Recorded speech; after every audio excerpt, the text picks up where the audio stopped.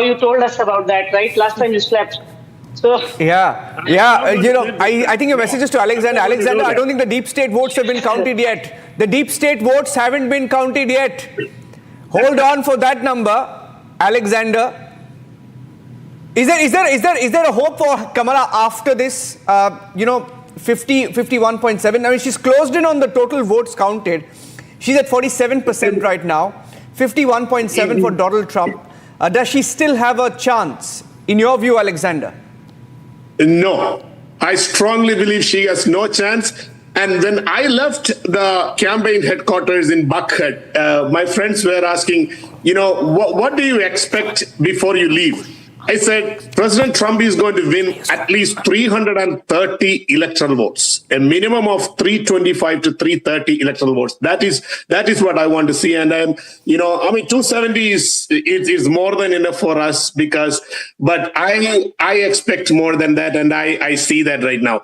One more thing, if you wanted to ask Mr. Abhishek Kapoor, we were talking about the media, the mainstream medias, the liberal medias, the fake medias of the United States, how they were attacking President Trump for last 4 years. Yes. I'm glad that point came up. I sent Mr. Abhishek Kapoor a picture from the watch party. He may have it in his phone. He probably won't show you guys. I sent him a picture, Alexander? And I said, what picture are you talking about? From the counting center. I sent him a picture saying this is the liberal fake media that is lined up in the... What he's talking about is, Niranjan, that if you're watching Fox, Trump has already won and has already occupied White House. Yes. If you're watching CNN, then Kamala Harris is just to walk away from the White House. I'm curious, what is CNN projecting right now? Okay, while we discuss that, while I find out what CNN is projecting... Let's go to Ankush. Ankush, while we are on it, while we are discussing the Jill Biden dress and the millennia sunglasses, why is your sipper having US flag on it? You are having a sipper with you and you have a US flag on it, right? Yeah, we see, right now I'm in the Win party. I am with the Congressman Tom Keene, who had just won. If you want, I can go inside the... Please speak to him if you can for us. Please speak to him if you can for us. Sorry? If you can speak to the congressman, it would be fantastic, Ankush, if you can do that. Yeah, I can go inside and see if he's not busy, because on the other channel, I let other TV9 Bharatvarsh, you can see the cops here. You want to talk to the cops? Because we were there for the Win party. Hey, is Tom Keene inside still? Or he left? I didn't see him. Sorry, no. Oh, he left? I don't know. Okay, wait, I will see if he's there. I can ask him to talk to you guys. Okay, let's do that. Till that time... I can show you the Win party. Now, everybody has left. It's already 11:15. You can see here. You can go full frame. Let's go full frame. Let's go full frame to Ankush, just to get a sense of the counting center there. Okay. All right, Dhiranjan, this is important. This is important. So, New York Times, which was giving only 70% chances for Trump to win just about an hour and a half back, is now saying it's 91% chance of Trump winning. Okay, that's Ankush. That's a live shot. Look, this is a live shot. Ankush, can you flip the camera and show us what's happening there? Ankush, can you flip the camera? Yeah, you're on vertical. Can you just make your camera horizontal? Can you flip the camera and show us around the hall what's happening there? Okay, I think we've lost the signal. Okay. Yeah, okay, we've lost the signal. Let's go to the other guest then. Let's go to the other guest. We can stay with the visuals. Basically, stay with the pictures. Stay with the pictures, okay? Let me just send you a video that I took live from the watch party. Let me send it to you right now, okay? Just give me a minute. Okay, send it. Send the pictures. Okay, he wants to get in. Our friend from New York wants to get in. Yes, Dave, go on. Dave. Well, Abhishek, I like your enthusiasm. I got to check what you had for the coffee this morning. Abhishek. There is a fellow panelist. She talked about the global issues, and she added the global environmental pollution and the Supreme Court Chief Justice appointment. Supreme Court Chief Justice appointment is an issue within the Americas. There is nothing global reoccurrence to it. In terms of the environmental pollution, US and China, we are the two biggest global pollutants. Mr. Trump have said it over and over again. In the long run, we have to work towards reducing the US side of pollution. There is no magic wand, abracadabra, jantar mantar, choo, that it will happen tomorrow. All these global leaders will take their charter plane and we'll talk about global pollution. So that's a humbug about it. Okay. Now, coming back to the elections, it's not over until it's over. Yes. US elections is very complicated. It's not like India, you press the EVM button and you get the result. There are much more complexities to it. There is early polling, then there is basically during the election day, you vote through the system. There is a last minute ballot which you can mail out. And then there is a physical count to it, right? Because there is not only system through, you're getting all the votes. So you will see very often the presidential election getting dragged for weeks and for months, just because of the simple reason till the last count of the vote. It's Dave, I'm going to ask you to hold on to your thought there. Closely contested. Dave, I'm requesting you to just hold on to your thought. I need to take a short commercial break here on Republic. We're taking a break, right? We'll come back. I request all our panelists stay with us. We'll be back in exactly 2 minutes. Take this forward. Stay tuned.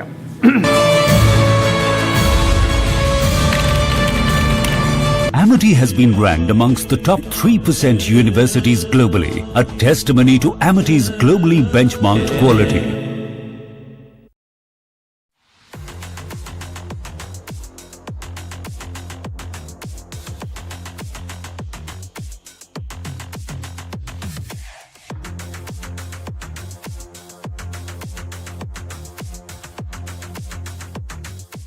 But we don't have to settle for weakness and incompetence and decline and decay. That's a nice word, decay.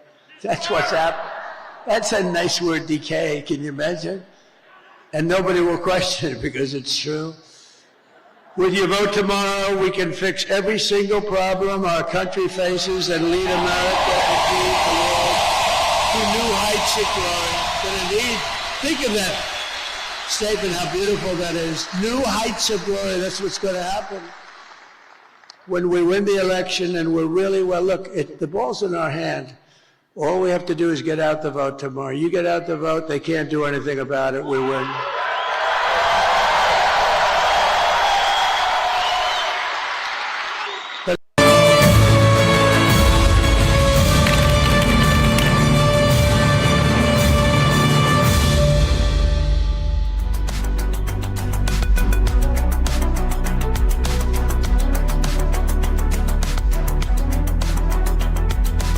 Okay, welcome back. You're watching live coverage of the US elections. The results pouring in. Abhishek Kapoor, my colleague, along with Shravan Sen, live in the studios of Republic TV, getting you the results of the American elections. Shravan, take it away. Give us a sense of who's leading and how many seats so far. What's the magic number in America? Well, in fact, let's just quickly take you through the numbers that is coming in right now. It is turning out to be a fascinating election right now. We were saying it's going to be close, but it looks like, at least from the numbers that are emerging right now, that Trump is way ahead. Now, these are the traditional seats that you see the voting, where the counting has already taken place. And of course, you have the Republicans holding on to it. As far as the swing states are also concerned, there is also that's moving towards the Republicans, particularly in Georgia, North Carolina, as well as Pennsylvania, where they are moving ahead. You have about 50% of the voting that has the counting that has already taken place, and the number which stands right now is 267 for Donald Trump and 210 for Kamala Harris. So it's quite clear, at least from the numbers, initial trends that are emerging right now. These are the states where they have been able to pick up. These are largely the stronghold of the Democrats, where they're holding on to it. Typically, these are also the red bastion, if one way to say. And with regards to the swing states, at least of the 7, 6, Abhishek, not all 7, 6 where the Republicans are ahead. 1 in Nevada a short while back, the voting was over, so that number expected to come in a little later. But Shravan, you see, the beauty of swing states is that they keep swinging, and that's why, while a while back it was 3 to Trump, 3 to Biden, 1 was still undecided. Beg your pardon, 3 to Trump, 3 to Kamala, and 1 undecided. Then you had 7 going Trump's way, and maybe now it's again 6 to Trump, 1 to Kamala. I keep saying Biden. So you see, Now, if you look at it more seriously speaking, Niranjan, Yes. had you begun with me instead of Shravan, I would have said, let's call the election. But I'm not doing that. Shravan, now that you started with Shravan. The deep state votes haven't been counted yet. Yeah, that's why. That's why. I mean, coming to deep state. You're missing out the point what Alexander said. Last time he slept, morning he woke up, it was a different election. That's why we should... Coming to deep state. So I'm telling you what happens when Alexander sleeps. You see, in Detroit, for example, the results are expected after midnight. That's when Alexander would be sleeping. Milwaukee, don't expect the results before 3 a.m. That's US time. Alexander would be sleeping. So obviously when he gets up, it would be a different result. Abhishek, you're talking about swing states, and for most Indians watching this, it must just be flying over their heads, Like, what is he talking about? But flying over the heads of Americans? No, but listen to me. But the point is, I'm getting in some breaking news right now, and this is being reported by both Fox and CNN. Fox reporting. That must be believable because both Fox and CNN are reporting. Yeah, Fox and CNN are reporting that the Kamala Harris campaign has stopped giving comments to the media. Okay, and Associated Press has put it very subtly. But let me tell you, CNN also reporting that Kamala headquarters is complete silence, looking for bright spot, not finding any as of this minute. Jyotsna, what's happening? Yeah, but the edited version of that, the subtle version of that on Associated Press, APTN reporting that Kamala Harris campaign chair stresses patience to nervous Democrats, staff watching vote totals. So Democrats have been nervous. Look at the Barack Obama post about a couple of hours back when he's saying, caution, let's not run through it, let's wait. So obviously there are jitters, Jyotsna, and that's getting reflected in what Niranjan just said, that Kamala Harris campaign has stopped giving comments. Absolutely. Why? Absolutely, they have to wait patiently. They are waiting for some genie to come, do some magic. And of course, equally at the same time, even for Republicans, I would say, hold your horses, stay calm. Let's wait for these battleground states. You never know what happens. So I'm patiently waiting. Unless the complete last vote is counted, I don't want to believe anything right now. From 2020, we had some very good lessons, bitter lessons. This time, we are very calm. We will calmly wait for the last vote to be counted and the elections to be declared, the results to be declared.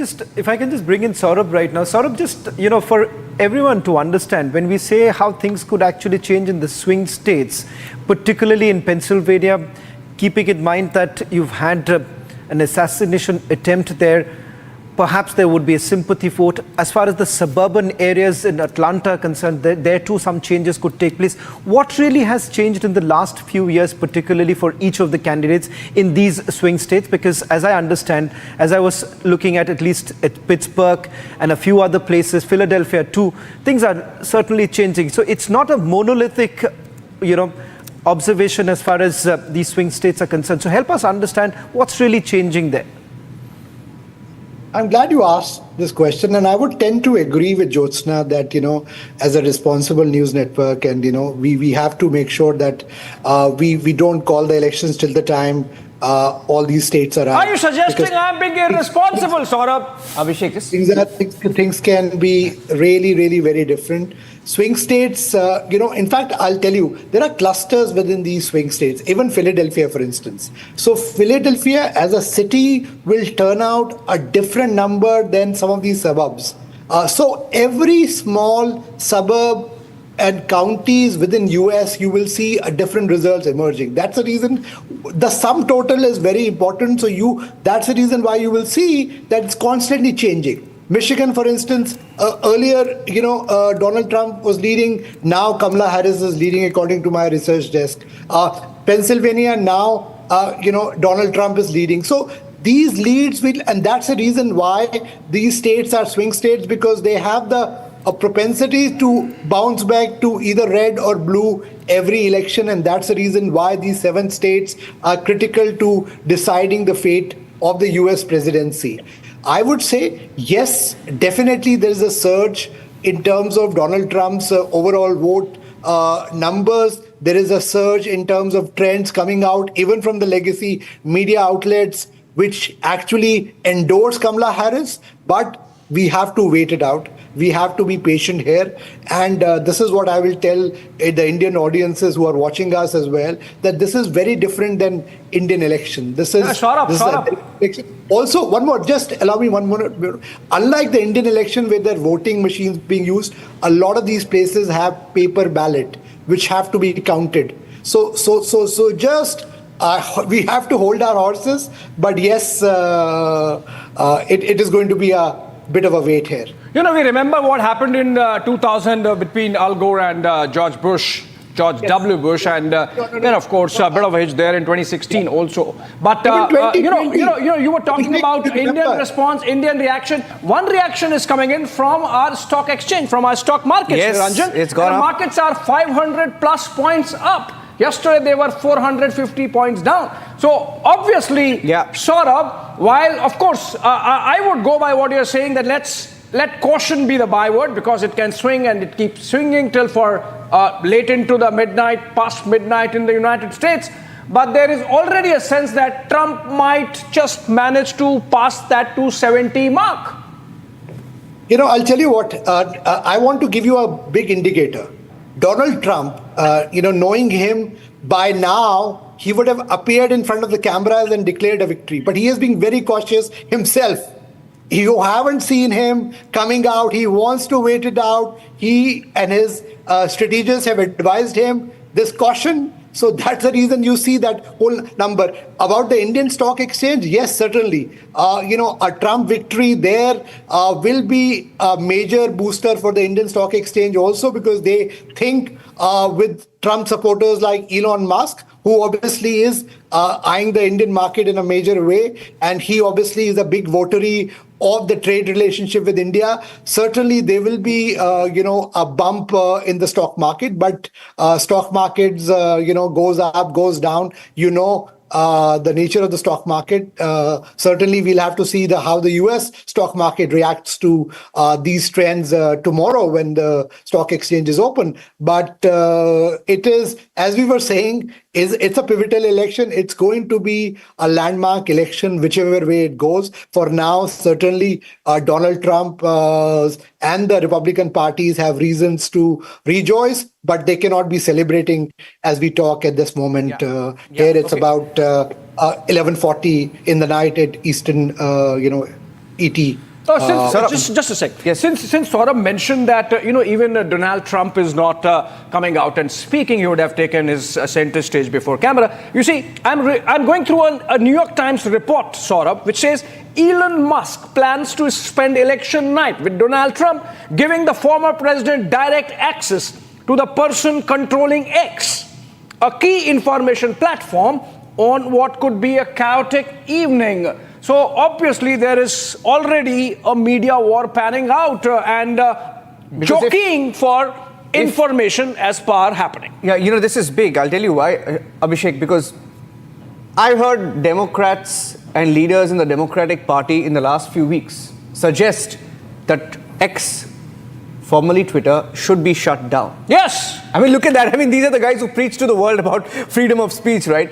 They wanted to shut down Twitter. And what's the suggestion? Just because Elon Musk is spending election night with Donald Trump, is that going to, in any manner, influence the mandate? Yeah. For God's sake, is that the suggestion? Jyotsna? These suggestions are not good. Nothing's going to happen like that. Yes. Americans work sensibly. Yes. They think sensibly. They act accordingly. And no monopoly holds anywhere. Yeah. Dheeraj Kaul is also joining us. Dheeraj Kaul is a geopolitical expert joining us live from Pennsylvania. Very interesting trends coming in from there. But I have some breaking news updates. Kamala Harris has won New Mexico, taking her lead up to 192. Well, naturally, so border state. Yeah, 192, Donald Trump 230. But even the Associated Press saying that Trump's win in North Carolina has now narrowed Harris's path in the 2024 elections. How are you reading the trends coming in from where you're sitting, Dheeraj, in Pennsylvania? Hi, how are you? Thank you for having me on the show.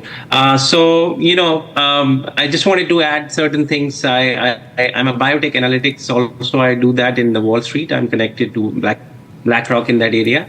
So I can put some insight on the stock market. So it's already behaving what we are expecting, Trump victory. If you can see, the gold is dropping and the stock future, S&P future is up and Russell 2000 is 2% up as of now. So market is already, counting that in. But having said that, in Pennsylvania, I've been speaking to a lot of people for last few months. There is a ground level current in which you saw even the hardcore voters of Democratic Party, like immigrants, legal immigrants, when I talk about it, Hispanics, Latinos from different places, African Americans, Asians, who have come here through the legal route, have a lot of anger against the current government for their immigration policies. So they were already undercurrent voting towards Republican Party. And the other area, like I mentioned earlier in the interview, was inflation. It was very, very big here. Average cost of things is very high. Eggs, milk, daily products are very high. First time home buyers cannot afford a house. Interest rates is very high. Small companies, startups. I am in a process of starting my own healthcare and AI startup. It's very hard to get money. So, and jobs, the quality jobs are gone. Like, jobs in Walmart, McDonald's, if you count them as jobs, yes, your numbers would be good. But the realistic on ground reality is very, very different. So there is a lot of resentment against the current government. And it's thought that Kamala Harris was in the government, and why didn't she make the change? And you'll be amazed to know black men, especially in Pennsylvania area where I am right now, including Philadelphia, which is thought to be hardcore, are also having a trend to vote against Harris. So that's an under reality. And, I know the polls are very close right now in Pennsylvania, but I would take it to the bank that Trump is gaining lead here very strongly, and even in Georgia, same effect. So I won't be amazed. Currently, the number is 211, I believe. But it will keep going. As the time passes, you will see the gap will increase more and more. So it's very interesting, very close. But I anticipate a Trump victory coming soon. The trends and the have market is also... the trends have just changed. In fact, I want to give that breaking news update right now. Kamala Harris now with 205 leads, Donald Trump 230, and we have a very special guest also joining us, Ray Locker, who's a journalist, a presidential historian, a regular on Republic TV. Thank you, Ray. Good evening there in America. It's too early, of course, to call it, but the lead that Trump has, was it expected? How are you seeing these trends play out? Well, I think he's obviously the favorite to win right now. I mean, he's got significant leads in Wisconsin, Michigan, and Pennsylvania. I know there are some votes out in Democratic leaning areas, but they got to get a lot of votes real fast for him to lose, and I don't think that's going to happen. I'm shocked. I thought Harris was going to win this election. It looks like I'm wrong. I mean, this is a guy who's a 34-time convicted felon. His own vice president the last time won't vote for him. Most of his cabinet officials won't vote for him. He's promised to pardon the January 6th defendants. I mean, all of that to me is disqualifying. Now, your previous guest talked about inflation. Yes, that's been a concern, but it's the lowest among industrialized nations. And we've bounced back from the pandemic better than any country. But that often doesn't matter. So, if enough people don't believe that that's reality, then they're going to vote for the challenger. And in this case, it's Trump, even though he has been president and has a record. So that's the way it goes in this country. Mr. Ray Locker, what really has changed, given the fact that you say that Kamala Harris has taken forward Joe Biden's legacy in terms of what she would be offering to the Americans, particularly, one would say, very conservative, but at the same time, a safer option. What you would look at in terms of President Trump bringing in, it could perhaps be an upheaval task for him too, and bringing about a complete change. What is it that is striking a chord when it comes to President Trump with the Americans? I think some people see the economy pre-pandemic as being very good. Now, he inherited that from Barack Obama, and they were like, hey, things weren't so bad with Trump. Yes, he's mercurial. Some may say crazy, but it was okay. We were managing. And then the pandemic, that was an aberration. We got rid of him. We got in Biden. Things aren't better, or at least they don't seem better to a lot of people. So they're like, okay, well, let's hope that Trump can bring back whatever he did pre-2020 and things will be okay. I don't believe that's going to be the case, but I'm not the average American voter.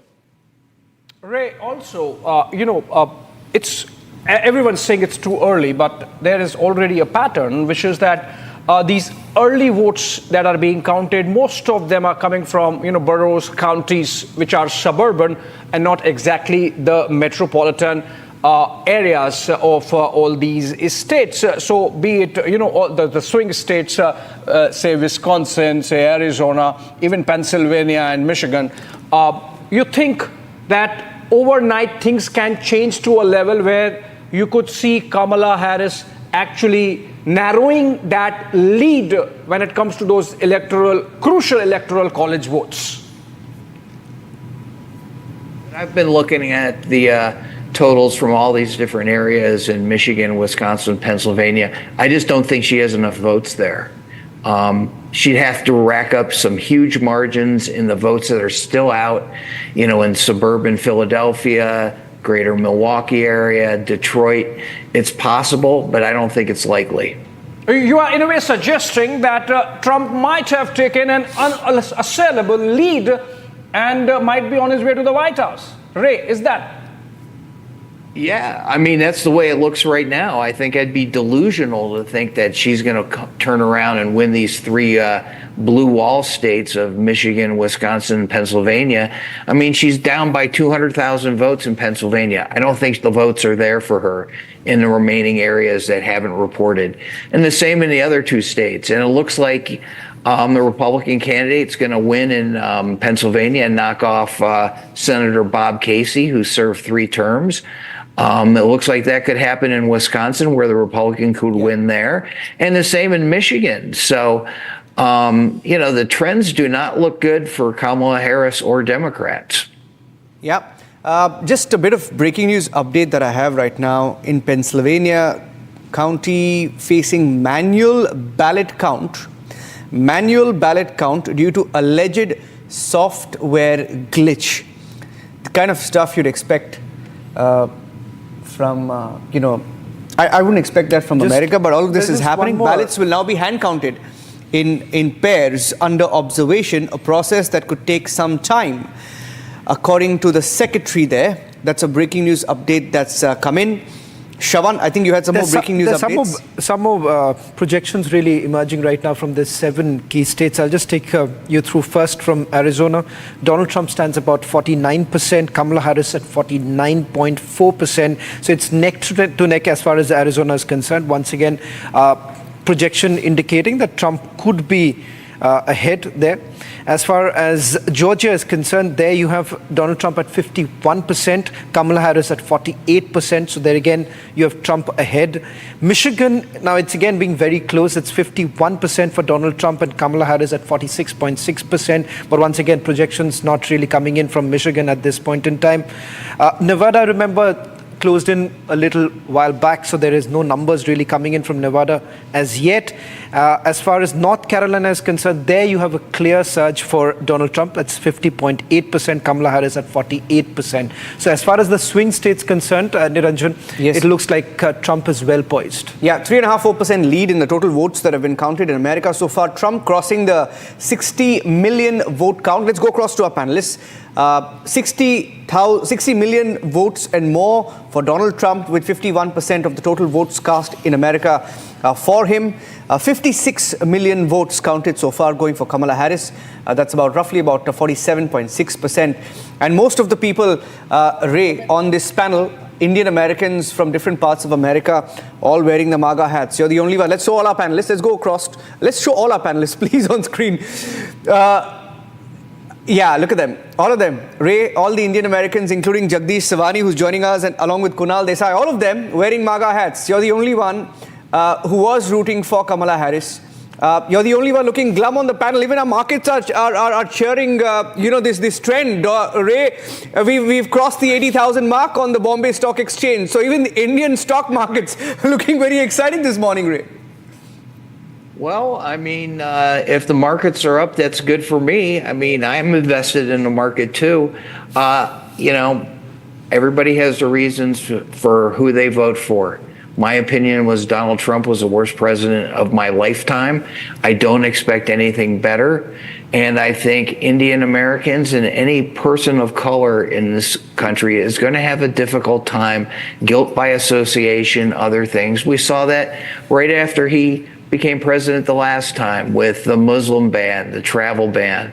And there was a great hue and cry. And when you talk about mass deportations, it sounds great in the abstract until it happens to somebody you care about. And when you have people looking at you differently because you don't look like somebody else, that's going to be a problem. And that's what Trump is promising. Don't fool yourself. That's what's going to happen. Tell me, what has Muslim ban to do with your investment decisions? What has deportation of illegal aliens to do with how well your investments do? Clearly, you are taking an ideological position and you are entitled to that, but then you are perhaps mixing a political position with what could be in the best interests of the United States business environment-wise.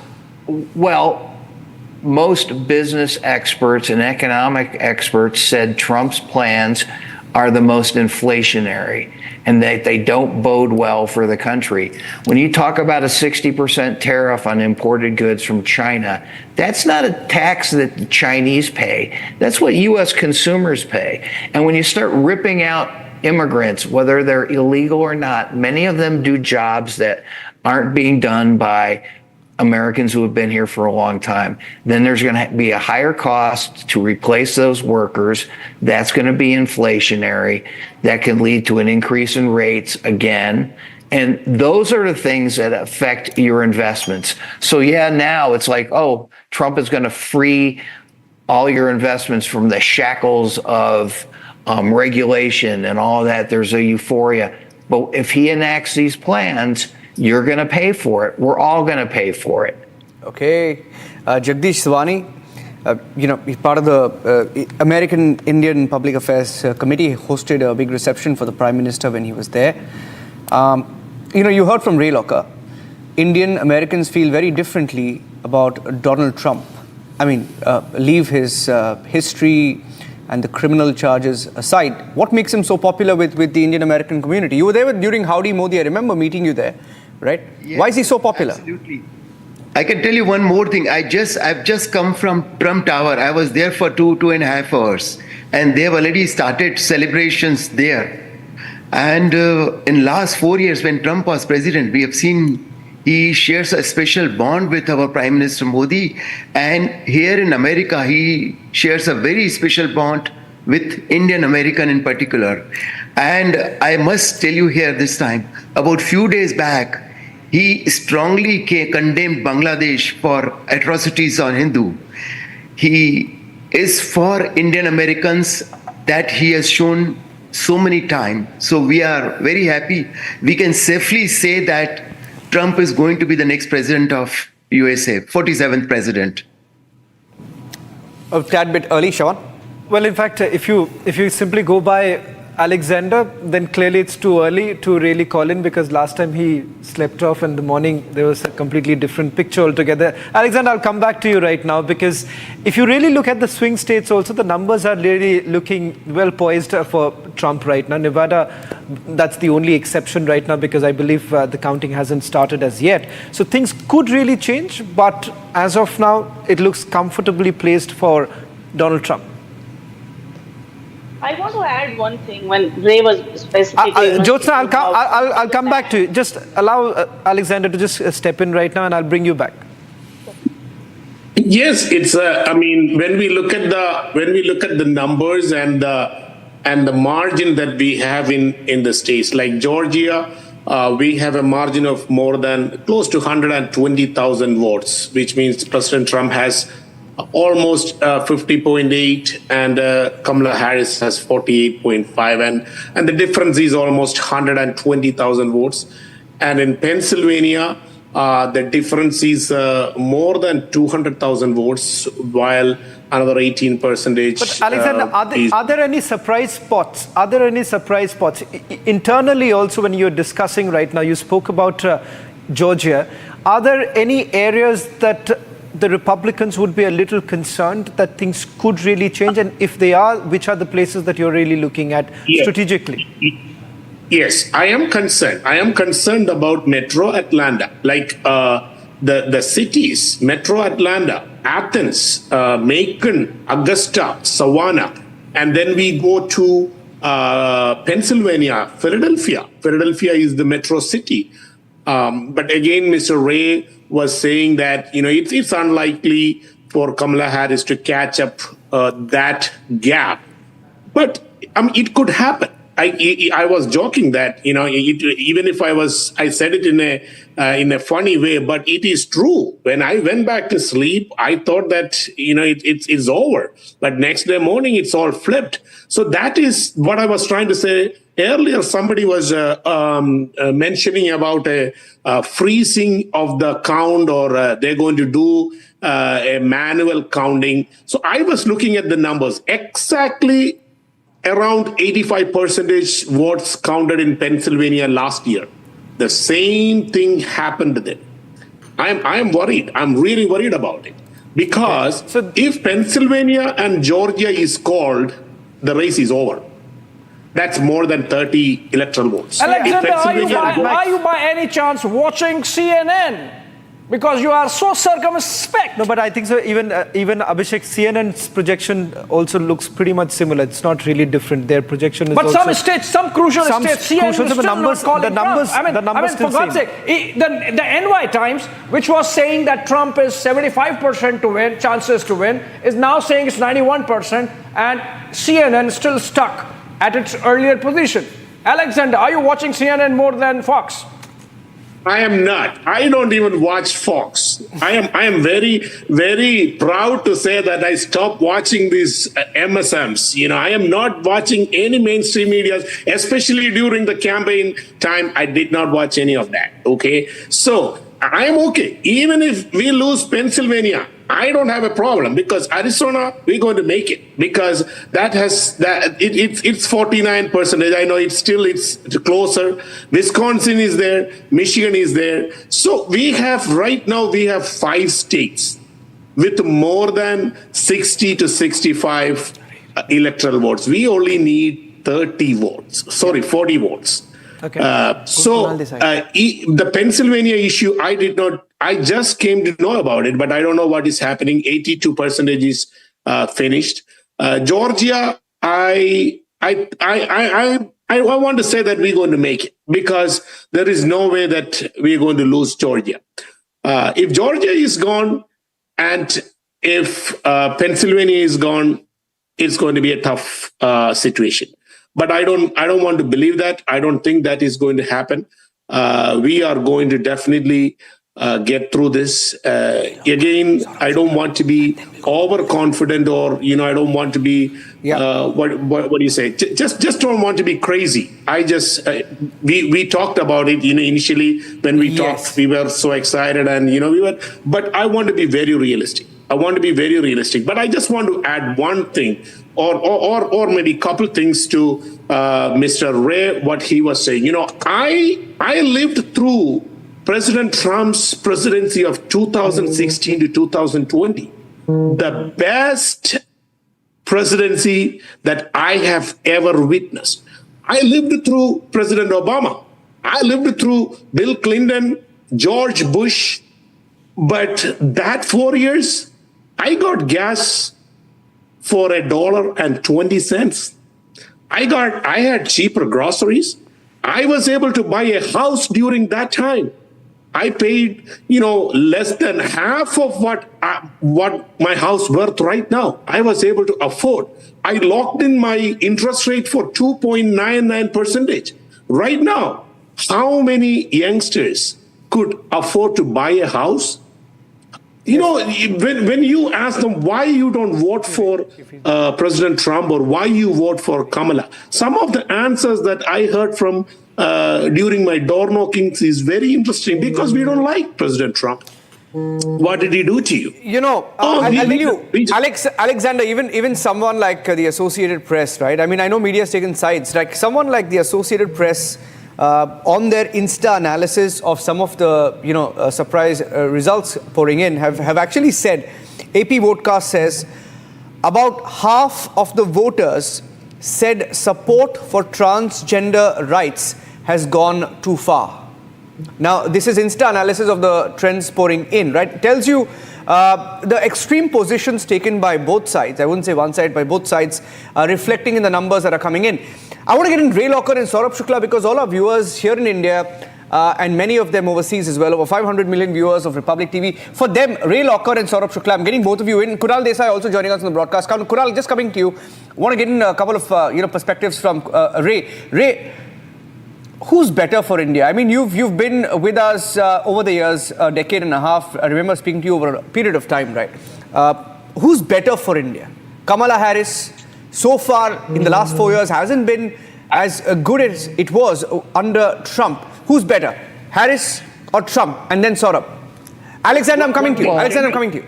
I would say Harris would be better because she is more predictable. Yes, I know that Trump had a great relationship or seemingly great relationship with Narendra Modi. Look, the U.S.-India relationship is going to be enduring and strong regardless of who's president. India is on the rise. You have to be an idiot in the United States not to realize that. And so it's only good for the United States to have a strong relationship with India. Ray. I think Trump will do some of the right things because he did before. I think Harris would do the same thing because our economic interests are aligned. And India is the world's largest democracy, and we're a democracy. We're all doing this interview in English. We share that language. We share many things in common. So I think regardless of who's elected, the relationship will be good. Ray, I don't know. I wonder if you have been closely watching the developments in this geography in the last few months. So you say that Kamala Harris would be good or better for India. But look at what has happened in Bangladesh, for example. If the United States under a Democrat administration sees India as an ally, that's not what you do to an ally. Whatever has happened in Bangladesh and seemingly has blessings from the United States, it's very destabilizing for the region. Similarly, Ray, we have seen, for example, the delay in the GE engines, almost 2 years and more. That's not good. And similarly, Ray, for example, in the case of Pakistan, the United States under the Biden-Harris administration renewed the contract for refurbishing and re-maintaining their F-16 fleet. So in a way, arming Pakistan, destabilizing Bangladesh, and denying GE engines to India. That's not like a good friend's job. Well, I mean, those are some key points. I think in general, though, countries like the United States and India have things they agree upon and disagree upon. And in balance, that the relationship is strong and it's only going to get better. And let me just come in here. Saurabh want to say something. Yes, Saurabh. Yeah. Niranjan, I would say that the ability to do big tasks will be easier under Trump. I would agree with Ray that Kamala Harris's regime would have been more predictable. But say, I'll give you an example, right?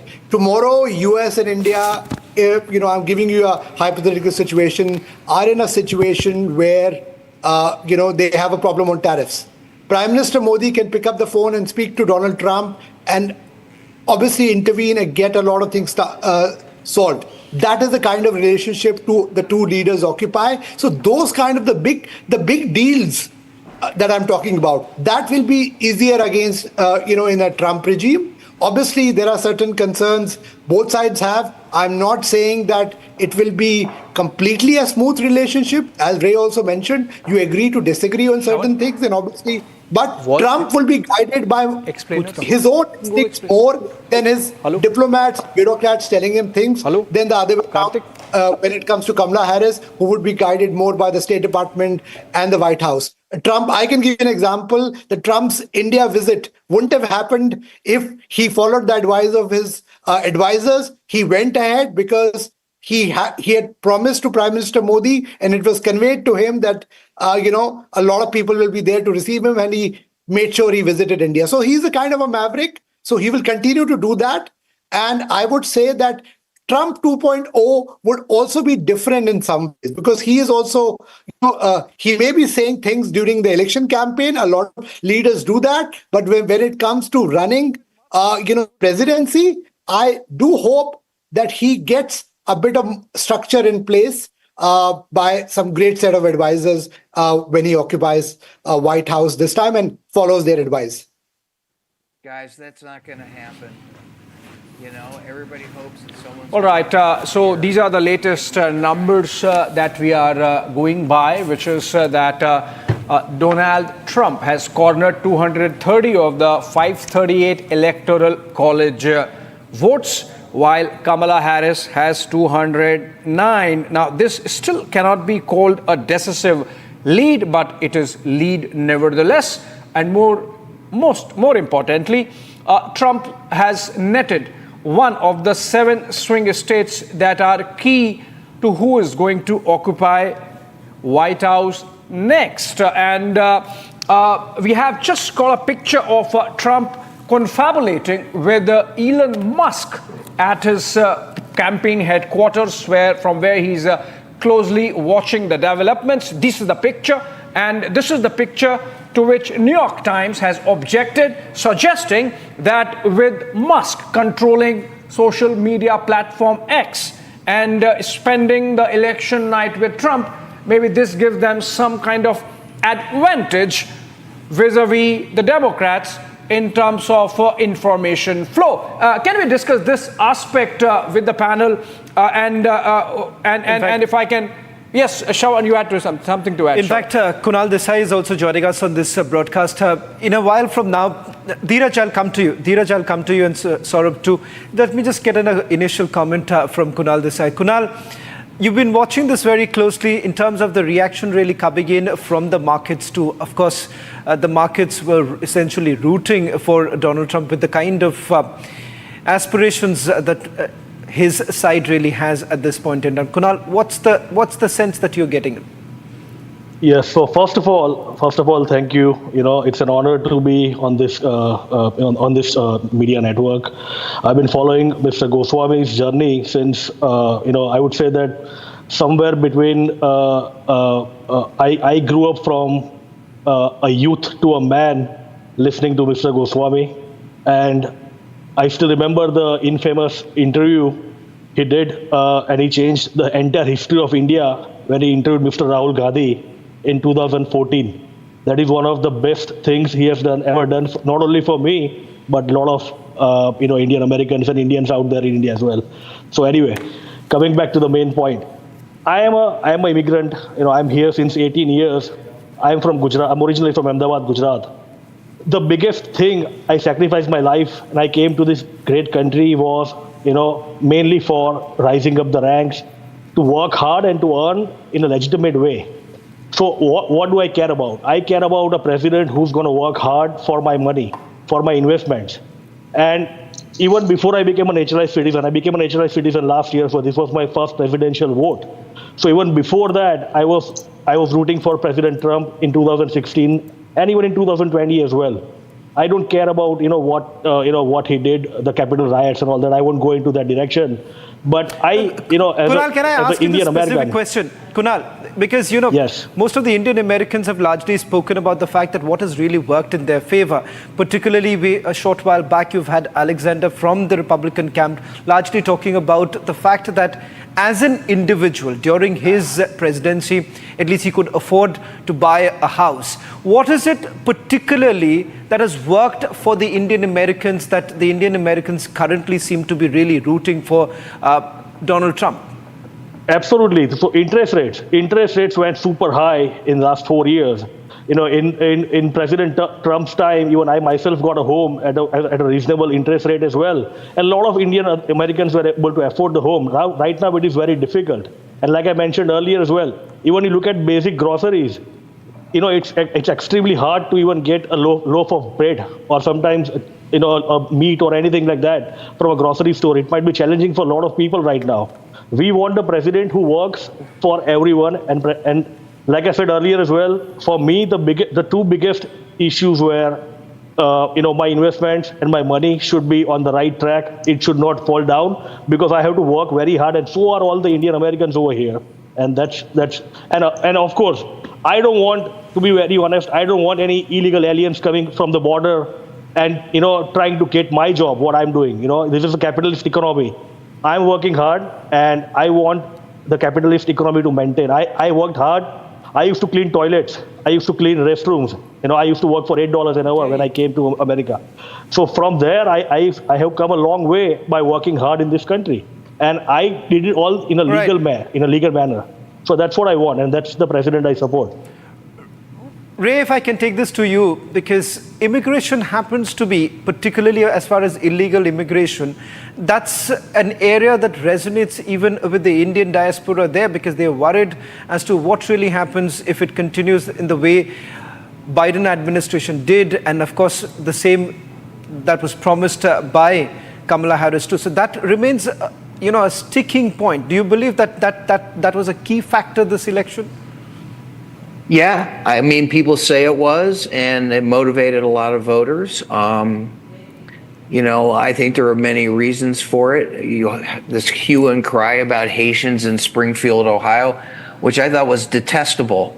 But what I do understand is if you live in a place that has a certain group of people living there, and all of a sudden you see a huge influx of different people, regardless of what they look like, it's unsettling. You're like, where did all these people come from? Why is it all of a sudden different?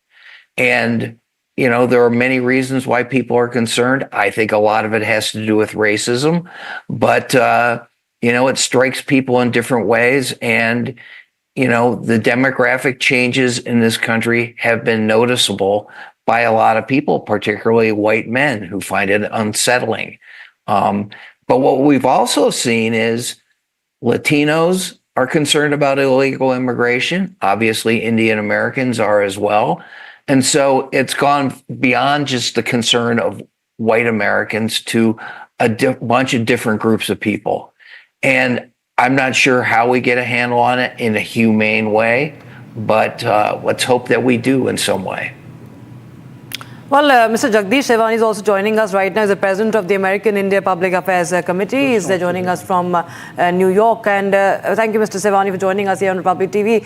Of course, the Trump Sarkar is quite right now looking very, very, in the offing. We expect that Trump is now leading and moving for a return at the White House. So how do you see, what is the mood amongst the fellow Indian Americans, given the fact that we have discussed how immigration is a big issue? At the same time, of course, the way he has been, pitching for the rights of Hindus, and for the first time we've seen any American president speaking so, vocally and out loud without mincing any words. How do you see this, and how are the people from the Indian community seeing this? Well, Indian American communities, they are really very happy with this development that Trump is going to be the 47th president of United States, because in the past he minces no words in describing how he feels about India, how he feels about Indians, how he feels about Hindus. So he has always supported us, and we have full confidence in Trump. Second thing is, he has a very personal relationship with our Prime Minister Modi. And the third thing I can say that it is new India under the dynamic Prime Minister Narendra Modi. And as much as India needs America, America also needs India at this junction. We are the top 5 economies in the world, and in 2047, we are going to be almost 30 trillion economy. So US and India are natural allies. And under the leadership of Prime Minister Modi and the President Trump, our relationship are going to reach new heights. Absolutely. In fact, I'll go across to Jyotsna Sharma also this time around. And just we have another update coming in that Nancy Pelosi has won her 20th term. Of course, we know about the bond between Nancy Pelosi and Donald Trump very well, of course. But we're talking about the Trump administration, if it's going to be Trump 2.0. We'll also talk about the policies as far as trade is concerned, and there are a lot of reactions that have come in from the experts regarding the tariffs, regarding how there will be a reignition of the trade war with China and how it affects the Indian market as well. So there are a lot of apprehensions regarding that. Do you think that Trump 2.0 could be even more difficult, or there might be some change? What are you picking up on that front? See, Trump has proposed certain things about the tariffs during his electoral campaign, right? Now, he will stick to some. But, of course, when it comes to practicals, when he actually occupies the seat, when he has to deal with the world, with the right countries like India, he has to go find a way. He has to find a midway. No rule he can set can be very, very set or say, fixed. He will have to tweak it a little bit, because it is about the global presence. It is about the business that America wants to do with the other countries in the world. And that's where it is. I am not very much learned about the trade policies, to be very honest, but I wanted to specifically mention one more thing when, people are talking about Trump being too harsh, or he's not a good person, Mr. Ray is saying, right? One major thing when we speak about Indian Americans liking President Trump to come, is the reason. One thing people have completely missed out during the campaign. Also, they spoke about the sex change of the kids. Here in the school system, I want to bring it to the masses. Specifically, I'm speaking on that topic right now. Indians are basically family-oriented, conservative people, and Republicans are conservative by nature as well. When it comes to the sex change, the schools have been given the authority that a child who's under the age of 10 even, if the child says, I want to be a girl, not a boy, the school will take charge of the kid and change the gender without telling the parents about it, without taking the parental consent. This was also a very, very big issue, which actually made us concerned. What if, again, Democrats come and, this kind of ruckus happens in the school system? We have young kids. They see superheroes, they see movies and everything. Sometimes when the kids are small, a boy would want to act like a girl. It's a role playing, but that doesn't mean that they want to change their gender. Under a very small level of age, here the school administrators are taking us to change their gender, which is a very, very big disaster that they're doing.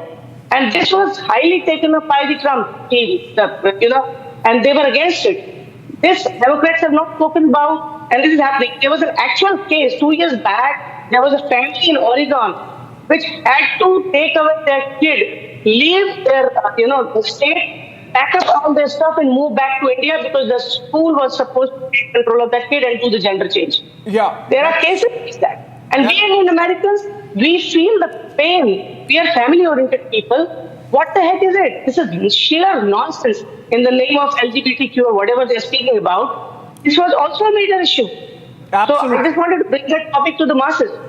It's a real issue insofar as US politics and in fact US society is concerned, and both real and real time, because as we speak in Florida, I believe an amendment has been defeated which would have changed abortion rights, and the Republicans getting their way there. Let me get in Dheeraj Cole into this. Dheeraj, typically what's panning out now is what American pollsters call the red mirage, which is that early results come in from rural and hence Republican areas, and so give an impression that maybe the Democrats are winning. And then later, the results from the metropolitan areas, the urban areas come in, which are typically Democrat, and so the results change. You think that this is actually a red mirage, as the pollsters suggest, or this is closer to what the final result might be? Thank you. Give me a few minutes because I didn't get a chance to put in some points. So coming to your point, I think the thing is reversed in Pennsylvania. The rural area is going more towards Republican Party, and the metropolitan cities, Harrisburg, Philadelphia, I've been there yesterday as well, they are more Democrat. And I think as time goes by, I think Republicans lead. Currently, they are leading. They have already won North Carolina. So we have 6 swing states, no more 7. So I think Pennsylvania, the gap is increasing, and it looks pretty convincing that Pennsylvania and Georgia are going to go the way of Trump. And if that happens, he's done. But having said that, I want to bring your attention again to 2 areas. Like when we talk about illegal immigration of 12 million people, it's a big burden on the society currently, which is costed as of now $150 billion, anticipated to go to up to $400 billion. Ukraine war is also very expensive endeavor. We have already delivered 64.1 billion. The inflation is very high. A median average income in US is around household income in 2023 was 80,000. If you have a median household income, you cannot afford a house in this current situation.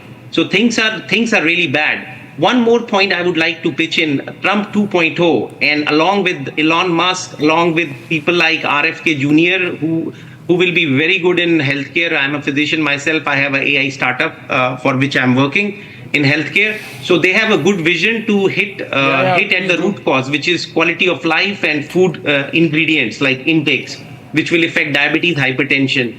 Talking about AI, one point you should realize, Trump wants to bring down the cost of energy very low, because wherever AI grows, there are 2 areas. One is semiconductor, second is data storage, and the third is the energy. So Pennsylvania is sitting on a lot of methane and gas. The fracking is banned, but Trump wants to revive it. And we expect hundreds and thousands of jobs to be created here. Secondly, data centers will be created. IT guys will come here. Pennsylvania will revive. And then along with it, AI manufacturing and semiconductor chip plant is being talked about to bring here. So Pennsylvania, I'm connected to the root. I think we are looking for Trump to come back. A lot of job creation, good quality job creation, not Walmart, Costco jobs, like professional, good quality job creation will happen. And you will see this, I think this will happen. And for India, the question you asked earlier, how it will benefit India, India is the software hub of the world. So I am working on AI projects. My coder is sitting in India. So India, you will see the trickle down effect of the money coming in the AI. Just imagine the largest company of the world right now, as we speak, Apple and Nvidia, 3.2 trillion. That's the hardware. The software is controlled by India. Dr. And I see sky as the limit. So it's all good. Yes, Dr. Kaul, of course, point taken, and of course, very important point. But I request all our guests to please stay on with us. We will be slipping into a very, very short break, viewers. But remember, the latest update coming in is that the Republicans have won the US Senate majority. We'll continue to get you the breaking updates coming in this high-stake battle, the race for the White House. More on the other side. Don't go anywhere.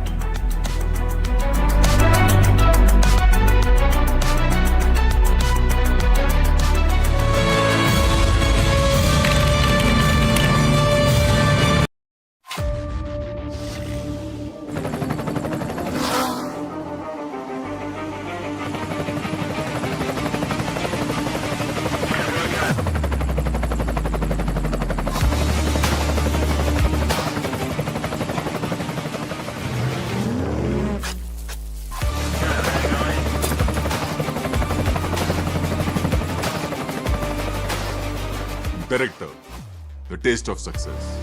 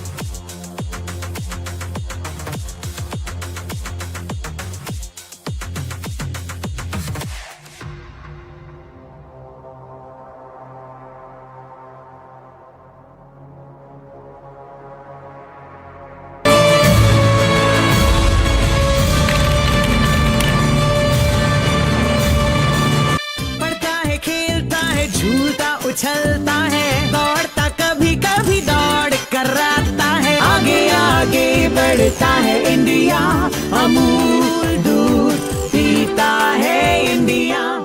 Claim the wealth that belongs to you. Claim the rays of the rising sun. Stop living in fear. Stop being confined by boundaries. With good health, claim the countless magical moments that life has to offer. Our aim is to give every Indian the freedom to access good health, which is why we are one of the fastest growing health insurance companies. Viva Bupa Health Insurance. These days, the happiness of a household depends only on one thing: the speed and reliability of your broadband connection. A high-speed, stable broadband connection means a constant happy mood for our family. To top it off, if we get our favorite entertainment, our home would feel like heaven. So we have upgraded to One Broadband, the trust of Hinduja Group, and entertainment from Nextplay OTT. With One Broadband, there is happiness always. For this new plant, of course, we need to install pumps. We have Kirloskar Brothers at our earlier plants. What would your preference be this time? Only Kirloskar Brothers. पापा, सिर्फ Kirloskar brothers ही क्यों? बाबूजी, किर्लोस्कर ही क्यों? क्योंकि Kirloskar brothers है. सिर्फ Kirloskar brothers है. सदियों से भारत का भरोसा. सदियों से भारत का भरोसा. Kirloskar brothers limited.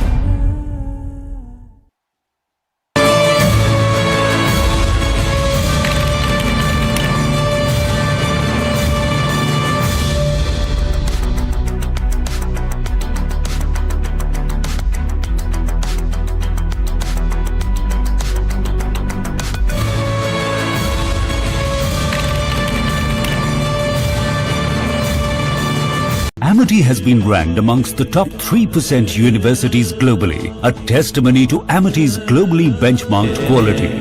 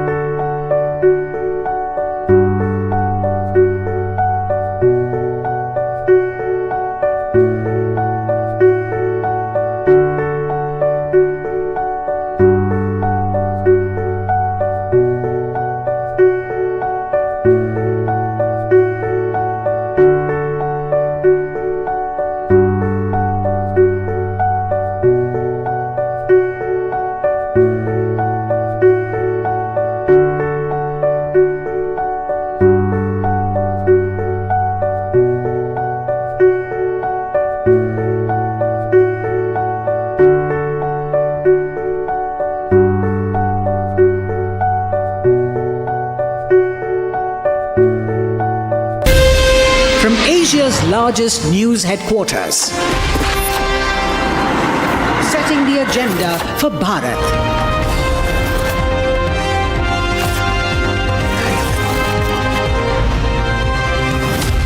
You're watching Republic.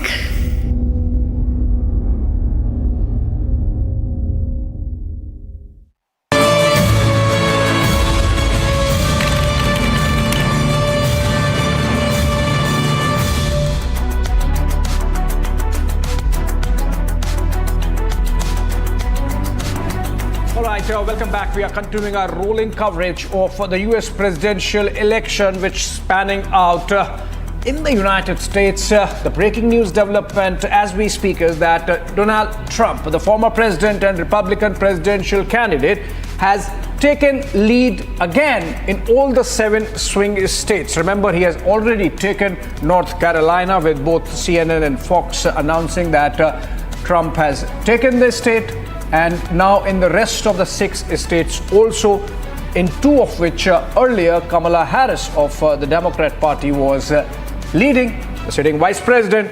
Now Trump is again in the lead, and that's going to be very substantial in terms of influencing the final verdict. Trump already leading by a wide margin insofar as the electoral college votes go. And we are going to continue our conversation. The panel from earlier stays with us. Rakshita, can we get the headlines? Absolutely. Let's get back to the headlines, viewers. The top story that we are tracking with our most extensive coverage on the US elections.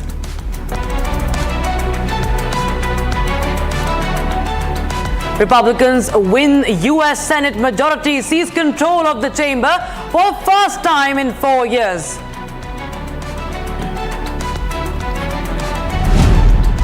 First swing state, North Carolina, goes to Trump, secures 16 electoral votes.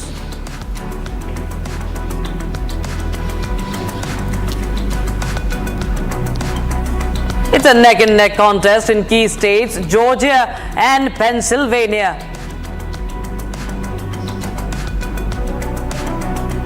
Fox News and CNN report Harris scam, avoiding media comments as early counting results trickle in.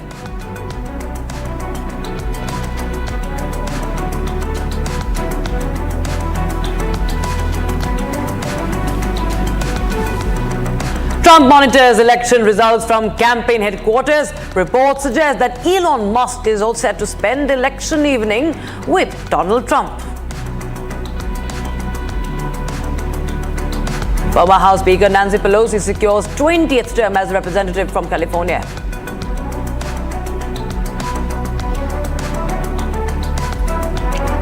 Checking.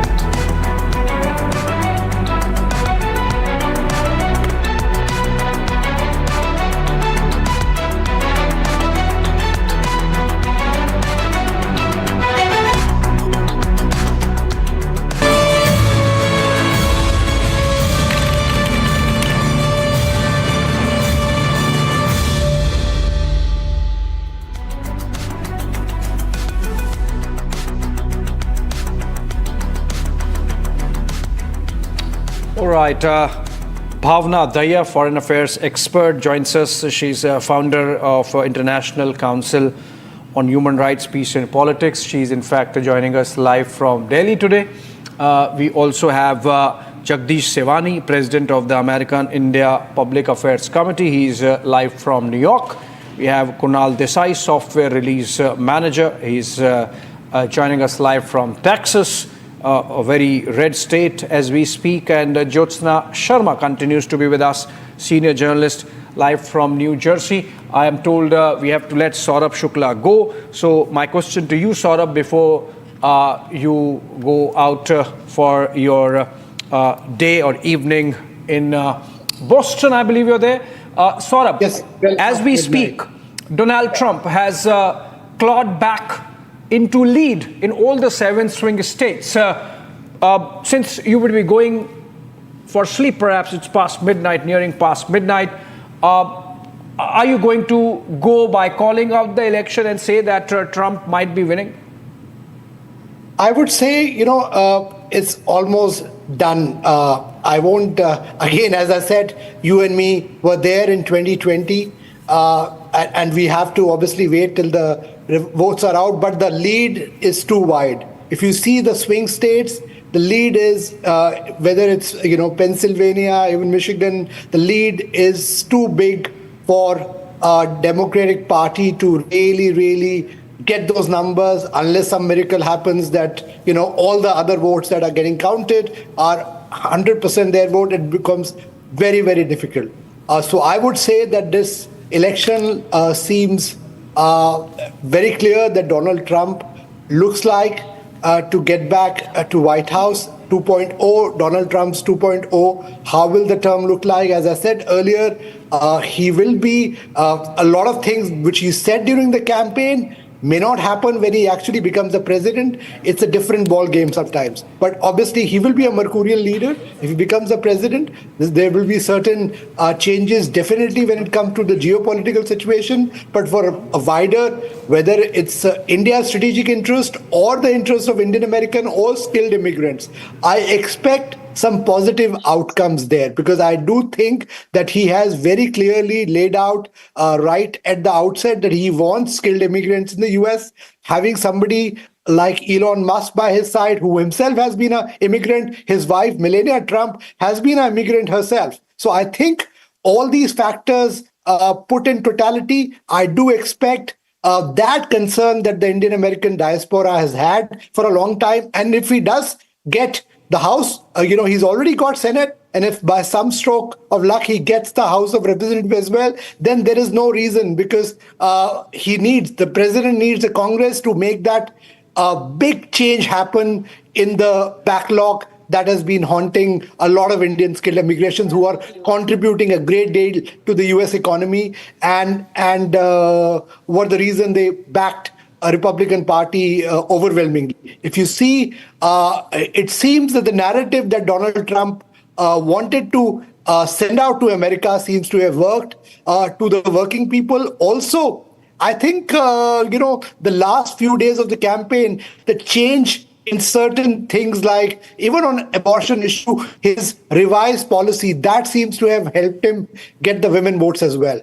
So I would say, when I'm back on your primetime shows, by that time we should know what is the final result. But for now, as post-midnight here at the East Coast here in Boston, I would say Donald Trump has a decisive lead in this presidential election. Well, in fact, if you go by the numbers, Saurabh, it does look like the gap is certainly widening. In a short while from now, we're going to take you through the big states. What are the numbers really looking like? As of now, it's 230 for Donald Trump and 210 for Kamala Harris. Jagdish, if I can also bring you in right now. We've largely spoken about how it's cementing at this point in time. But in terms of the surprises, because previously also in 2020, what we saw was the last minute changes that were basically taking places in the swing states. Are you really looking at any of these states where there could possibly be a surprise, or you think like Arizona as well as with North Carolina and Georgia, it's pretty much cemented a victory for Donald Trump? I personally feel that 2020 was different and 2024 is different. Definitely, unless some miracle happens, 99.99% Donald Trump is our 47th president. Because if you see that only 6 swing states are left, and there also he's leading in most of the states. So I don't know from where Kamala Harris will get the votes. So it's a done deal. And it is now Indian Americans are really very happy that Mr. Trump is going to be the new president, because he shares a special bond with Indian American community and with our Prime Minister. So I am looking forward to the next 4 years of great relationship between India and US, which will reach to the pinnacle. And world today needs that both of India and America to come together. It is good for the whole world that these two largest and oldest democracy come together. From economic point, I will say these results are the part of two words. One is I, one is E. I is for immigration and E was the economy. Under President Biden, just imagine 10 million illegal immigrants came through Mexico border, and that affected us a lot. I am from New York. Manhattan became like, my daughter and a lot of other people, they were really afraid to move in the Manhattan in the daytime, looking at all those illegal immigrants. Jagdish, I'm sorry to interrupt you. They were committing. I'm sorry to interrupt you because I think so we're getting those live visuals actually coming in from the campaign headquarters as far as the Republicans are concerned, and also the other breaking news coming in. Kamala Harris in fact was to be in a party that was supposed to be hosted in her alma mater, and it was being speculated that she would be speaking there. Abhishek, it turns out that it's unlikely that she is going to deliver her speech at her own alma mater. Yes. So it appears that she is going to concede defeat if the way it is going, because right now there's no word really coming in from their campaign headquarters. Well, you see, even if she has to concede, it would have been graceful had she done that with a speech, but it seems that she would choose a statement. That's why we are hearing. And this is a CBS reporter who's coming out with this information that the reporter has been told by the Harris campaign that they have cancelled the speech that Kamala Harris was planning at Howard University, which is her alma mater, which means that while she had planned a victory speech, and since victory is far nigh, she's now deciding not to give that address and perhaps go with a statement. And Shahjahan Alexander is back with us, perhaps in time, because we are hearing that Trump has won Georgia or is winning Georgia. Shahjahan, if you're getting me, am I right? Has Trump taken an unassailable lead in the key swing state of Georgia as well, from where you are coming live? I believe so. It has. I don't. AP hasn't called it yet, but I believe more than 95% of the votes are in, and the projection is coming in from CNN, if I'm not wrong. Almost 120,000 votes ahead. I don't think anything is going to happen in that 120,000 votes unless Kamala Harris get the whole rest of the votes, like the 5%, which will never happen. So yes, Georgia is for Trump this year. Georgians made a mistake last time, and we corrected it. We rectified it. Georgia is with President Trump. President Trump loves the state of Georgia. Great state of Georgia, and we love President Trump. If I'm not wrong, the projection is now coming in from CNN. The projection as far as... The projection for Georgia is now coming in from CNN, while AP hasn't really called in. But CNN is projecting a win for Donald Trump in Georgia. Now, that in itself is going to be a big, because you're looking at roughly about 16 to 19 electoral votes really in favor of Donald Trump at this point in time. The other big news also coming in from North Carolina also. That's another swing state where Donald Trump is well positioned right now. So clearly, at least of the 6, it seems, at least from multiple projections coming in from the Western media, it is Trump way ahead. Alexander. Yeah, North Carolina has been called. North Carolina, it's been called. Pennsylvania and Georgia is once we find out what happened in Pennsylvania and Georgia, if any of them called, either AP or Fox or CNN, anyone can call it. One of them calls, then the rest of them just rally behind them. So Pennsylvania and Georgia, if we could get a solid answer on that, it's a done deal. I can't wait for January to be in Washington, D.C. to celebrate President Trump's swearing in as the 47th president of the United States of America. It's going to be, let me just say a few things. It's more than politics. This time, this election is more than politics. It's beyond politics. It's not just Republicans and Democrats. This nation has suffered for last 4 years because of the, incompetent administration we ever had in the history of the United States. President Trump, all through his campaign trail, he said that the most grateful man in the history would be Jimmy Carter. Jimmy Carter would always be grateful. Okay. Alexander, I think so these visuals that are now coming in, Alexander, sorry to interrupt you, because as I understand, these are visuals which are now coming in from Kamala Harris's alma mater. If I can just get a little bit more details right now of the visuals which are on the screens right now. Yes, I'm aware that these are Kamala Harris supporters, but where are they from is what we need to put out right now. I believe that this is coming in from Kamala Harris's alma mater, where she was supposed to address, in fact, as Abhishek was also pointing out. So contrasting pictures really coming in.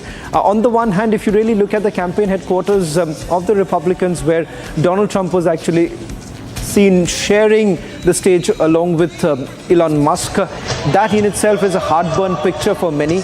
And on the other hand, right now on your screens, these are images coming in from Harris's alma mater, where she was scheduled to speak, but it turns out that it's unlikely that Kamala Harris is going to make any sort of speech with regards to the elections right now. So it's an indication of which way it is going in. Jyotsna, if I can also bring you in, what's the sense that you're getting?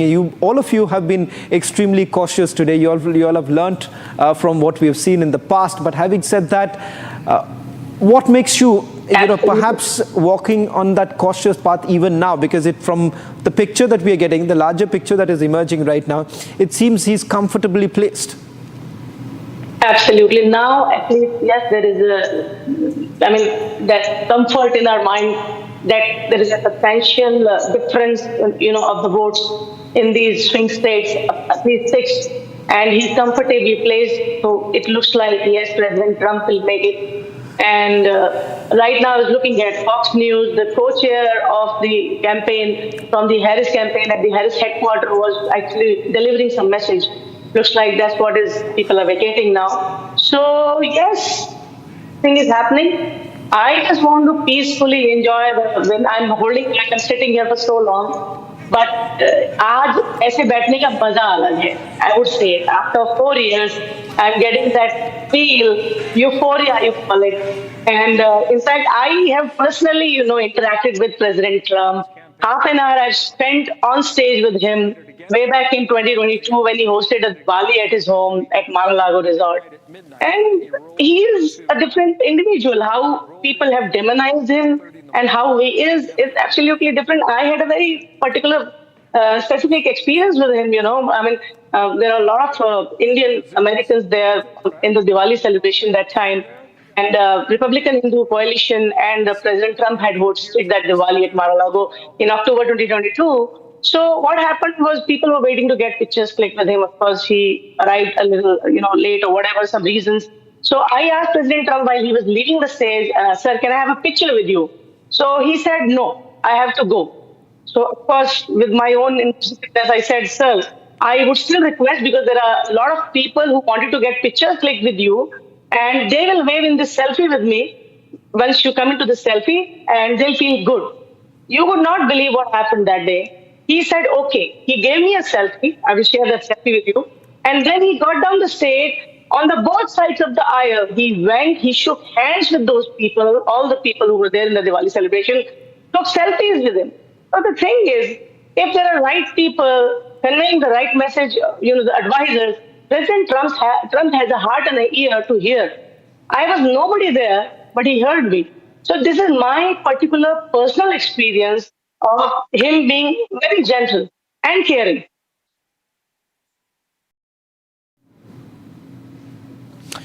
Well, in fact, let's also go across to Jagdish, who's joining us on this broadcast. Jagdish, it appears right now with the images coming in from both camps, clearly two things coming in, that at least one side preparing to concede defeat. So it's unlikely that what we saw in the previous elections, where Donald Trump's supporters were unwilling to accept the mandate, perhaps the Democrats would not like to send across a message of that sort.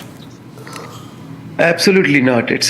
I'm sure they will concede. It's good for America. It's good for America, Jagdish, if at all the candidate concedes defeat, because last time it came across as a big shock that if this can actually happen in America, where you have people running amok, that sent across a real bad message.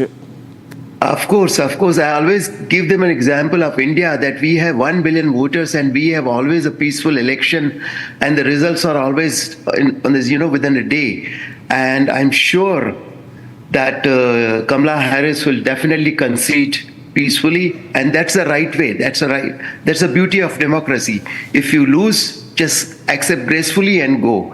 And we, of course, Indian Americans are very happy that Trump is going to be the 47th president who shares not only special bond with Indian Americans, but who share a special bond with our Prime Minister also.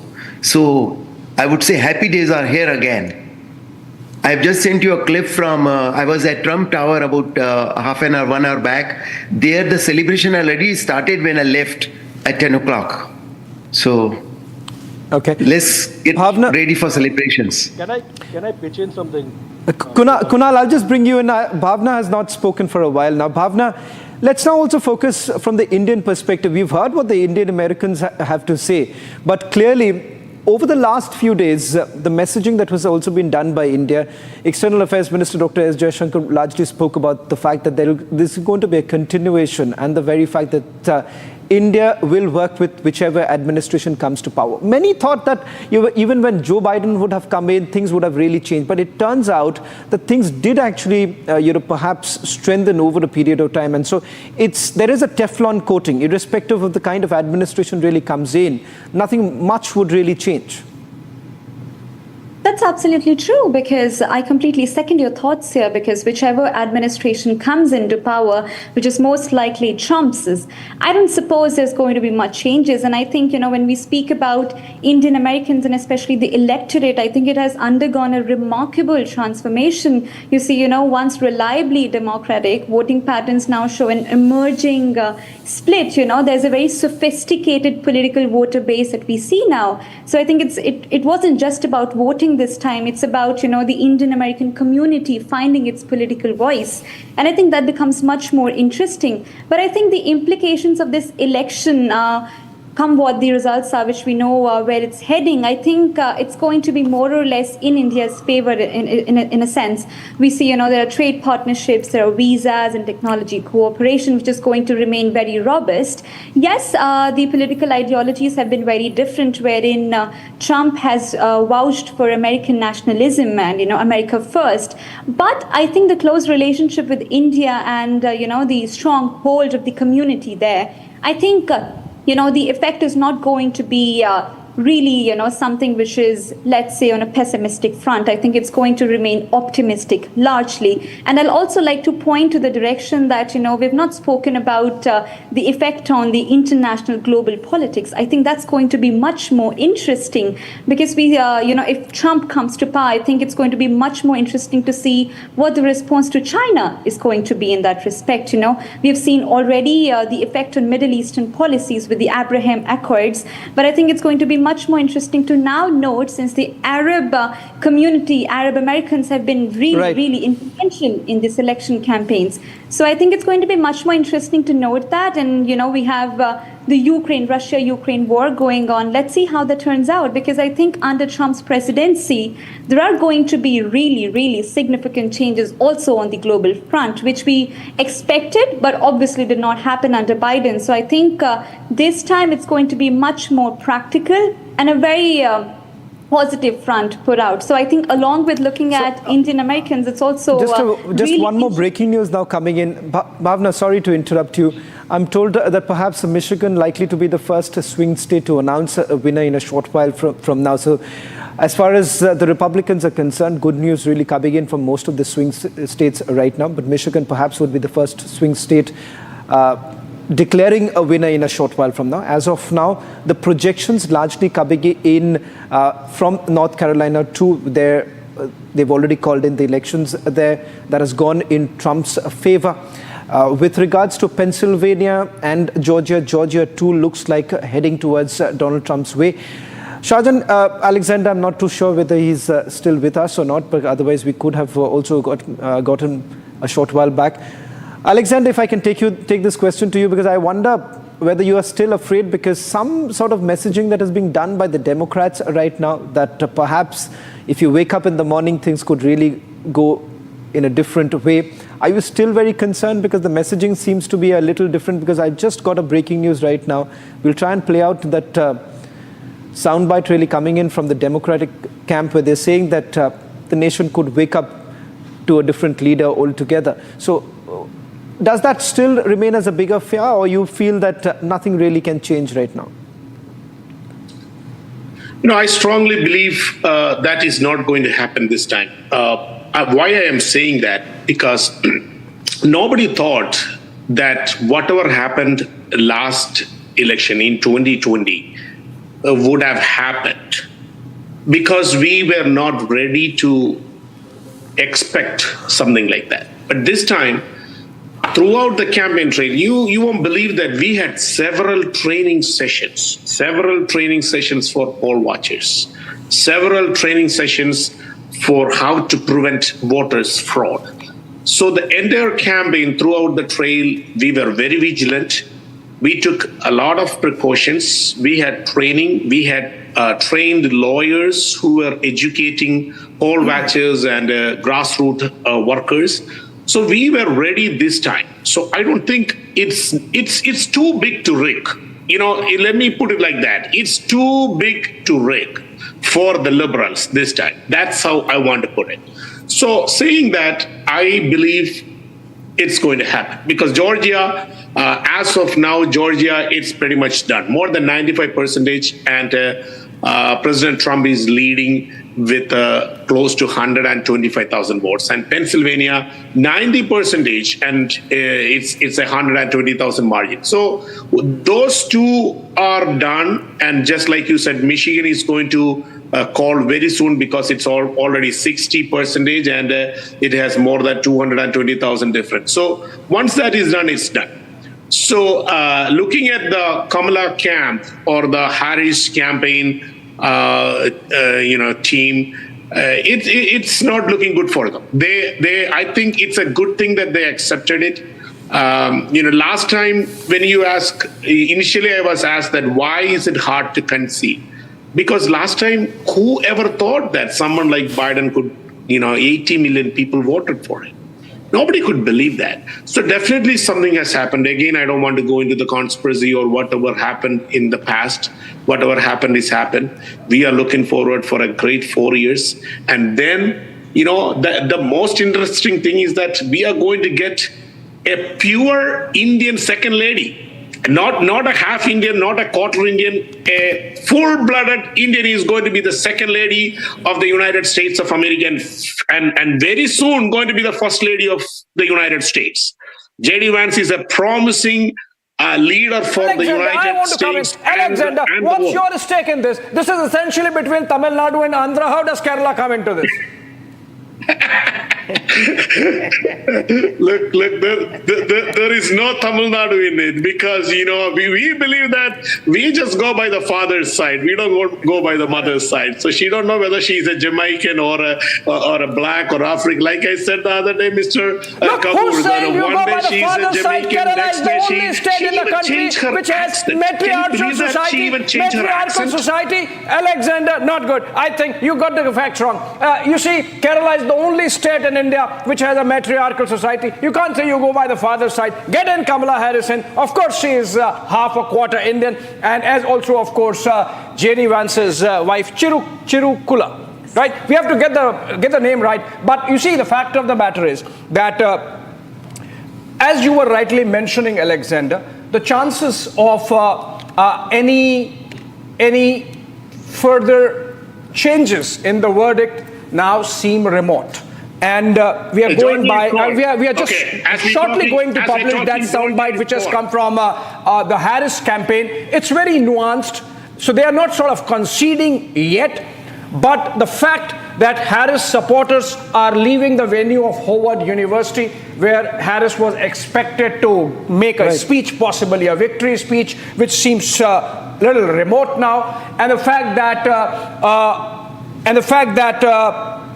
the campaign manager has now said that Cedric Richmond has said that they are not going to make any announcement that Kamala Harris is going to speak to the people tomorrow as nation's leader and not as vice president, which means windows open, but this is as close as the campaign can get to concession, right, Jyotsna? Yeah, sorry, I missed out the line. I was actually, right now, Fox News was declaring like Georgia would go to Trump. So Georgia has gone to Trump, it's already announced.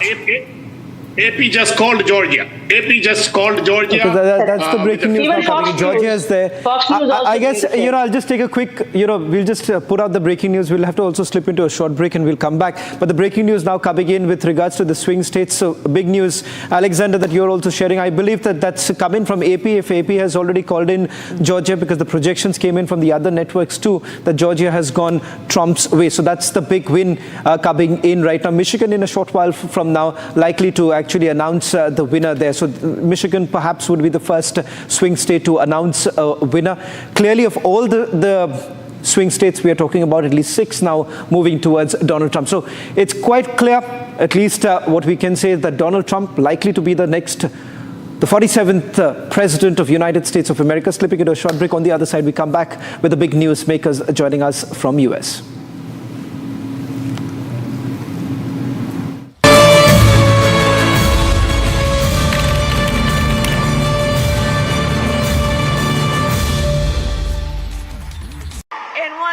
Consequential elections of our lifetime, and we have momentum. It is on our side. Can you feel it?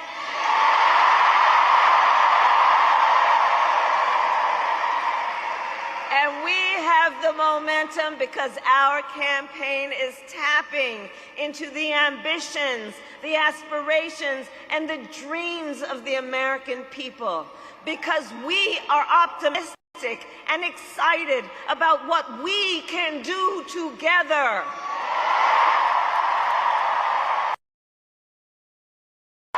And make no mistake, we will win.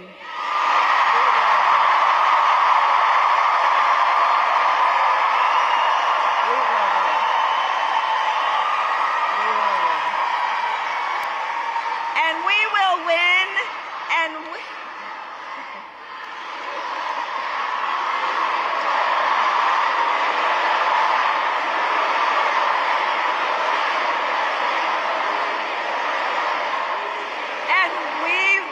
we will win, because here's what everyone here knows. When you know what you stand for, you know what to fight for.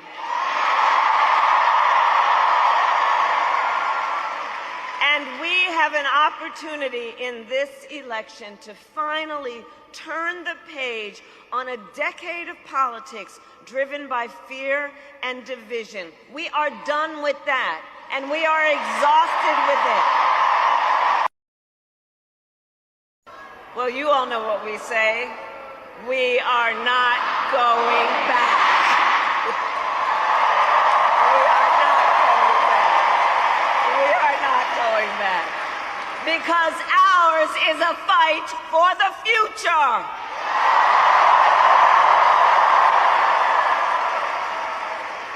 And it is a fight for freedom.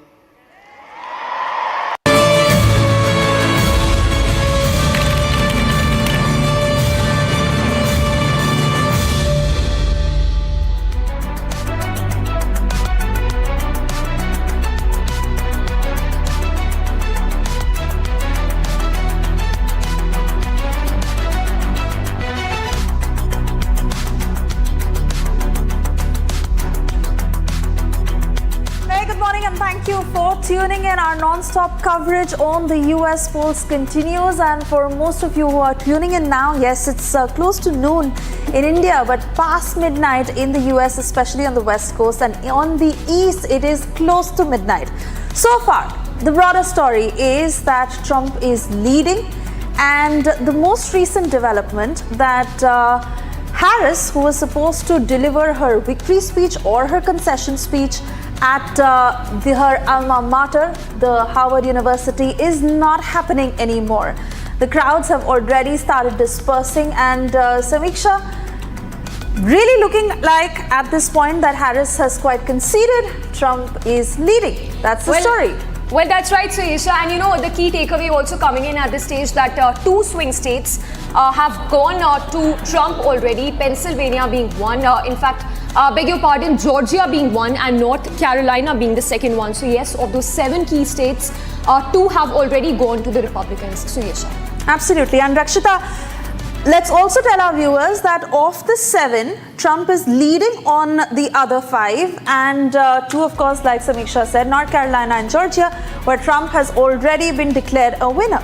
Absolutely. In fact, the fact that Trump is leading in these states, winning 2 of them already, has in fact, led to Kamala Harris supporters leaving from that venue where she was supposed to address viewers. Republic TV got you that lead first. Remember, viewers, what we are breaking right now is that how Kamala Harris supporters who had gathered there at the Howard University, they are leaving, and what the message is coming in from Kamala Harris's camp is that she will be speaking tomorrow, not today, but at the same time, the campaign, the representative is saying that she will be the leader, she will be addressing as a leader, not as the vice president. A lot of mixed messaging out there because we understand that the picture is not looking good right now. I would like to now, introduce our panel of esteemed guests right now.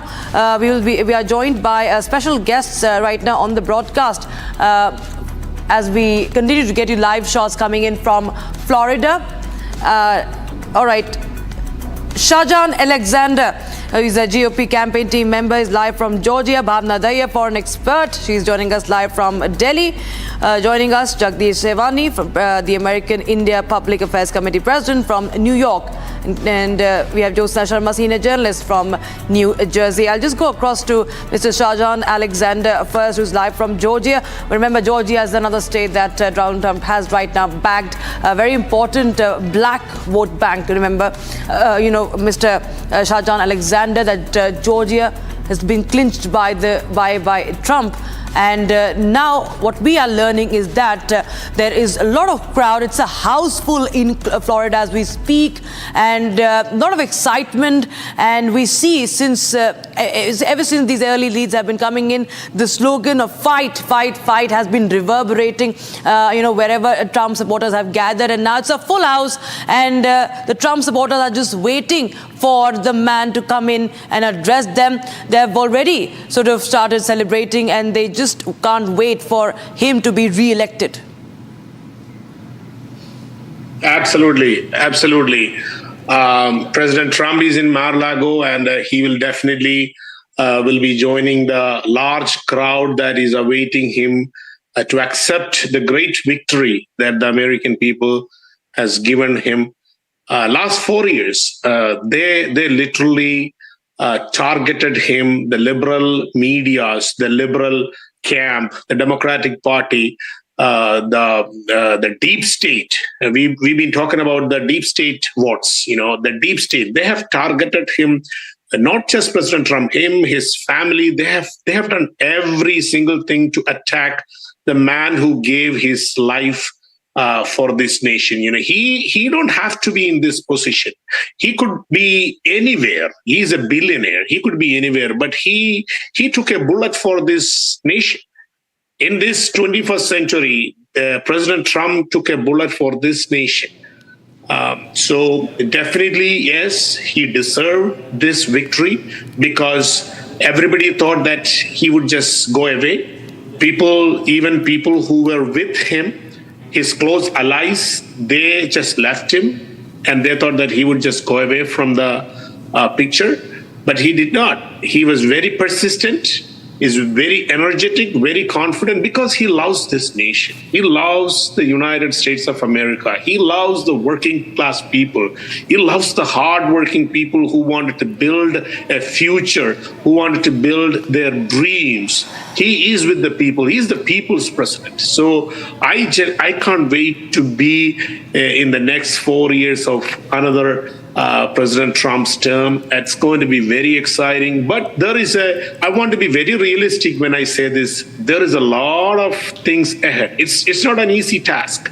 He has a very tough job because whatever he started building in last 4 years, the Biden administration, the Kamala Harris and the Joe Biden administration, they destroyed it. Whatever he tried to build, they demolished it. So he has to rebuild it again from the scratch. He has to fix the southern border. He has to fix the economy.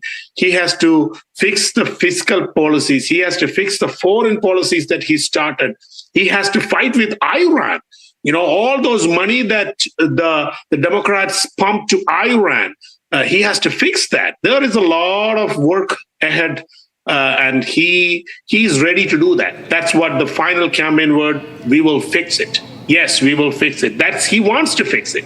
He wants to fix it, and he wants to hand over it to the next generation. He wants to hand over the baton to the next generation, which is definitely J.D. Vance. Very energetic. I was with J.D. Vance yesterday. We had a final campaign rally the day before election in Atlanta, Georgia.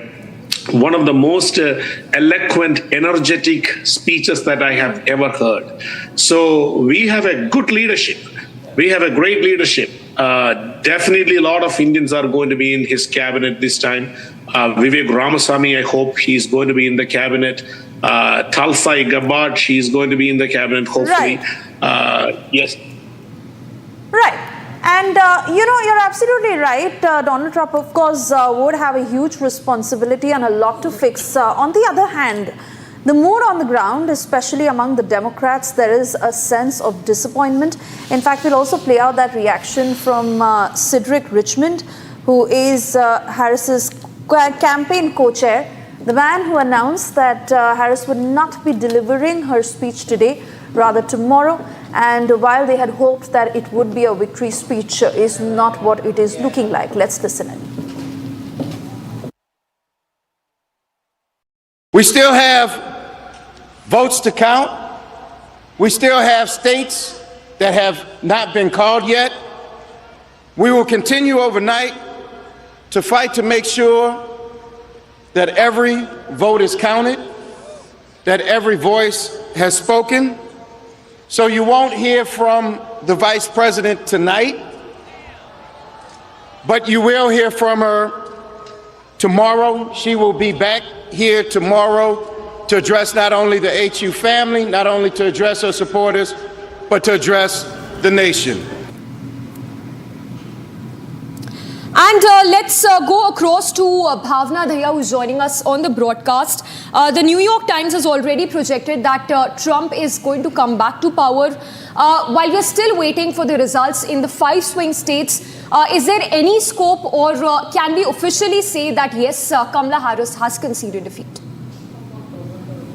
Well, I think the numbers tell the story that we want to hear, right? I mean, it's pretty much clear that Trump has already bagged 2 of the swing states, and many more are leading. So I think the numbers, the data is actually telling a clear picture. And I think, as democracies function, I think this particular, backing off from this mention at the Harvard University, I think that speaks aloud, right? And as the world's largest democracy, that is, we are in India, we try to find these little hints, and we make out that, okay, what's the political message around here? So I think the message is pretty clear. I think Kamala Harris is trying to accept very gracefully that she has to accept defeat here in this, because the numbers are clearly in Trump's favor. And I think it's pretty much clear that he's leading in all the other states. He has very good, robust support in the others. And I think this pulling off from this mention and, delaying it to other, I think it's a clear mention. I think it's a very full blue light hint at what the election result is going to be. All right, so now we have some breaking news coming in. As we speak, we're getting to know that the New York Times has reported that Trump is projected to become the first Republican to win the popular vote. This is the popular vote we're talking about in 20 long years. So that's what we are breaking right now. And remember, we was in the 2020 election. We talk about Biden. He won the 51.3% of the popular vote. Trump had secured 46.8% of the popular vote. And I'll go across to one of our guests on that. Jyotsna Sharma, I'll go across to you. Of course, we've been talking about the popularity of Donald Trump, and this time, unlike in 2020 presidential elections, he is trumping the popularity vote as well, as reported by the New York Times. Absolutely, his popularity has to grow for sure. See, 2 failed assassination attempts. People are not, the public was witnessing everything. Why would President Trump have to go through this? Why such attempts happen?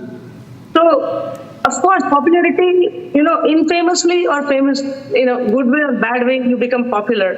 President Trump, of course, is infamous for certain things, but gradually, while the elections reach their peak, his image has changed over the period of time.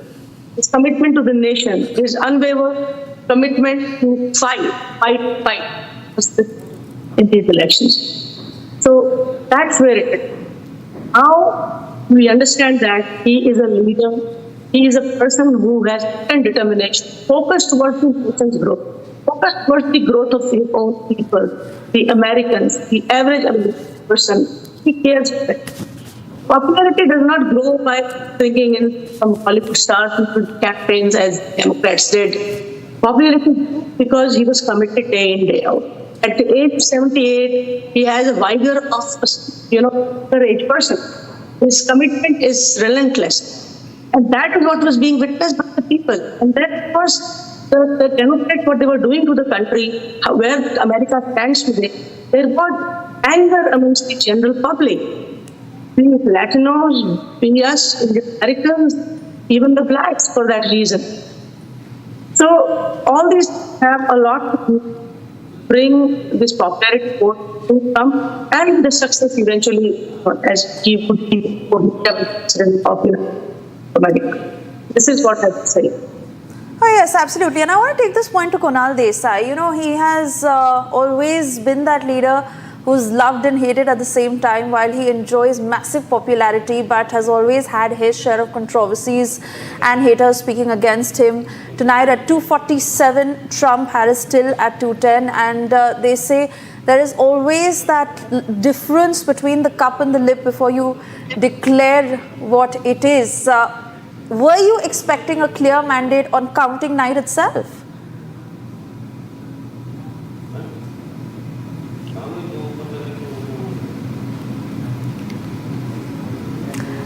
Kunal Desai, you'll have to unmute yourself for us to be able to hear you.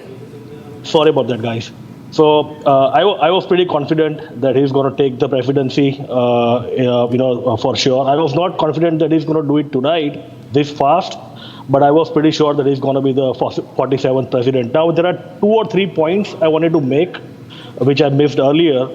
One was, regarding the 2 big wars going on, which definitely the fellow panelist talked about earlier.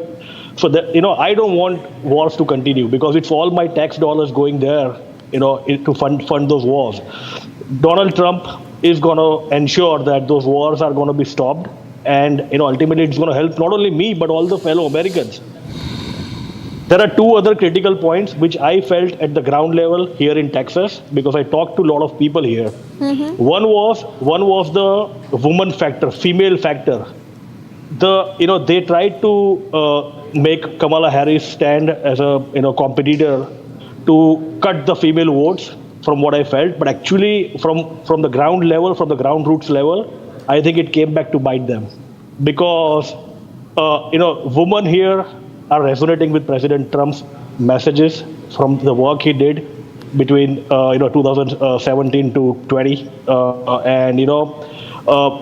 second group of people is the people in their early 20s who are starting their career, who are starting their jobs, the guys who are below 25 years old.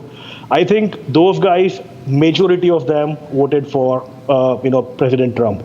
These 2 groups of people are very solid forms of people who have voted, and I think they are the key decision makers in this election, as you are seeing in the results right now. That's what I think. Yes, and we will request you to stay with us. In fact, requesting all our guests to stay with us. We will head into a very short break, Suyesha, but the big news break, of course, this hour is Donald Trump, who's all set to return to power. He is going to become the president of the US, and with this, we're also expecting that Kamala Harris is not likely to give that speech that she was expected to give at the Howard University speech. Not just that, it might be post-midnight, but the nation's still awaiting to hear from Donald Trump to what he envisages in this re-election. Stepping into a short commercial break, we'll be back on the other side. Do stay tuned.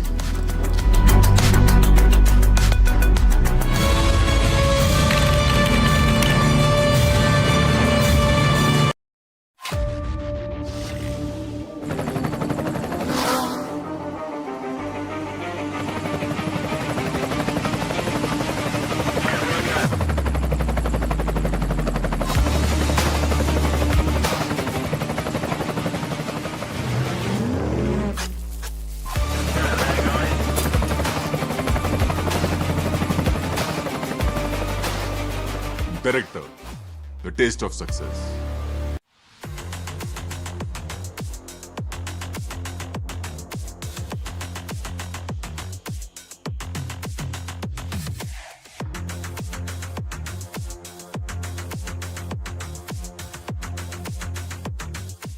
But we don't have to settle for weakness and incompetence and decline and decay. That's a nice word, decay. That's what's happening. That's a nice word, decay. Can you imagine? And nobody will question it because it's true. With your vote tomorrow, we can fix every single problem our country faces and lead America and lead the world to new heights of glory. Think of that statement, how beautiful that is. New heights of glory, that's what's going to happen. When we win the election and we're really, well, look, the ball's in our hand. All we have to do is get out the vote tomorrow. You get out the vote, they can't do anything about it, we win.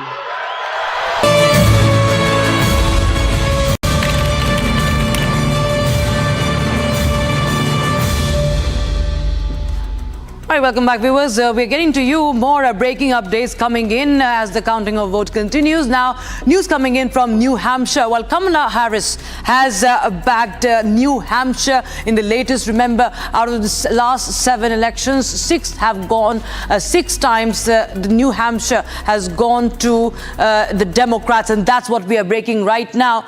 As we speak, Kamala Harris winning in New Hampshire, and this is, of course, continuing the state's 2-decade-long streak of awarding its 4 electoral votes to the Democrats. So that's the big update we have right now.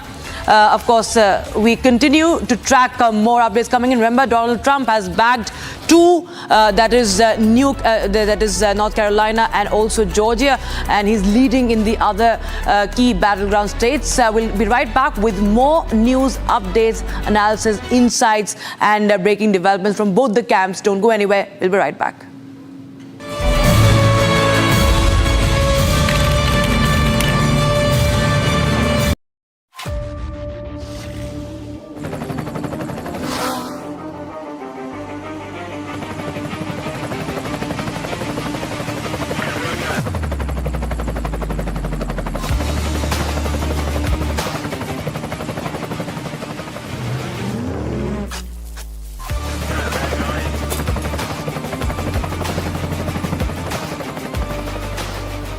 Director, The Taste of Success.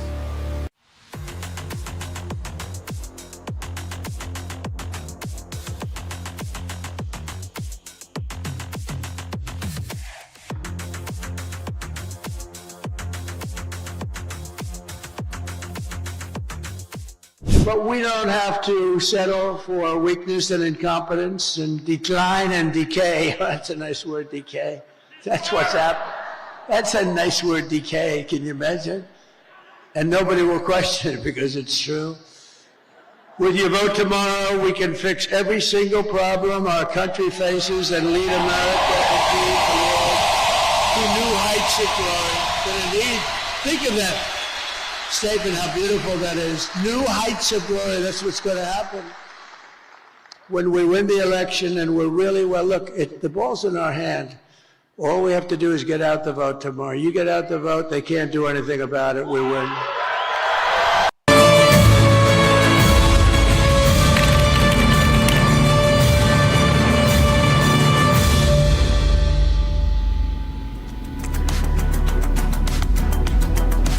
Well, welcome back, Suesha. The big news break I guess we are getting this hour is that Trump has won Pennsylvania.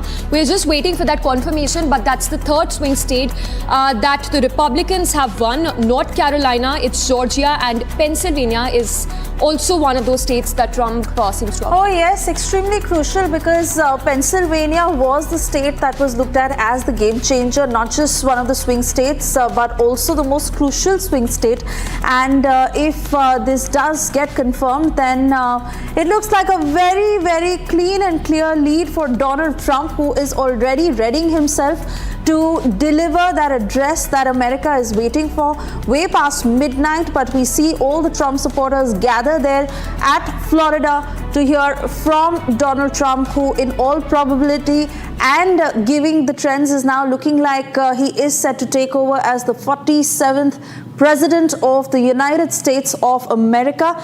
Also, a very seemingly clear sign that Harris decided to cancel her speech, rather a conceding speech that she should have given, but she's cancelled that. She'll speak tomorrow. Donald Trump all set to speak. The stage is set. We'll slip into a short commercial break right now. We'll be back on the other side with further details. Stay tuned.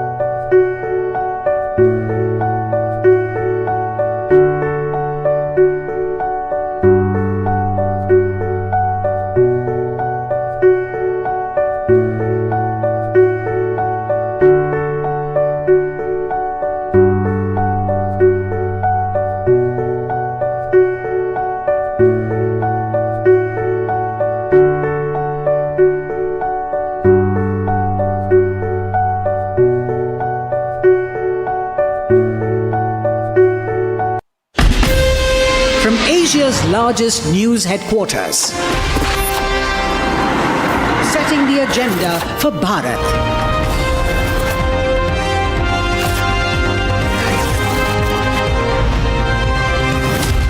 You're watching Republic.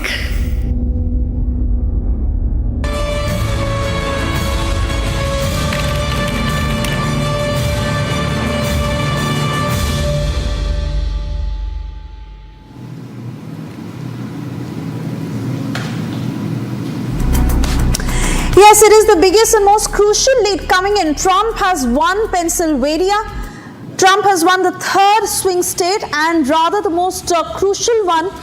It is the battleground state that was to be the game changer, Pennsylvania. That is the biggest of all 7 swing states with 19 electoral votes. Pennsylvania and Trump having sealed that presidential contest in this state.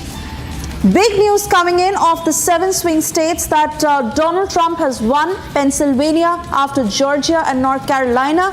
And even as we continue to stay with our guests, I'd like to go across to Dheeraj Kaul, joining us from Pennsylvania. Dheeraj Kaul, does this mark a clear way to victory for Donald Trump? Hi, thanks. I'm back again. Sorry. Yeah, so I've been talking about it since yesterday that I've spoken to hundreds of people in Philly, Pittsburgh. I don't want to call myself a Republican, but I've spoken to a lot of people, especially Gen Z people and millennials. And there was a very strong current towards Donald Trump, his policies, and what future looks like. So we were in our mind confident he will get PA. I traveled to Georgia at least 6 to 7 times in last month. So I've seen the undercurrent in our community, Indian Americans who live in Georgia, Arabic community. I've spoken to African American physicians of different subsectors.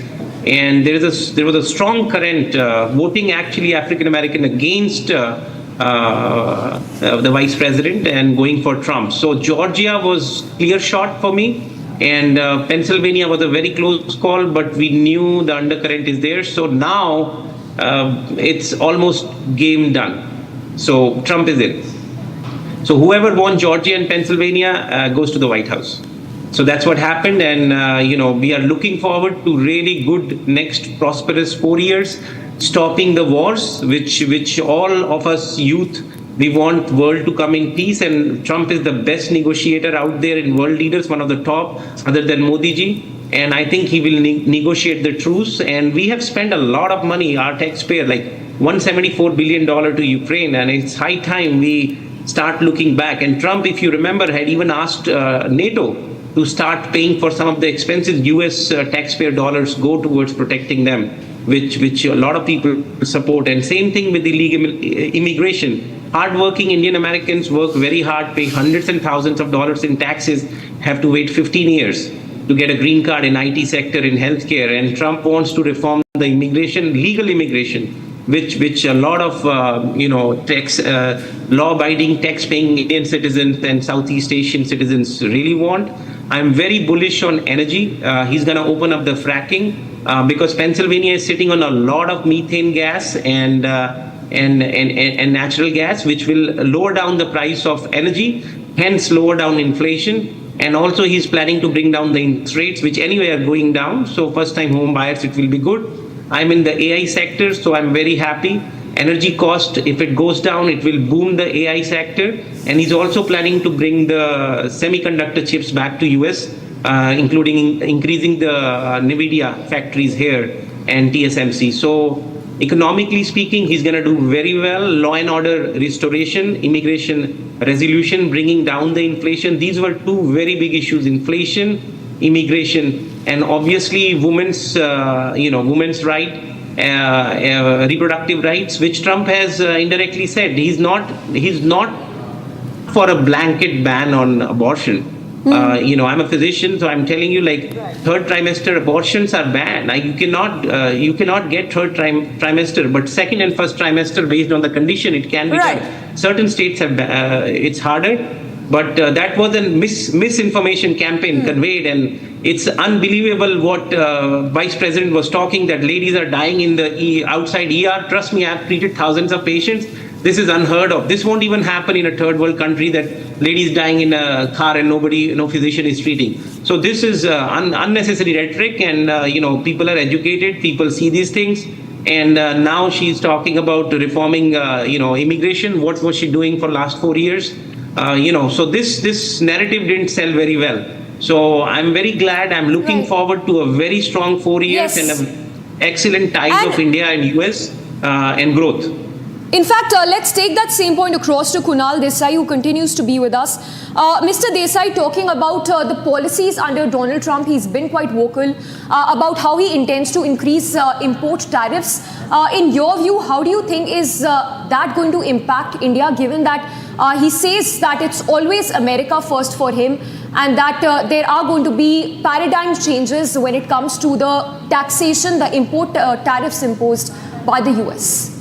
I don't think it's going to impact much from the Indian perspective. He's very good friends with Prime Minister Modi, as we all know.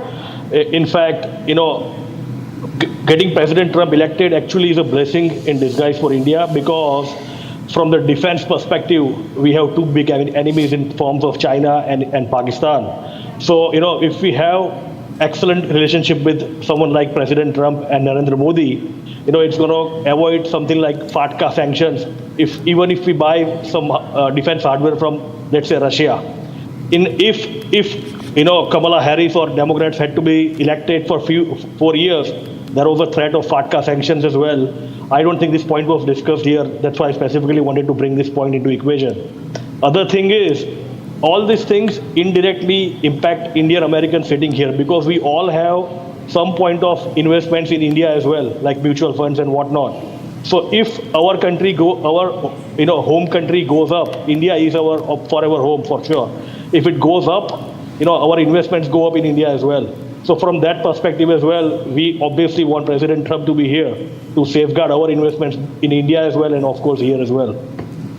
Right, I'll go, of course, to Jyotsna right now, keeping focus on Pennsylvania, because that's the biggest breaking of the hour, because this is a key state, a very important one in road to the White House. And here, we have to understand the importance of Indian American. The vote bank is very important. We saw how Kamala Harris and Donald Trump both, in fact, went tooth and nail to, in fact, campaign here. And we talk about, for the Democrats especially, we're talking about no presidential candidate from the Democrats have ever won the race, without winning Pennsylvania. So that, of course, is a big alarming, alarm bells ringing in for Kamala Harris. And as going back to the point of Indian Americans, that becomes very important, as there are 600,000, Asian Americans, Indian Americans to be the part of that larger chunk who have played an important role there. Clearly shows the affinity towards Trump for that vote bank.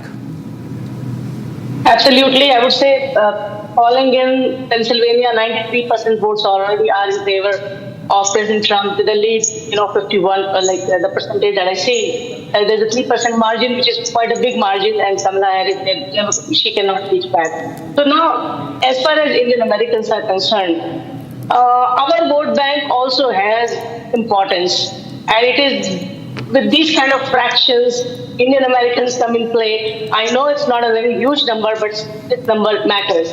There are Indians in Pennsylvania, as Dr. Paul has been speaking about. And of course, in Michigan also there are a substantial number of Indians. There are Indians in Georgia. Of course, it's not just about New Jersey and New York, only Indians are here, or in California.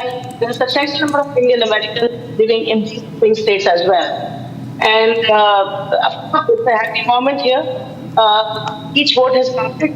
In fact, very interestingly, the Indian American diaspora was not addressed properly until the fag end of the election campaign by President Trump. And then, of course, the tweet that came of Diwali, his wish, and of course, the concern about Bangladesh, the Hindu American community, of course, won the heart of President Trump. And he became vocal there, whereas the Kamala Harris team, the campaign team, nobody has spoken about the atrocities that were done in Bangladesh.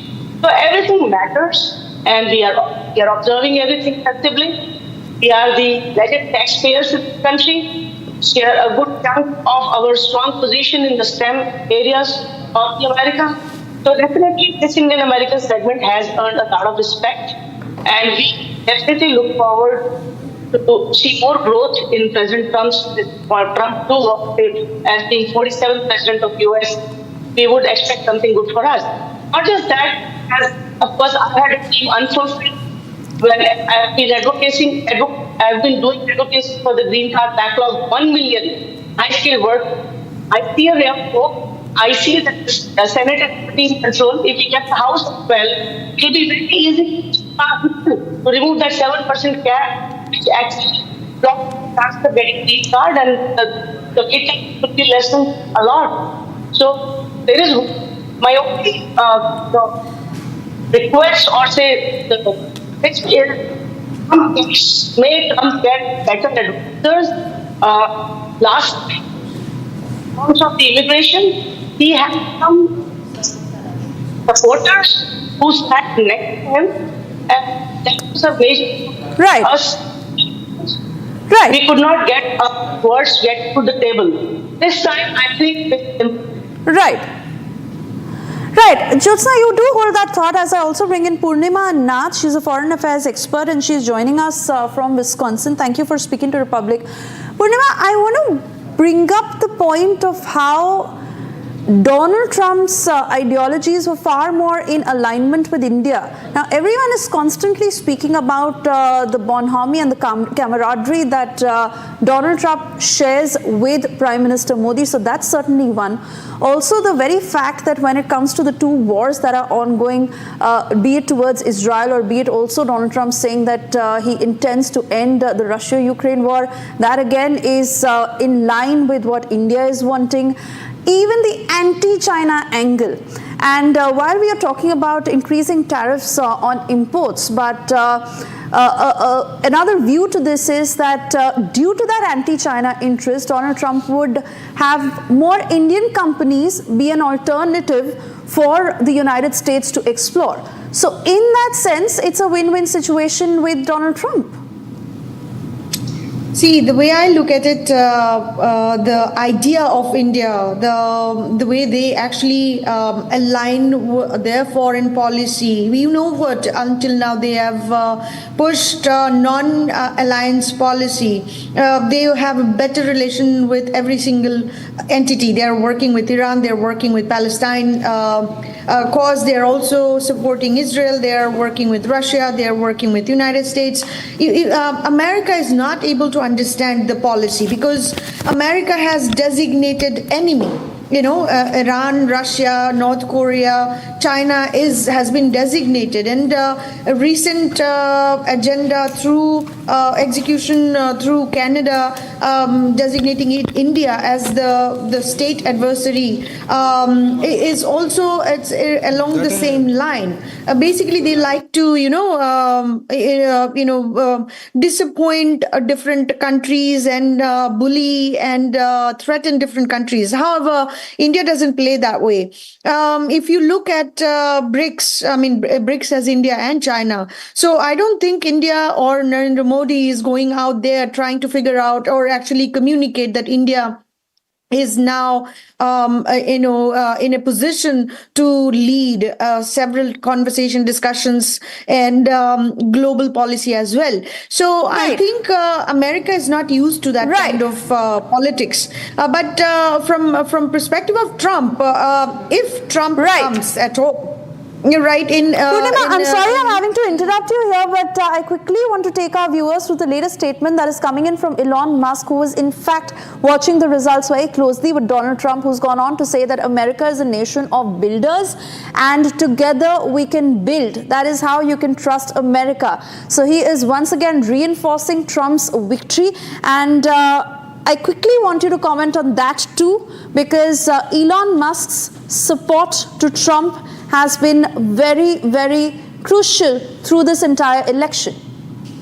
Absolutely. From the time that Elon Musk has shedded $44 billion to acquire through Twitter, it was a price that someone has to pay in order to preserve the freedom of speech in this country. If you know, 99.99% of media is actually left leaning, and they were all trying to push narratives to basically silence, suppress, and shame the the right side, the opposition view. This was the only platform, not Facebook, not Instagram, not any other platform that we had at this point of time. And all the legacy media was left-winger, whether it's a BBC, NBC, ABC, Reuters, Washington Post, New York Times. Didn't really matter. They actually didn't carry any other opposition view. And it's not just them, but Economic Times, Forbes, Vanity Fair, you name it. Literally every single media that we had was left-winger. And this was the only platform that citizens were actually putting content and expressing their ideas. And I think this his support for Donald Trump was such a lifesaver at this point of time. People like us who are constantly terrified that who's going to silence us. So I think, Elon Musk is the only person who has come across, and obviously you have seen other left-wingers, traditional left-wingers like Bill Ackman, and then even J.D. Vance, coming from Yale, or his wife coming from Yale. Traditionally, I would think they're all literally liberal left-wingers. Right. That's how the mindset is shaped there. However, I was surprised that he actually thinks right. That was a quite refreshing, experience for me. So I think, things are changing. Absolutely. For the right and we're all waiting to hear on what Trump has to say tonight, as we are tracking every movement of what is happening in Florida. In the meanwhile, I'd like to bring in Shravan, who is going to be taking us through the numbers of 2016 to 2020 to what it looks today. Well, in fact, it's the battleground state, and I'll try and explain what this battleground state is all about, why we're saying that there's going to be a swing state. Now, all of that put together, that decides who is going to be the president. In fact, let's just take you through. This is the data coming in for 2016. Now, we'll focus first with Arizona, and I'll tell you how it looks this year too. It was 49.5% for Donald Trump and 45.4% for Hillary Clinton as far as Arizona is concerned. Let's move on. Georgia. Remember, Georgia has already been called as far as this election goes. Here too, 45.6% for Hillary Clinton, 51%. So remember, in that election, 2016, it was a sweep for Donald Trump as far as these states are concerned. Michigan too, 47.3%, 47.6%. A neck-to-neck race as far as Michigan is concerned. Let's move on to the other. This is Nevada. Nevada is about 45.5% for Donald Trump. That's where the only state that went to Hillary Clinton at that point in time in 2016, coming in from Nevada. That picture is not clear this time. North Carolina is 46.7%, 50.5% back in the year 2016. Let's take you through the other swing states that we are talking about. Pennsylvania. Now this, ladies and gentlemen, happens to be the crucial state. Even in this election, it turns out to be in favor of Donald Trump. But what did it look like in 2016? 48.8% and 47.6%. Now, will this really change? We'll tell you what happened in 2020. 47.9% in Wisconsin and 46.9% that went in for the Democrat candidate. Now, these are the states as far as 2016. So only one, that is Nevada, was the only state that went in for the Democratic candidate in the year 2016. Now, let's compare this to 2020. How exactly did they change, and why exactly are they known as the swing states? That's only because these are the bellwether states that would essentially flip from one to the other. And we'll also tell you the historical perspective of how things have changed in these states in a short while from now. Let's start. Arizona here, 49.4%. There was a huge jump that we saw, more than about 2 lakh votes being counted in favor of the Democratic candidate, that was Joe Biden. Georgia too, 49.5%. Now this was a close neck-to-neck contest in the last elections in 2020 in Georgia. 49.2 for Donald Trump, 49.5 for Joe Biden. Michigan, 50% and 47%. So last time, if you clearly look at, there was a big flip. The flip particularly in the suburban areas too. That too also changing this year. We'll do the comparison in a short while from now. Nevada is about, again, 50% and 47.7% for Donald Trump. Let's take you through the other. This is North Carolina, 49.9%, 49%. This was the only swing state in the last election which was pretty much neck to neck, close contest that took place.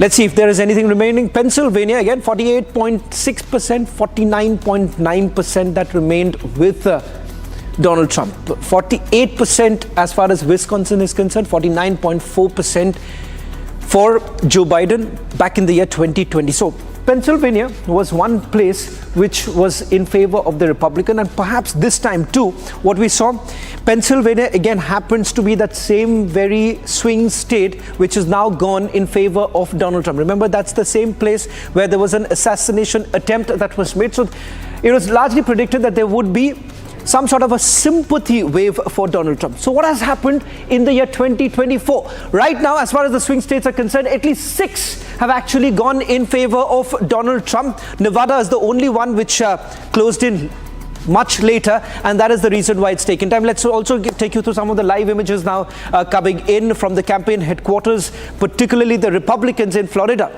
That's the live images now coming in, Suesha. So clearly, a moment of triumph for the Republicans here, and they are largely comfortable right now because the swing states really moving towards that side. I'm not very sure if we can spot any of those celebrities present at the campaign headquarters of the Republicans, barring a short while back we had that image of Elon Musk coming in. Are we expecting Donald Trump to make a statement anytime soon?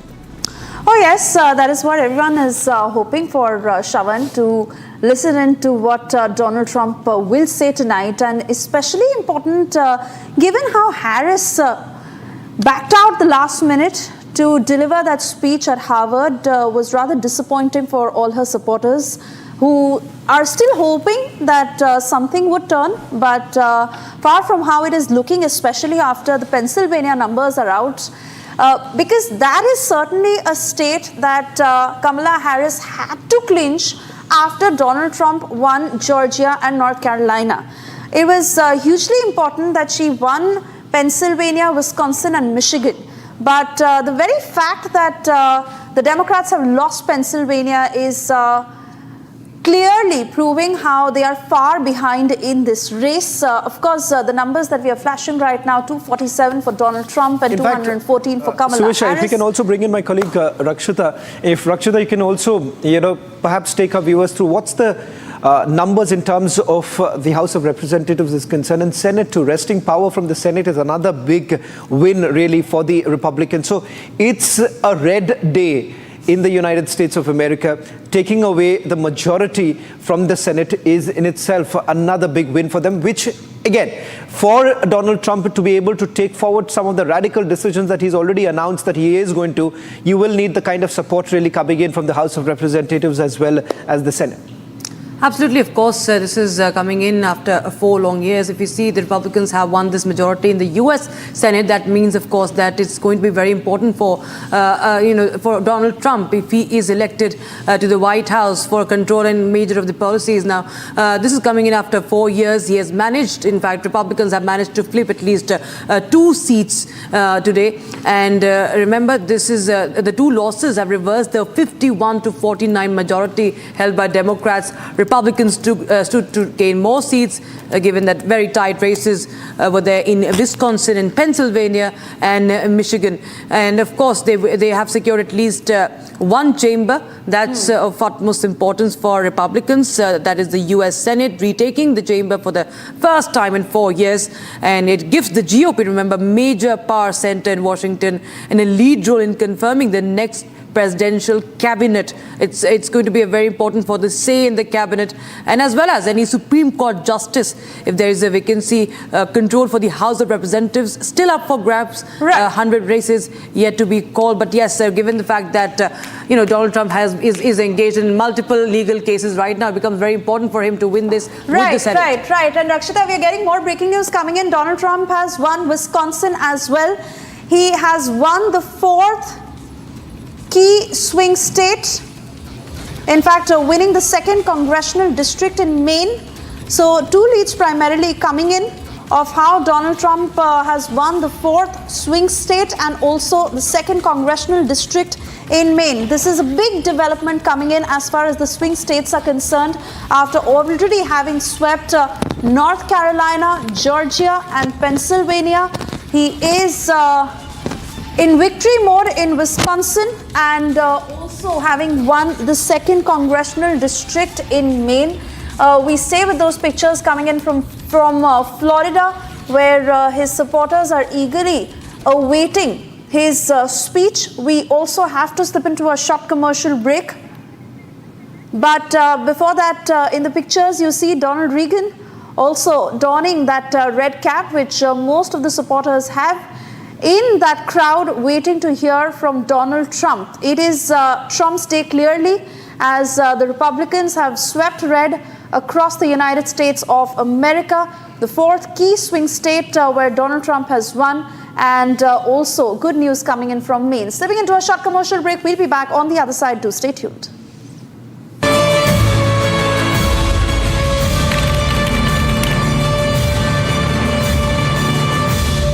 Amity has been ranked amongst the top 3% universities globally, a testimony to Amity's globally benchmarked quality.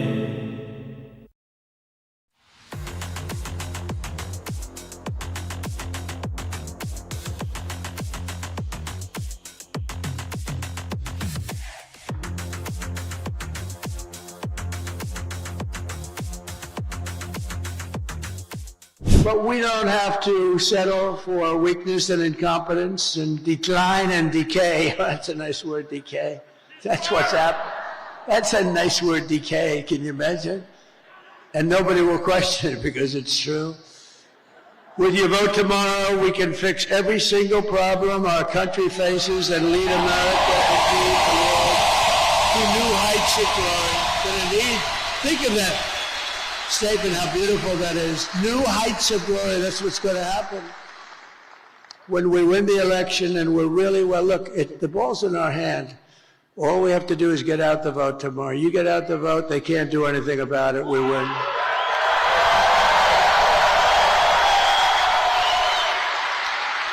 But I think I heard somebody say it's like 900, maybe a little more than 900 rallies. And, you know, rarely do they ever catch me making even a little mistake. I go through rally after rally, 10, 20, 30, and then I say the wrong. They say, he's cognitively impaired.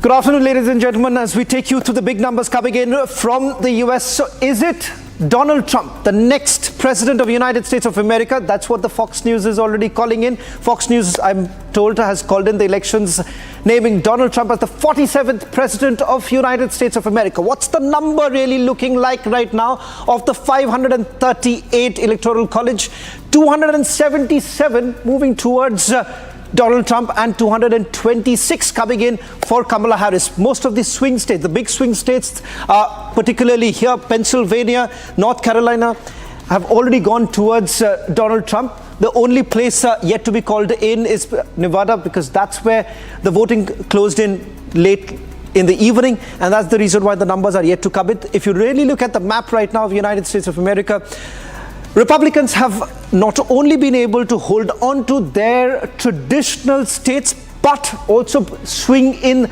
the very crucial states that we're talking about, starting from Virginia to Michigan and a few other places like North Carolina and Georgia. These were the key states, ladies and gentlemen, that the Republicans have been able to swing it towards their side. The Democrats pretty much sticking to what they have had in the past, to not much inroads really making into the other places. Would things really change? It appears to be no. And if you really go by the numbers that it stands right now, it is Donald Trump, 47th President of the United States of America.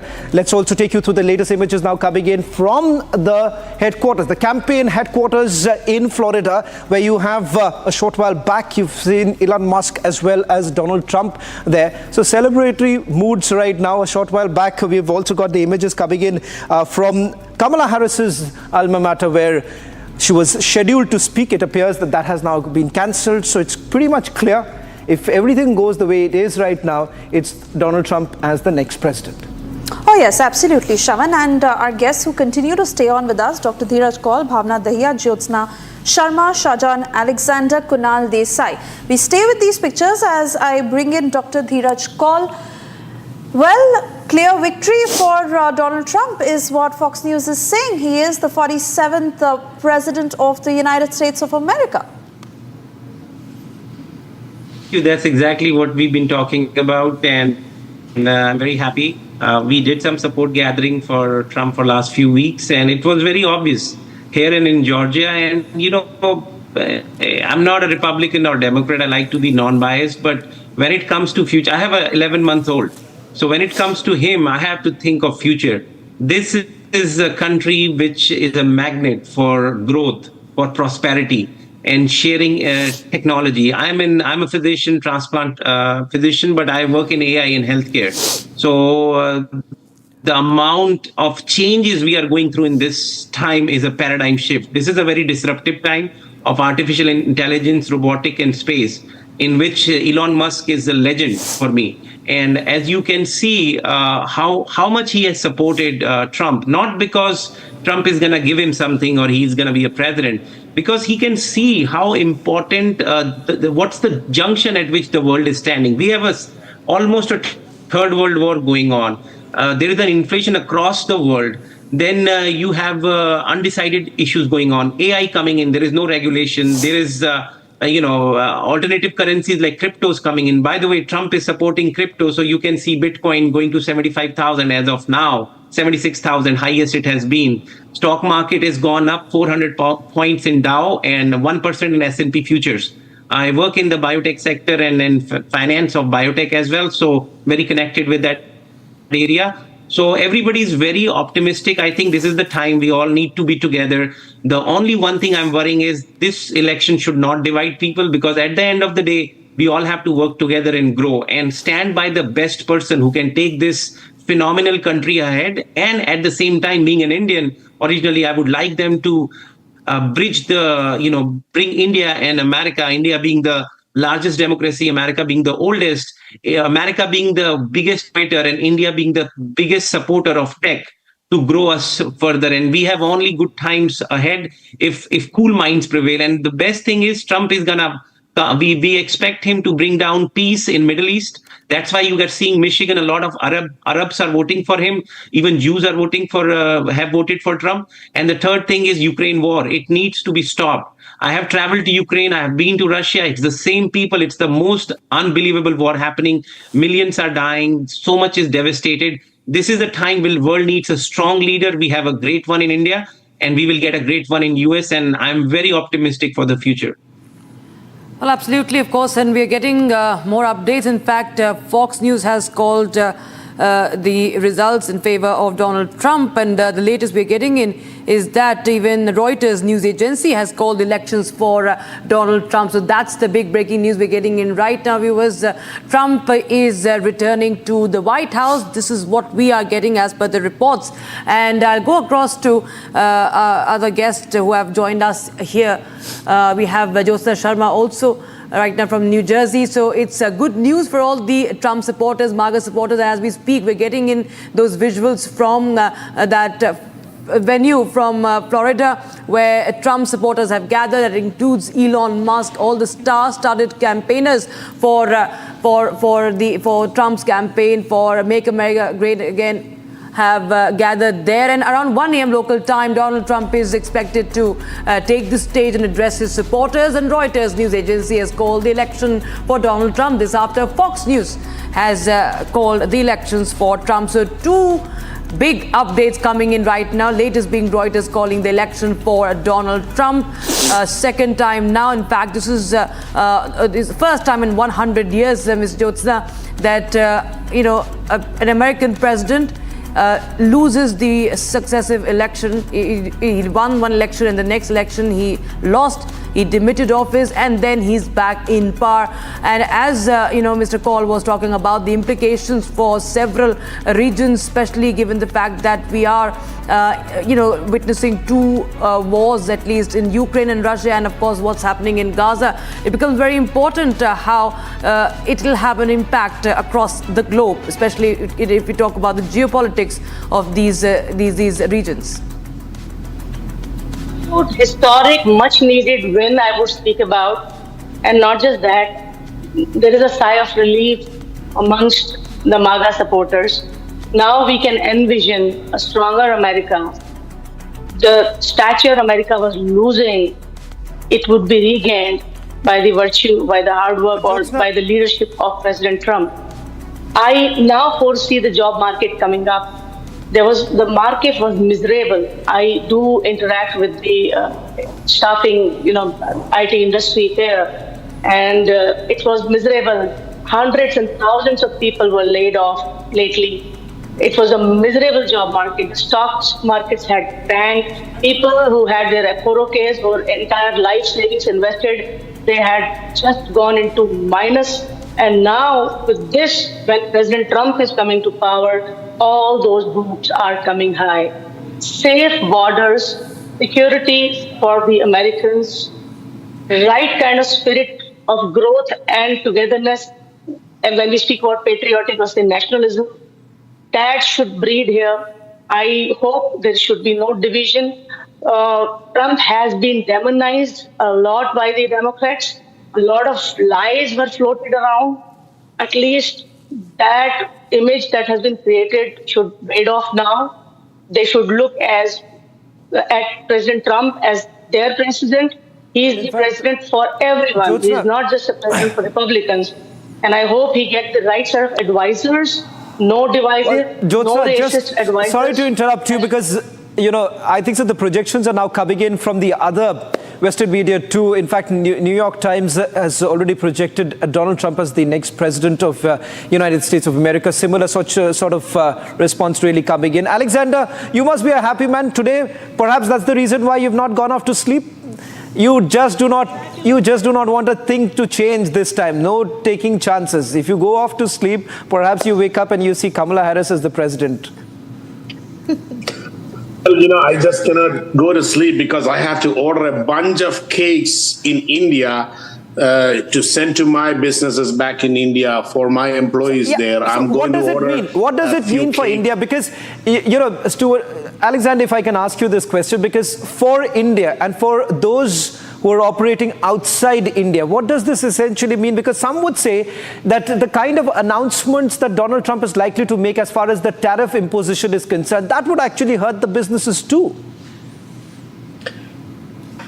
Let me make it very clear.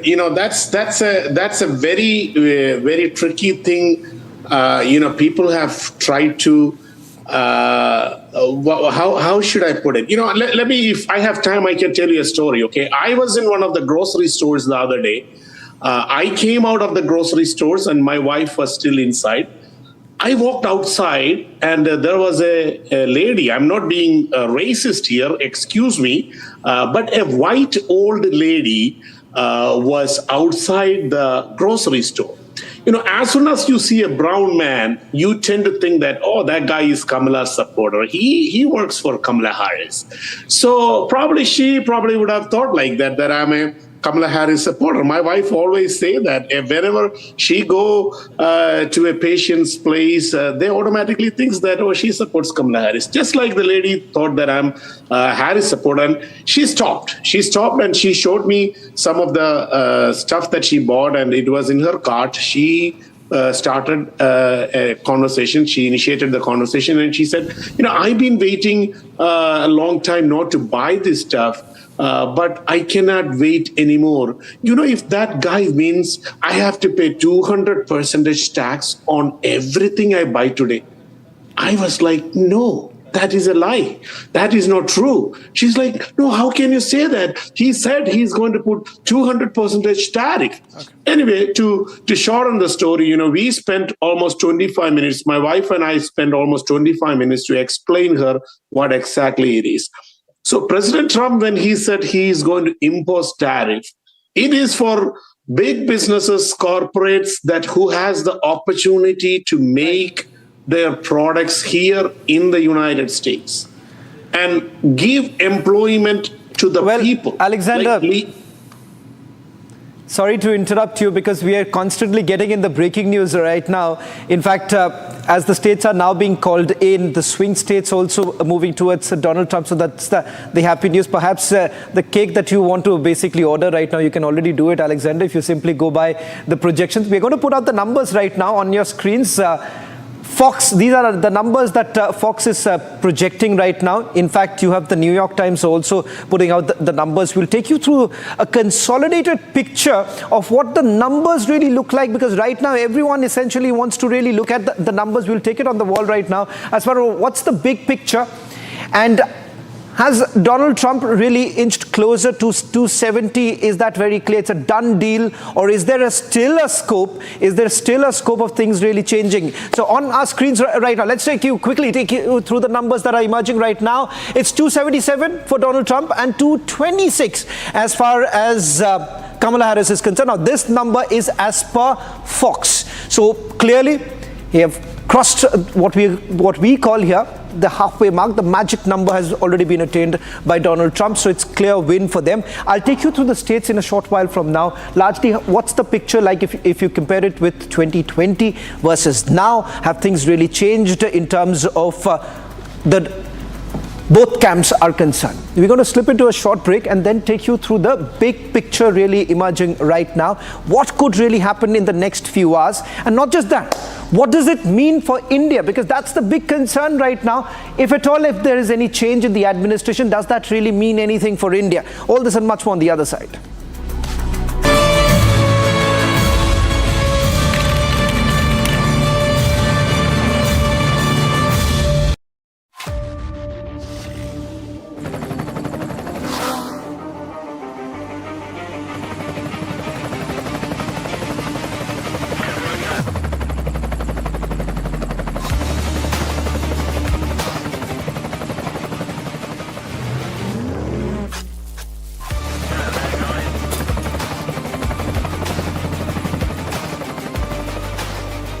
Director, The Taste of Success.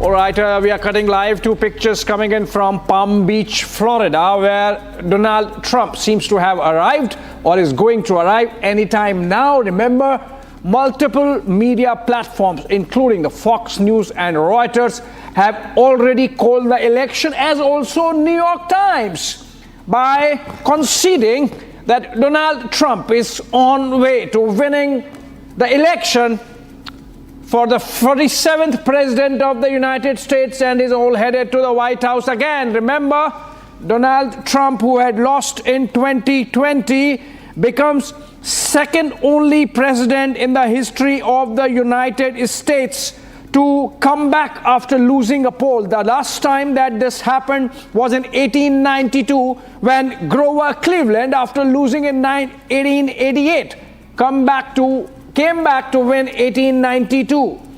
And now President Trump is all set to be president again.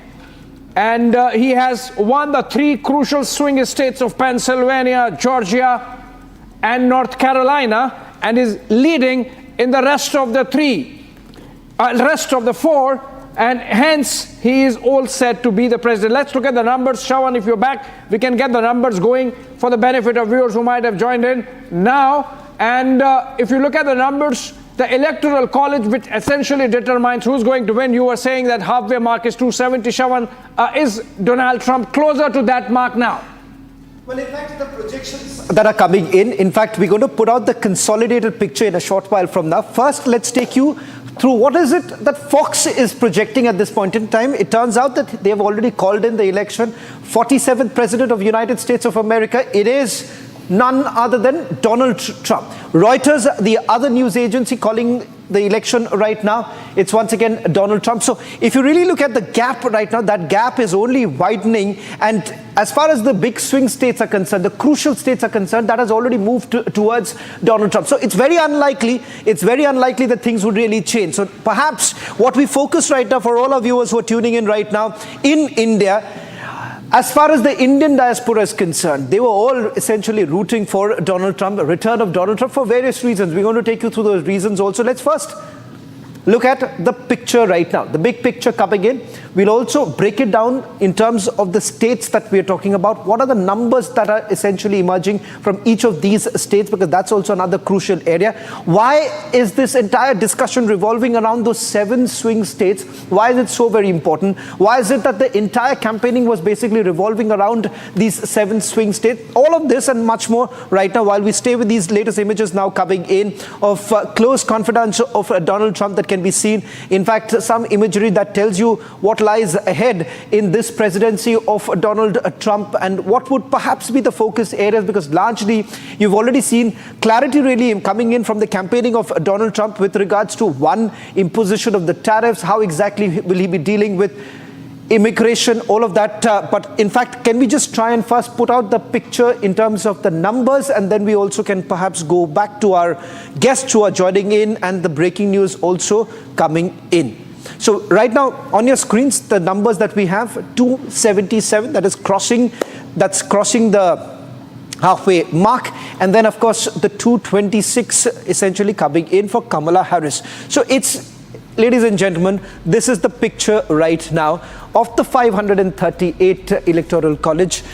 277 has gone towards Donald Trump, and it's 226 for Kamala Harris. Let me just give a small snapshot of what we know so far in terms of the state. So if you really look at the East Coast right now, the East Coast also, large parts of it, it's red. Now, let me break it down.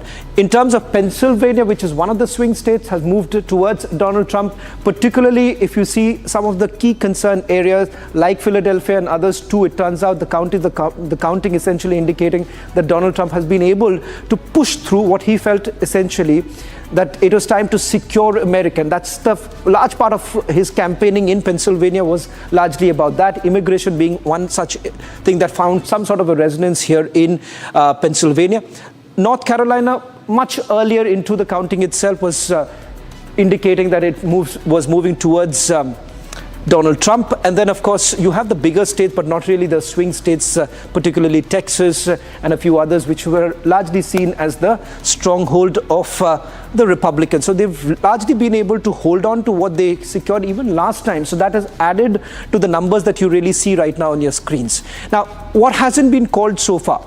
Nevada is the only swing state. It seems there isn't much clarity right now. That's only because the voting continued till about late last night, and that is the reason why the counting perhaps is going to take some time. So that is one swing state of the 7 really coming in. So this is what it looks like, Abhishek, in terms of numbers right now.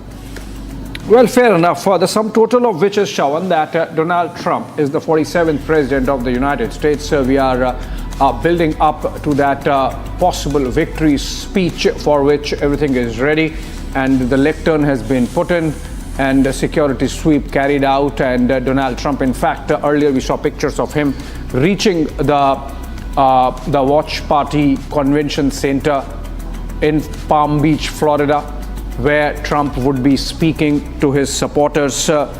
And remember, the scale of the victory is stupendous, Shravan. We have been tracking all the contests closely, and if you go by state, I think so. You know, there's one picture that is coming in. Abhishek, one picture that is coming in. I don't know whether we can just get in. That's the first picture that our sister channel right now has of Donald Trump with a copy of a speech. I don't know if that's what we are essentially indicating right now in a short while from now in Florida, where you would have Donald Trump really coming in. Suesha, yeah, that's the first picture of Donald Trump coming in from Florida right now. So it seems, if you really look at the body language too, also a short while back, people from the Republican camp also indicated that this time he's been extremely cautious. One would have perhaps expected Donald Trump coming in a little earlier, even when the numbers were coming in. But this is a different Donald Trump altogether, waiting cautiously as far as the numbers, giving a clear picture, cementing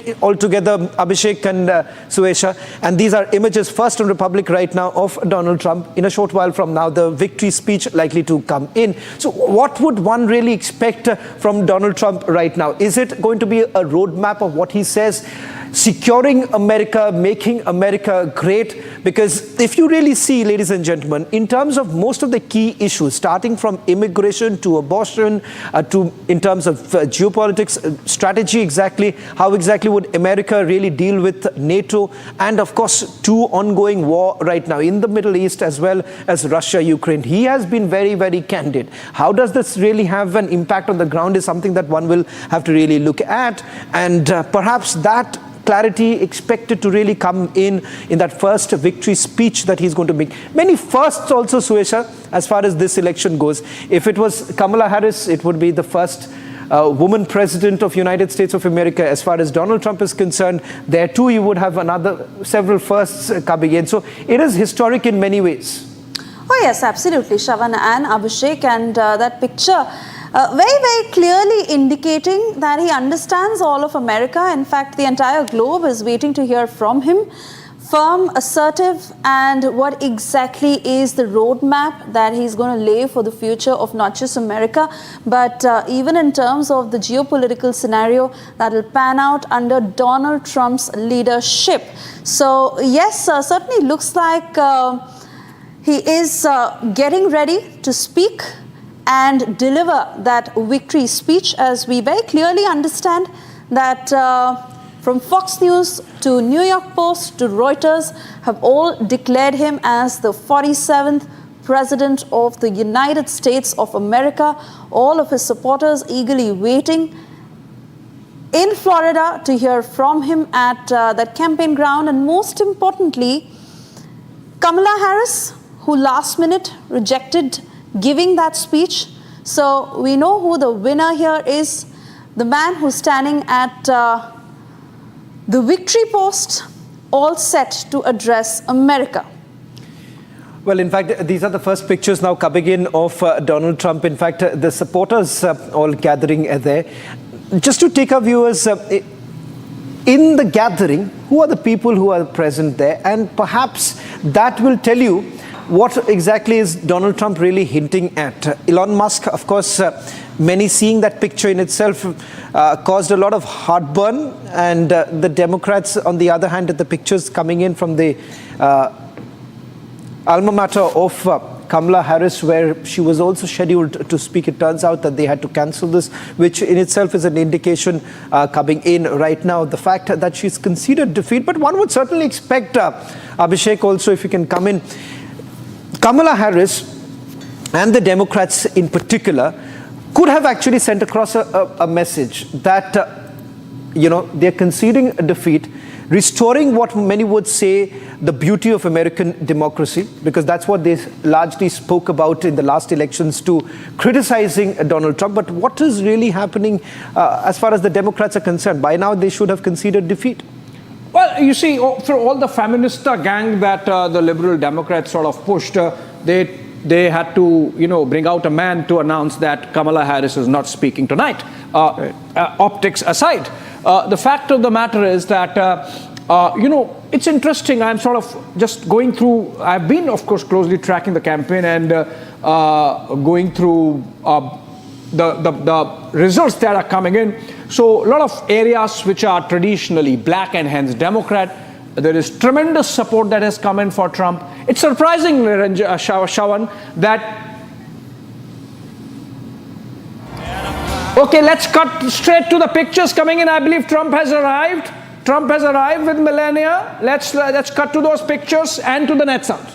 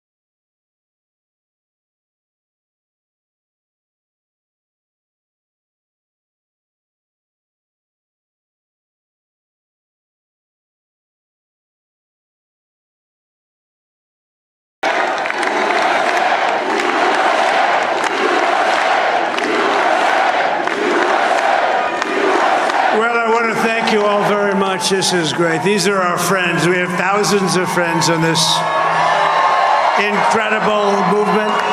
This was a movement like nobody's ever seen before. And frankly, this was, I believe, the greatest political movement of all time. There's never been anything like this in this country and maybe beyond.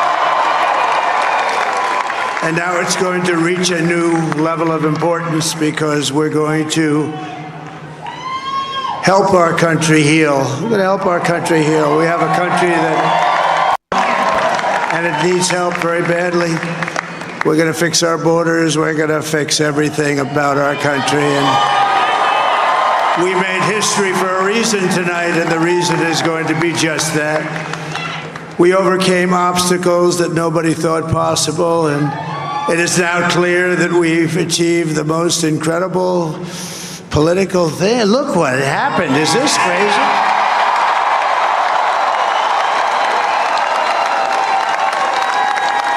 But it's a political victory that our country has never seen before, nothing like this. I want to thank the American people for the extraordinary honor of being elected your 47th president and your 45th president.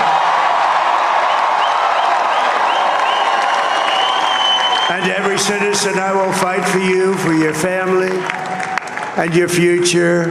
Every single day I will be fighting for you, and with every breath in my body, I will not rest until we have delivered the strong, safe, and prosperous America that our children deserve and that you deserve. This will truly be the golden age of America. That's what we have to have. This is a magnificent victory for the American people that will allow us to make America great again. And in addition to having won the battleground states of North Carolina, I love these places.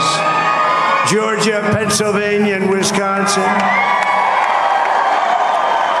We are now winning in Michigan, Arizona, Nevada, and Alaska, which would result in us carrying at least 315 electoral votes.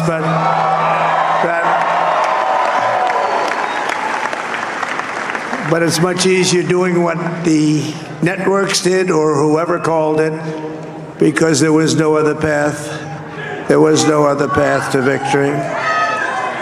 We also have won the popular vote. That was great. Very proud of that.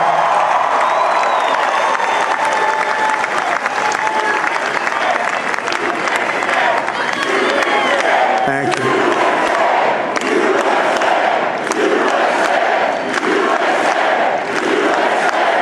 Thank you very much. Thank you. And, winning the popular vote was very nice, I will tell you. It's a great feeling of love. We have a great feeling of love in this very large room with unbelievable people standing by my side. These people have been incredible. They've made the journey with me, and we're going to make you very happy. We're going to make you very proud of your vote. I hope that you're going to be looking back someday and say that was one of the truly important moments of my life when I voted for this group of people beyond the president, this group of great people. America has given us an unprecedented and powerful mandate. We have taken back control of the Senate. Wow, that's good. And the Senate races in Montana, Nevada, Texas, Ohio, Michigan, Wisconsin, the great Commonwealth of Pennsylvania, were all won by the MAGA movement. They helped so much. And in those cases, every one of them, we worked with the senators. They were tough races, and I mean, the number of victories in the Senate was absolutely incredible. And we did tele-rallies. We did tele-rallies with each one of them. And sometimes we did 2 or 3 and it was amazing to look at all of those victories. Nobody expected that, nobody.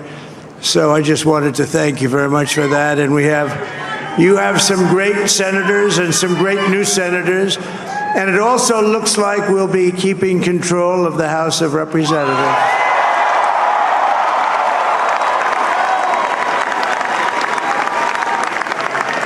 And I want to thank Mike Johnson. I think he's doing a terrific job. Terrific job. I want to also thank my beautiful wife, Melania, First Lady.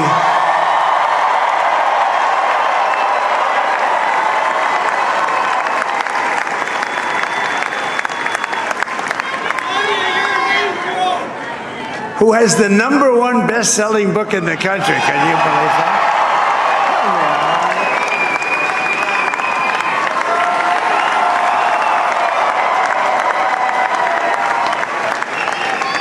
Oh, no, she's done a great job, works very hard to help people. So I just want to thank her. But I want to thank my whole family, my amazing children, and they are amazing children. Now, we all think our children are amazing. Everybody here thinks their children are amazing, but that's a good thing when you think they are. But Don, Eric, Ivanka, Tiffany, Barron, Laura, Jared, Kimberly, Michael, thank you all. What a help. What a great help.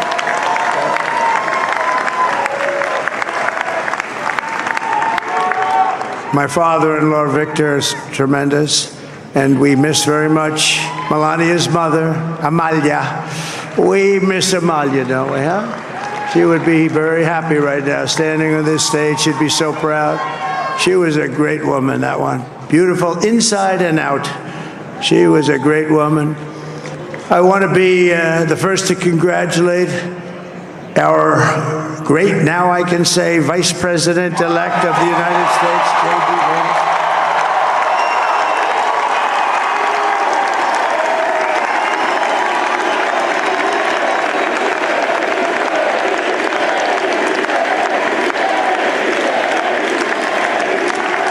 absolutely remarkable and beautiful wife, Ushabez. And he's a feisty guy, isn't he? You know, I've said, go into the enemy camp, and you know the enemy camp is certain networks, and a lot of people don't like to, sir, do I have to do that? He just goes, okay.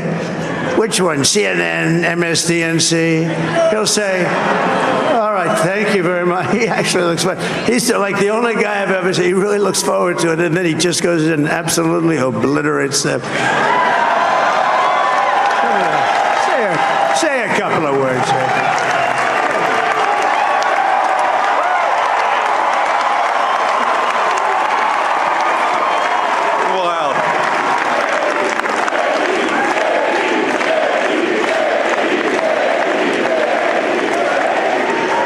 Well, Mr. President, I appreciate you allowing me to join you on this incredible journey. I thank you for the trust that you placed in me. And I think that we just witnessed the greatest political comeback in the history of the United States of America.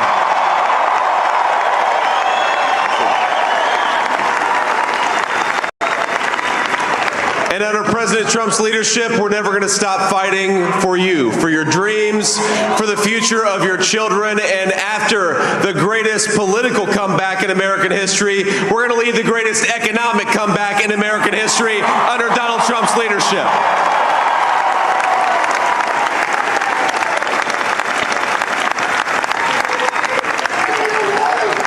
Thank you very much.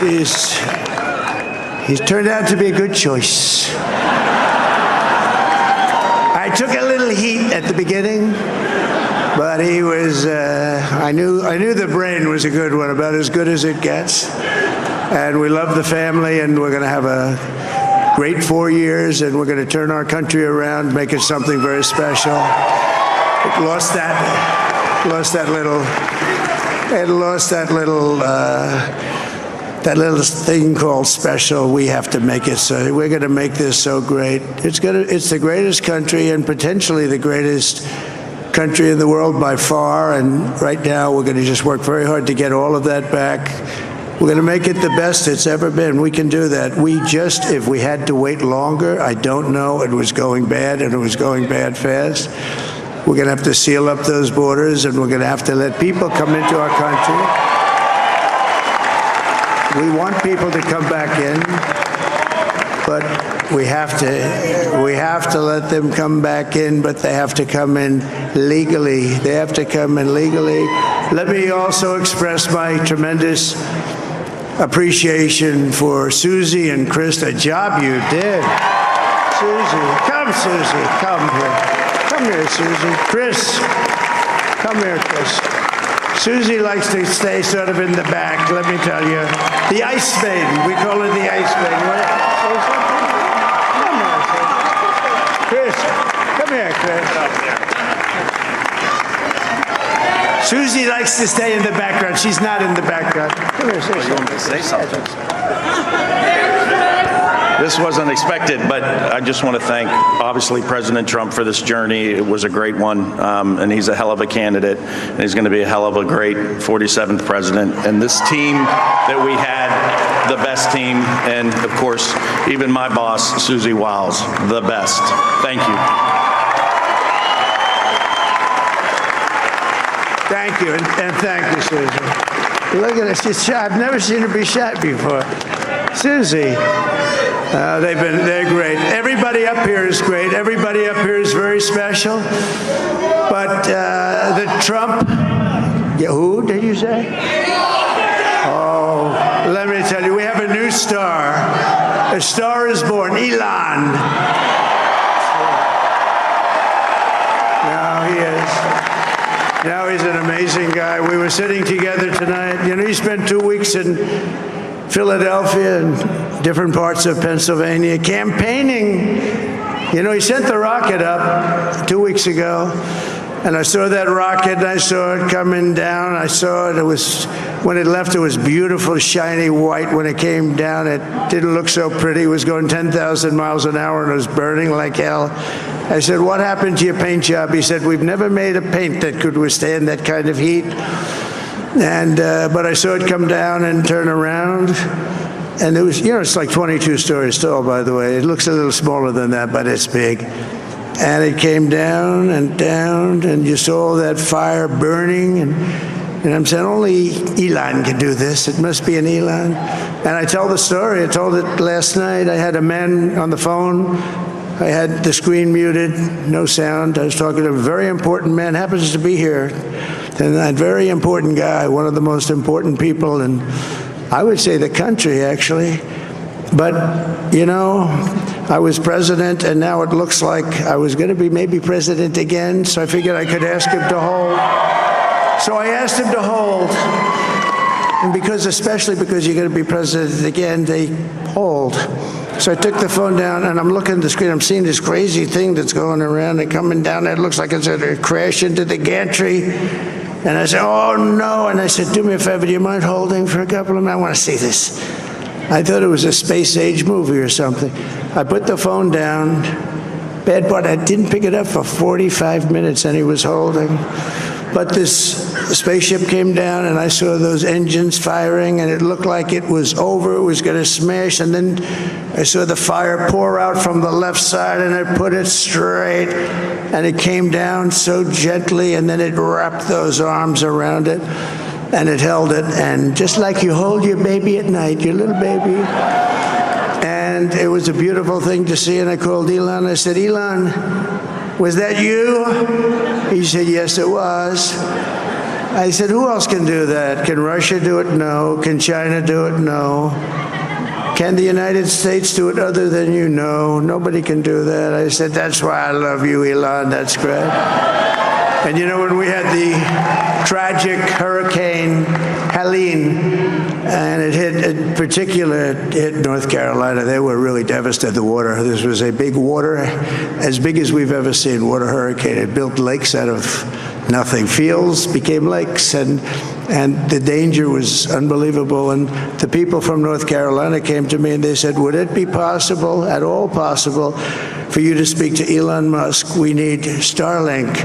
I said, what's Starlink? It's a form of communication. So I called Elon, and I'll tell you what, he had, and it was very dangerous. People would die. They had no communication. All the wires were down. I called Elon Musk. I said, Elon, you have something called Starlink. Is that right? Yes, I do. What the hell is it? He said, it's a communication system that's very good. I said, Elon, they need it really, really badly in North Carolina. Can you get it? He had that there so fast. It was incredible. And it was great. It saved a lot of lives. He saved a lot of lives. But he's a character. He's a special guy. He's a super genius. We have to protect our geniuses. We don't have that many of them. We have to protect our super geniuses. I want to thank some of the guys. We have up here today the U.S. Open champion. He's fantastic golfer. He's slightly longer than me. Hits the ball a little bit longer than me. Just a little bit. Bryson DeChambeau is up here someplace. What happened to Bryson? Where is he? Bryson. Oh, he was shot. He's hitting balls. Oh, he's on the way. He's hitting balls. Bryson. Oh, look at him.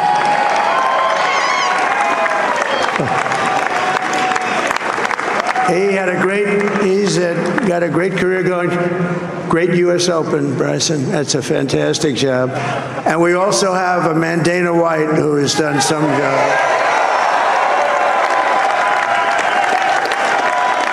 He's a tough guy.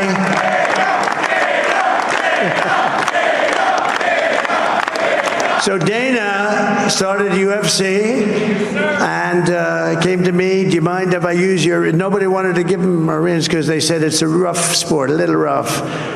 And I helped him out a little bit, and I went, and they said, this is the roughest sport I've ever seen, but I began to like it, and he loved it, and nobody's done a better job in sports. And he's a very motivational kind of a guy, what he does. He gets these fighters, and they really go at it, and it's become one of the most successful sports enterprises anywhere at any time. It's doing so well. I'd like to ask Dana just to say a couple of words, because people love to hear from him. Dana, please.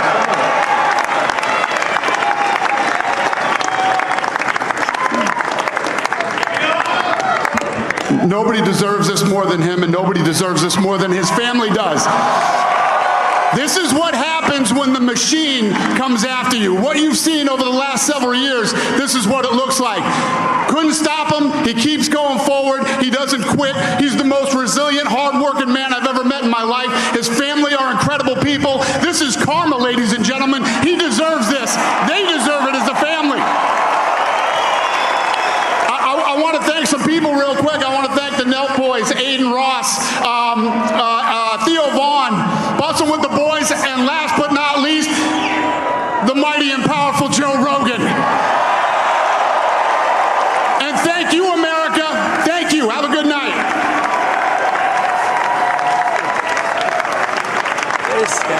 That is a piece of work. No, he's really an amazing guy. But most of all, I want to thank the millions of hardworking Americans across the nation who have always been the heart and soul of this really great movement.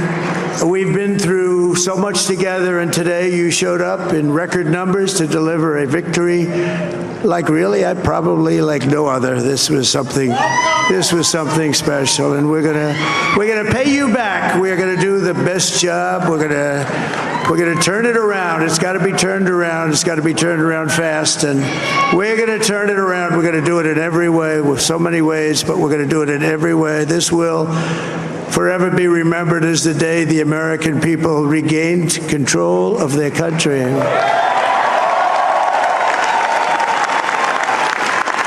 So I just want to say that on behalf of this great group of people, these are hard-working people, these are fantastic people, and we can add a few names like Robert F. Kennedy Jr. He came in. And he's going to help make America healthy again.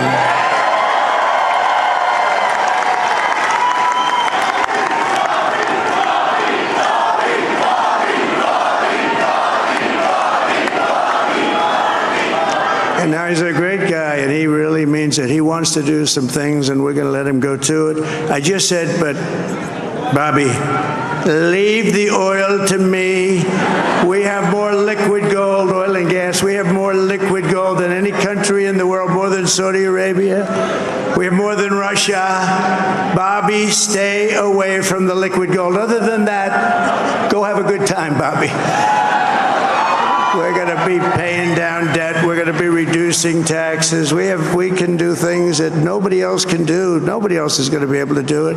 China doesn't have what we have. Nobody has what we have. But we have the greatest people also. Maybe that's the most important thing.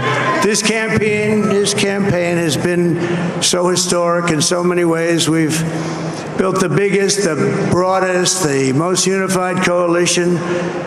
They've never seen anything like it in all of American history. They've never seen any young and old, men and women, rural and urban.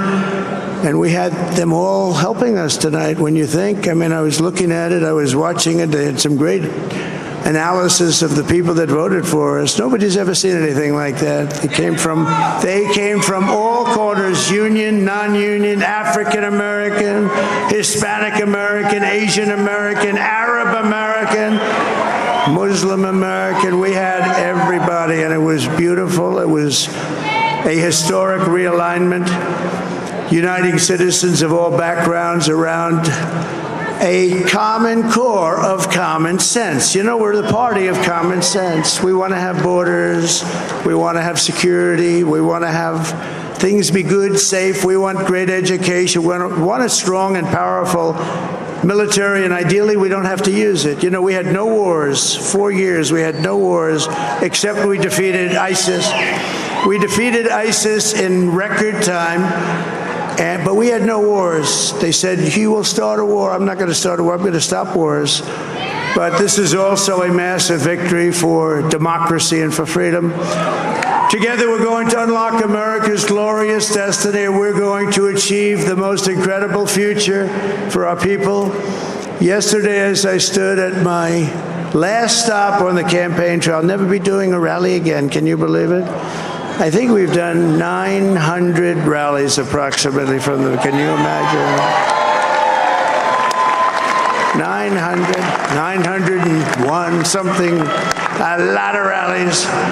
And it was sad. Everybody was sad. Many people, I said, this is our last rally. But now we're going on to something that's far more important, because the rallies were used for us to be put in this position where we can really help our country. That's what we're going to do. We're going to make our country better than it ever has been. And I said that many people have told me that God spared my life for a reason.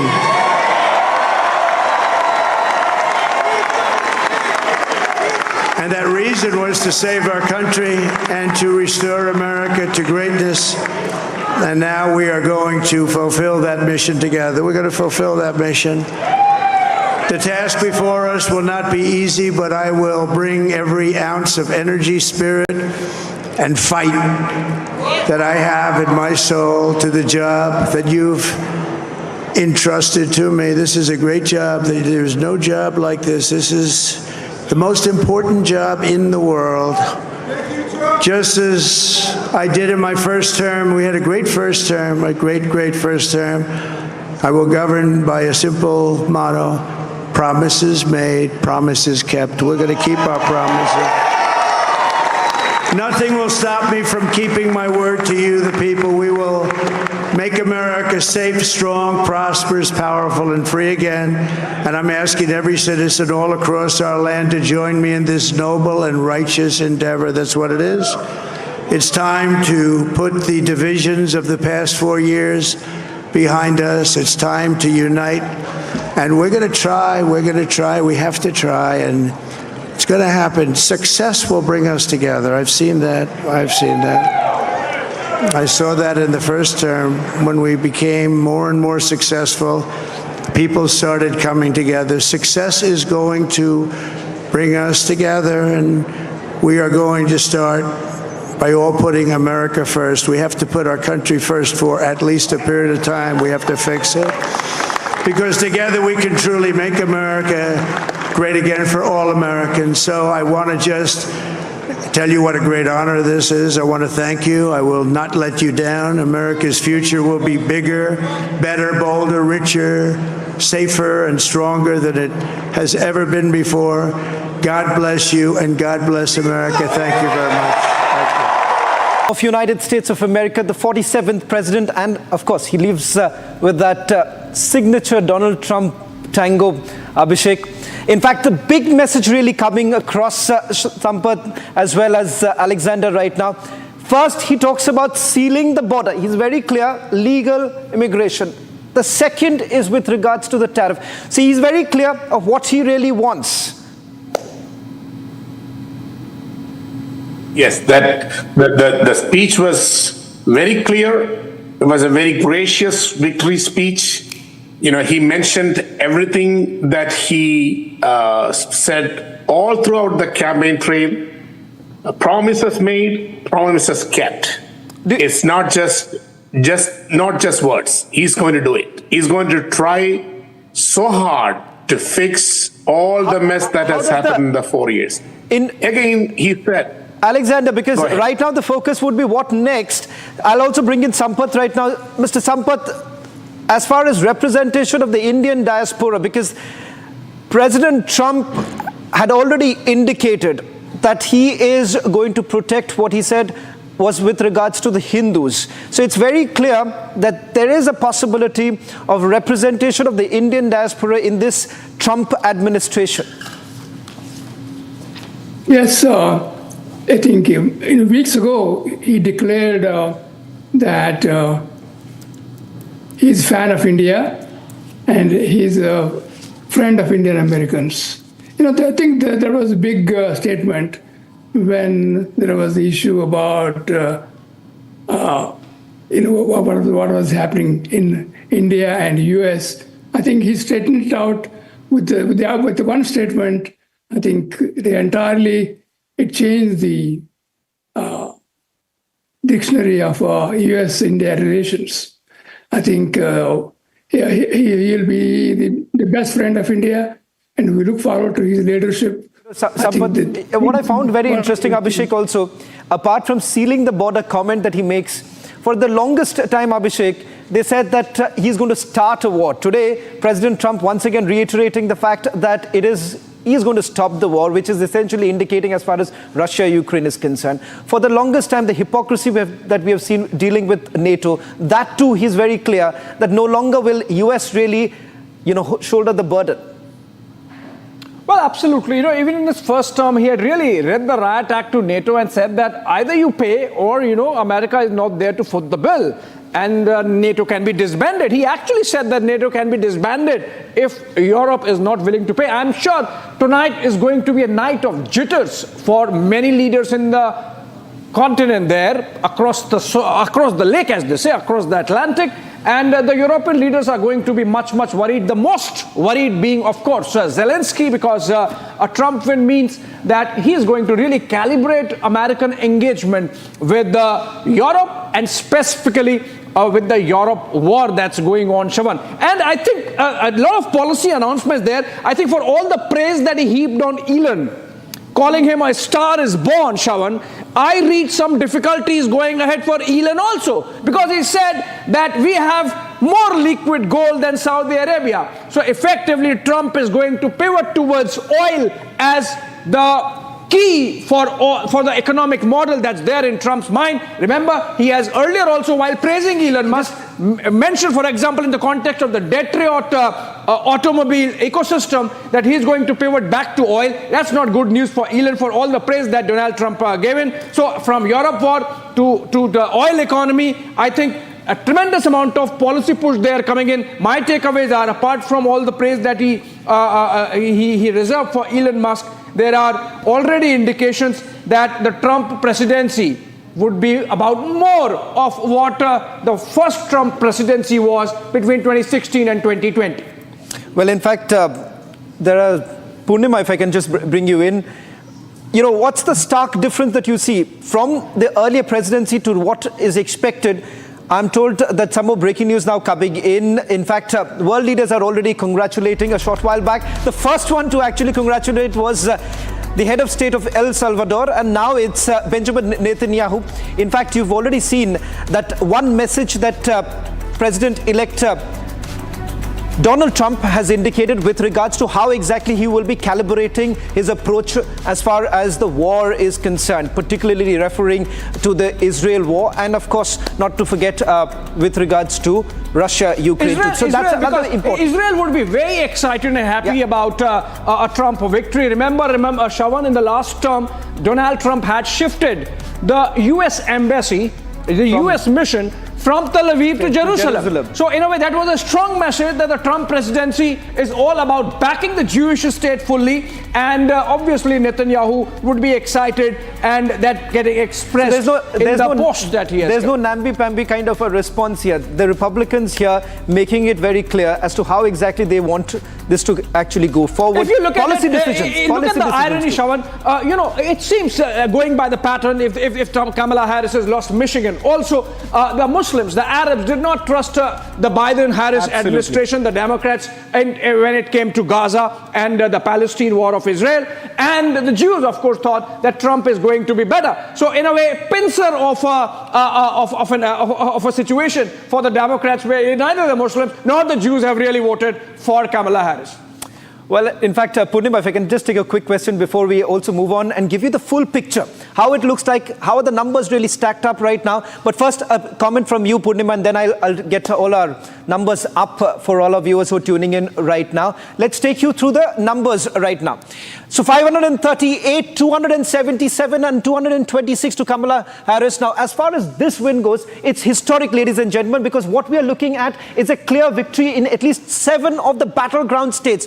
So clearly, if you see with the previous victory too, 2016 as well as 2022, this is turning out to be the big victory for Donald Trump, primarily because of at least 7 of the states moving towards Donald Trump. And we'll break the numbers for you too, because it turns out that it is moving way beyond than what we saw in 2020. So it's a decisive victory for Donald Trump. Purnima, if I can just get in a quick word from you.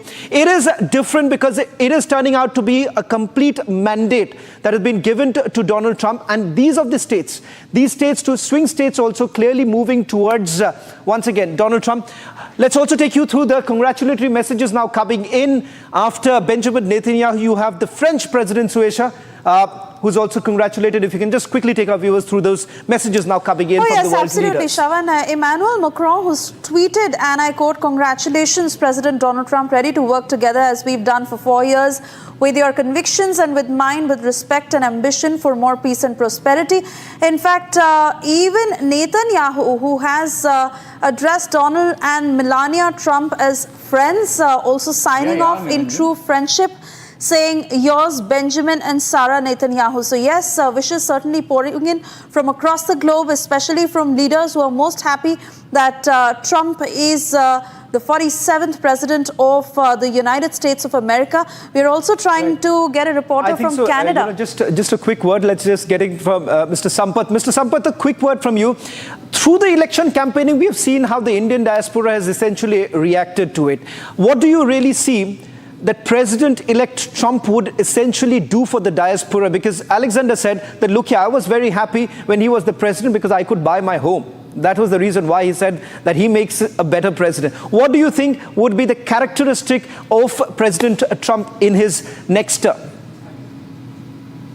I think the world will be a safer place without war, without the hassles of military invasion of one country to other country. I think he'll be a great friend of India. Naturally, he is a friend of Russia. I think the war will stop. I think the Middle East, which is boiling now, will definitely take a clue who is the head of state in the United States. I don't think there will be so many skirmishes that are happening because the United States is supporting those skirmishes between Israel, Iran, Lebanon, and Gaza in the Gaza Street. I think that will stop. I'm sure movement, of course, President Trump will take over only on January 20th. Until then, I'm sure they will cool down. Mr. Sampath, while we're getting in some more breaking news, do you believe some of the world leaders right now, particularly in the West, will have to grudgingly accept that you have President Trump back, pushing ahead what he believes no longer can be a burden for America? You have French president now saying that he's ready to work with President-elect Trump. Not that he had much of an option, though, Abhishek. Here you have Macron saying that ready to work together with Trump. Sampath, look, Shravan. So not much that he had a choice. Look at Europe. Macron is on his way out. Yeah. Olaf Scholz is on his way out. So effectively, Viktor Orban becomes the first European head of the government to actually congratulate Trump, and he is right. And he is someone made of the Trump politics, in fact, in many ways. So if you look at it, European leaders would be saying this with a lot of discomfort. Even irrespective of whether they are in or out, Europe is going to have a tough time dealing with the United States under Trump. That's an important area because all this while, Europe essentially wanted to strengthen NATO. That will be perhaps the big friction point. Sampath, one quick word. I do understand it's late at night right now. But with regards to working with the European partners, do you believe that perhaps President Trump is going to alter it, keeping in mind that you cannot have much of a friction point right now? And then I'll also take our viewers through the numbers that are now coming in. Sampath, over to you. Yeah, absolutely. I think initially the NATO was very not so sure they want to do business with the United States under the leadership of President Trump because he demanded the right things to do because they had not paid the dues of NATO for years and years. And US was the only country paying and managing the whole NATO. I think he set it right. So they were not very happy about his demanding the funding of the NATO. And I think NATO was much more stronger under his leadership. As you know, he has very close relations with President Putin. He told within 24 to 48 hours of his presidency, he was going to talk to President Putin and to stop the war between Ukraine and Russia. I think that will be the biggest gift to the world because we don't know what is really happening in Ukraine, how many thousands and hundreds of thousands of people might have perished. Nobody knows because, it's all under the rug. I think that will definitely bring a peace. So also in the Middle East, so also in the Afghan area, where U.S. left suddenly and they had to rework their system. I think the whole world will be different place to continue their struggle to survive and live. I think President Trump will make a big contribution. More than anything, I think he'll be a close friend of India, and we're looking for that. That's the only reason, in spite of Kamala Harris had an Indian heritage, we supported Trump because he is going to be much more closer to India, and he has promised so many things. We'll make sure that he does what he said. I'm sure Modi ji and him, and they will get together and resolve whatever issues we may have with our neighboring countries, including Pakistan and Bangladesh. It's a big thing. Mr. Sampath, I'll just request you to stay on with us as we now just quickly take our viewers through the numbers that are emerging right now for all our viewers who are tuning in right now as Donald Trump becomes the 47th President of the United States of America. Which are the states that have essentially contributed to that? Let's take you through the details emerging right now. We've got a better picture right now with the projections that have come in from multiple sources. Now, let's just quickly take you through what are these 7 swing states that we are really talking about and why this is becoming the key turnaround. Let's first take you through what are the 7 swing states and what does this essentially mean. Georgia, North Carolina, Pennsylvania, Michigan, Wisconsin, Nevada, and Arizona. So you're looking at the number of electoral votes. Largely here you have Pennsylvania. Remember, this last time was taken over by Joe Biden. Again, that has flipped at least 19, the highest coming in from Pennsylvania. Then, of course, you have from Georgia as well as North Carolina. North Carolina, remember, was one of the first states which essentially was moving towards Donald Trump this morning. Then, of course, it was followed by Georgia, Arizona, as well as Wisconsin and Michigan. What has really changed? All through the campaigning that took place in the last few months, you've had both the candidates essentially talking about 2 things, at least when they're going to places like Pennsylvania, Georgia, largely talking about what their promises as far as immigration is concerned. This, again, ladies and gentlemen, you've had President Trump once again making it very clear. He believes that it is going to be through sealing the borders and what he says should be legal immigration. Largely, as you can see, the picture really changing. These are the bellwether states too. It has flipped many a times in the past too. For a very long time, you've had, these are the places which were seen as somewhat Democrat stronghold taken over by the Republicans. In the last election, remember, at least one was with the Republicans. This time it turns out that all the swing states, all the 7 swing states have moved towards the Republicans. So that's how it looks like. This is the full picture. That's the full picture coming in. Let's also go across to our guests who are joining in right now and what Donald Trump could essentially mean for India as well as the region. Because remember, just about a few days ago, Dr. Joseph Chalil, you've had President Trump essentially talking about the fact that he is going to be playing a crucial role as far as protecting the Hindus are concerned. So many would have seen this as what he believes the policy dealing with Bangladesh. This is a great day for as we were predicting for America and for the world. Trump has actually won a very decisive victory. It's not just a victory in electoral college votes. It's a victory now will be in popular votes.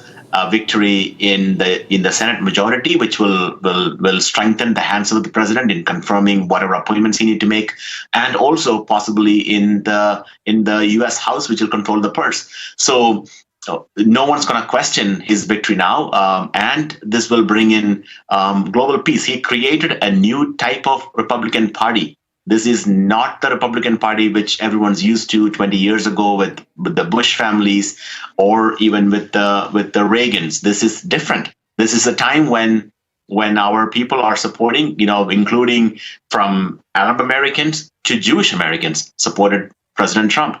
Indian Americans, even though Kamala Harris was, of our own heritage, was largely in support of President Trump this time.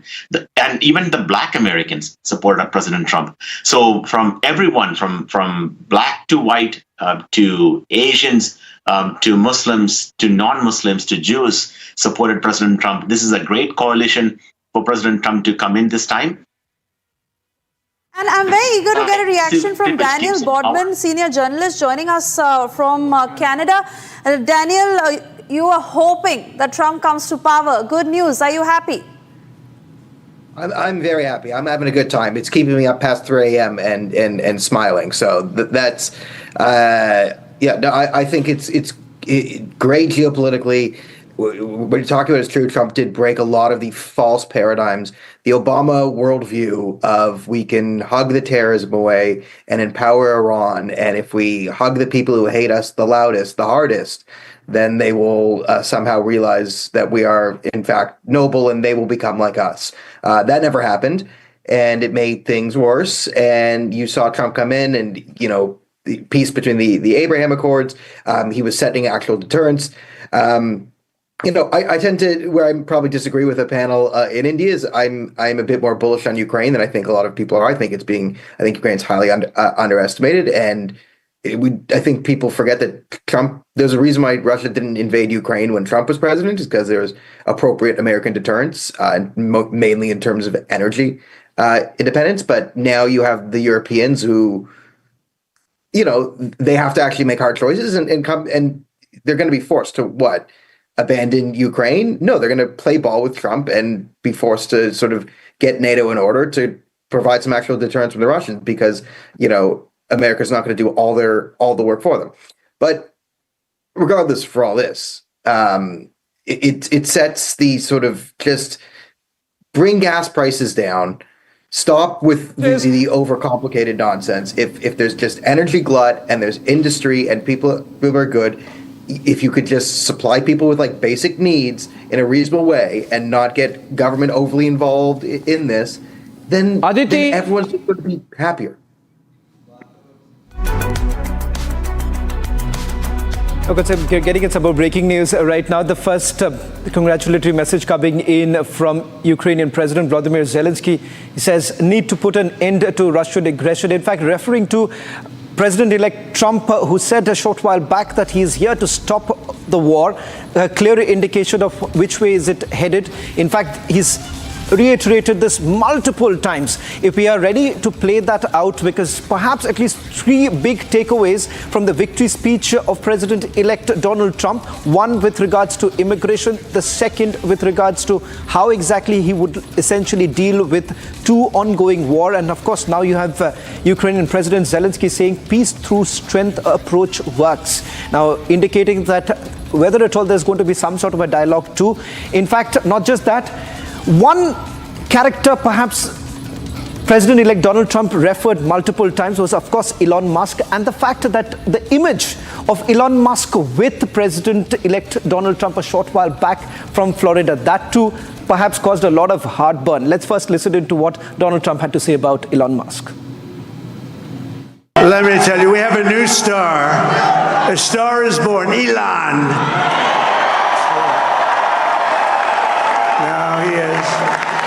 Now he's an amazing guy. We were sitting together tonight. He spent 2 weeks in Philadelphia and different parts of Pennsylvania campaigning. He sent the rocket up 2 weeks ago, and I saw that rocket, and I saw it coming down. I saw it. When it left, it was beautiful, shiny white. When it came down, it didn't look so pretty. It was going 10,000 miles an hour, and it was burning like hell. I said, what happened to your paint job? He said, we've never made a paint that could withstand that kind of heat. And but I saw it come down and turn around. And it was, it's like 22 stories tall, by the way. It looks a little smaller than that, but it's big. And it came down, and you saw that fire burning. And I'm saying, only Elon can do this. It must be an Elon. And I tell the story. I told it last night. I had a man on the phone. I had the screen muted, no sound. I was talking to a very important man, happens to be here. And that very important guy, one of the most important people in, I would say, the country, actually. But all right. I could ask him to hold. So I asked him to hold. And especially because you're going to be president again, they hold. So I took the phone down, and I'm looking at the screen. I'm seeing this crazy thing that's going around and coming down. It looks like it's going to crash into the gantry. And I said, oh, no. And I said, do me a favor, do you mind holding for a couple of minutes? I want to see this. All right, let's move on to another breaking news development coming in. Prime Minister Narendra Modi joins other world leaders in congratulating Donald Trump on social media handle X. Prime Minister says, and I quote, heartiest congratulations to my friend real Donald Trump on your historic election victory. As you build on the successes of your previous term, I look forward to renewing our collaboration to further strengthen the India-US comprehensive, global and strategic partnership. Together, let's work for the betterment of our people and to promote global peace, stability and prosperity. Prime Minister, in fact, goes on to post a few pictures of him with President Trump, which includes one in Ahmedabad, where Prime Minister had held the Namaste Trump event, hosting President Trump in front of 100,000 huge crowd. And then there is another picture of Prime Minister and Donald Trump at the Howdy Modi event in Houston, Texas. And then, of course, there are a couple of other pictures of the two leaders engaging. That clearly shows the kind of chemistry that is there through the pictures comes out, and which was underscored by President Trump during the campaign, not once, twice, perhaps three times. And Narendra Modi becoming the first leader perhaps from Asia Bloc to be congratulating Donald Trump. And of course, this is big for India. Remember, in the period of 2016 to 2020, when Donald Trump was president, India carried out the surgical strike in Balakot. India removed Article 370 from Jammu and Kashmir, and we generally saw our geopolitical situation really strengthening, and no interference whatsoever from the deep state in the United States. Unfortunately, over the last 4 years, Shravan, we have seen the Biden-Harris administration strengthening Pakistan by improving their F-16 arsenal. We have seen the United States having some role, as reported, in destabilizing Bangladesh and hence India's neighborhood. And we have seen the United States indulging in push and shove on issues of human rights, freedom of religion, etc. We have seen United States play some destabilizing role in India's northeast. So in a way, that's a good development. India's geostrategic community and the policy think tanks would be breathing easy. And Prime Minister there really underscoring that with his congratulations. If you read between the lines, Shravan, and I would like to, what Prime Minister Modi is saying is that we will build on the successes of the first term, and that's really okay. Moving on, back to back, Prime Minister Modi congratulates President Trump, and then we have Giorgia Meloni of Italy coming out with her congratulatory message on Trump. Historic friendship with America, she is saying in her post, and sincere congratulations to Donald Trump. Remember, Meloni, in fact, happens to be a right-wing leader in Europe, and so there would be an ideological coming together, unshakable alliance with America. She is also the one who is strongest, perhaps, in terms of staying power in Europe, with Olaf Scholz, Emmanuel Macron going out, and of course in United Kingdom we have Keir Starmer, who is from the left bloc. Okay, Shravan.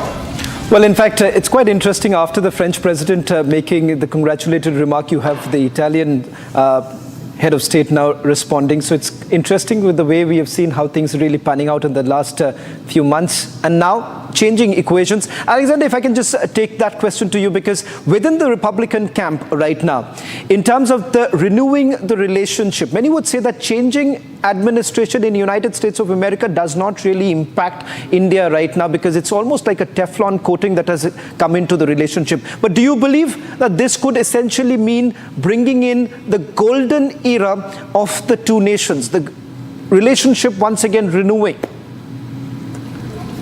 See, I have always believed that the foreign policies usually it's a long-lasting relationship. It normally won't change when administrations change. But in this case, I definitely believe that President Trump, because of the friendship between President Trump. Alexander, there's a personal chemistry that we are referring to here, because one could easily look at the body language of both the leaders when they have been together. The kind of bonhomie that they essentially share that perhaps translates further. And if you really look at the images of President Biden along with Prime Minister Modi versus what we are looking at, even the images that we are now playing out, that in itself shows the comfort that both the leaders have. Exactly. See, that's what I was trying to say. The friendship, Prime Minister Modi and President Trump, because of the policies that they aligned with, there are a lot of things they have in common. They have more things in common. That's what makes a relationship better. Sorry. Donald Trump. Right. In fact, we're going to put out those images, multiple images, because that image in itself tells you the story. That it narrates the story that we have really seen over the last several years, where you've had the Prime Minister essentially referring to Donald Trump as his friend. He's done that multiple times, and in every speech that he has actually delivered, he's largely spoken about how things have nurtured over the years. Let's now break it down for all our viewers in terms of what is it really expected, perhaps in the months to come, and how India could play a very important role, particularly in the last few months. If you really see the way India has played a role diffusing tension, particularly in Israel as well as Russia-Ukraine war, do you essentially look at right now, Purnima, if I can bring that to you, do you really see right now, what's the view in America with regards to India's role right now? Having me, I appreciate that. First of all, I want to say I'm beyond ecstatic. Been keeping it quiet, but I can't keep my excitement. First time, I'm just saying after Donald Trump talked, and I was speechless. I was beyond. It's scintillating. I can't hold my excitement. You can see the point I'm trying to say over here, that if Donald Trump was not elected, it was not just a bad luck for Americans, but for the world. So it's something that I just posted right after I've heard he was declared. Congratulations, America, congratulations, the world. He had been talking about it for quite some time, that if he was the president of America, these two wars would not have started, and there's a lot of truth around it. And Modi kept saying that this is not the time of war, and he's right. And when Donald Trump was the 45th president at that point of time, he also was talking about ending wars that was going on around the world and bringing the troops back to our country. And Afghanistan also was part of the conversation. And after he was ousted from White House unceremoniously, and these leftist Marxist goons left Afghanistan with such a disastrous drama. It was not a good look for America as well. It was not a good look for the people of our country. And then coming back from there, they start a new war, the leftist political folks. But at this point of time, his agenda is absolutely clear. He wants no wars. Also, he wants to make sure that there is legal immigration.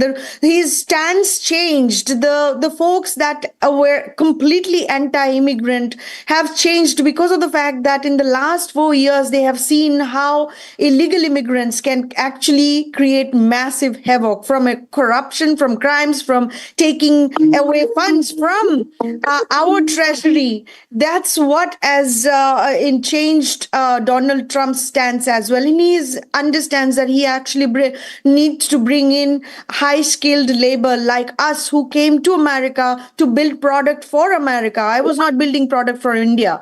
So like that, I think these are something that we have to converse, and right-wing parties has to understand as well. And I think that was the massive shift. And obviously, he very specifically said that A star was born. Elon Musk was there. He has to protect the talent for America. And he understands what it means. He understands what the immigrants have done for the country. And I think with shifting towards India, there's no better partner than President Donald Trump. I'm not calling him president-elect. He is the rightful person, and for the country, he's the rightful person for the world. So I think from a perspective of the labor trade, the conversation will continue, but he's not going to be the punitive kind of person. You already know what he's looking for, whether it's a tariff, whether it's software engineering, whether it's building coalitions between different entities. I think it's going to be fantastic outlook for the world. Okay, you see, the first mention of any policy statement in Donald Trump's speech was on the border and the issue of illegals. And let's play that soundbite and then we discuss on the other side. Let's play that. Isleen, abhi join kar rahi hu. Acha, theek hai, okay. We're going to make this so great. It's the greatest country and potentially the greatest country in the world by far. And right now we're going to just work very hard to get all of that back. We're going to make it the best it's ever been. We can do that. If we had to wait longer, I don't know. It was going bad, and it was going bad fast. We're going to have to seal up those borders, and we're going to have to let people come into our country. We want people to come back in, but we have to let them come back in, but they have to come in legally. They have to come in legally.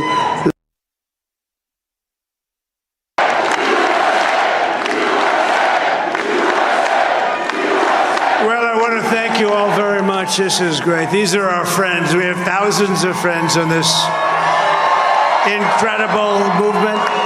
This was a movement like nobody's ever seen before. And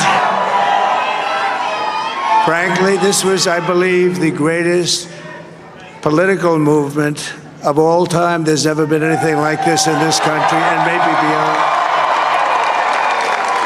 And now it's going to reach a new level of importance because we're going to help our country heal. We're going to help our country heal. We have a country and it needs help very badly. We're going to fix our borders. We're going to fix everything about our country. And we made history for a reason tonight, and the reason is going to be just that. We overcame obstacles that nobody thought possible, and it is now clear that we've achieved the most incredible political thing. Look what happened. Is this crazy?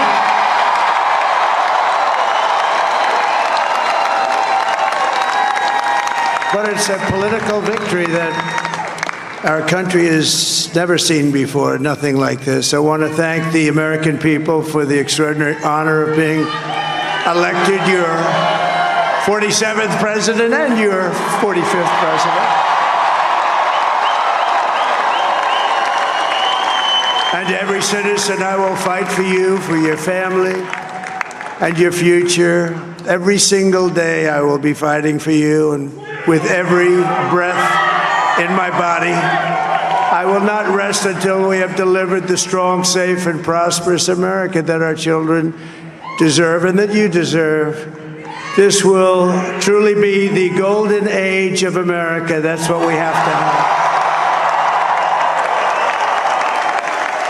This is a magnificent victory for the American people that will allow us to make America great again.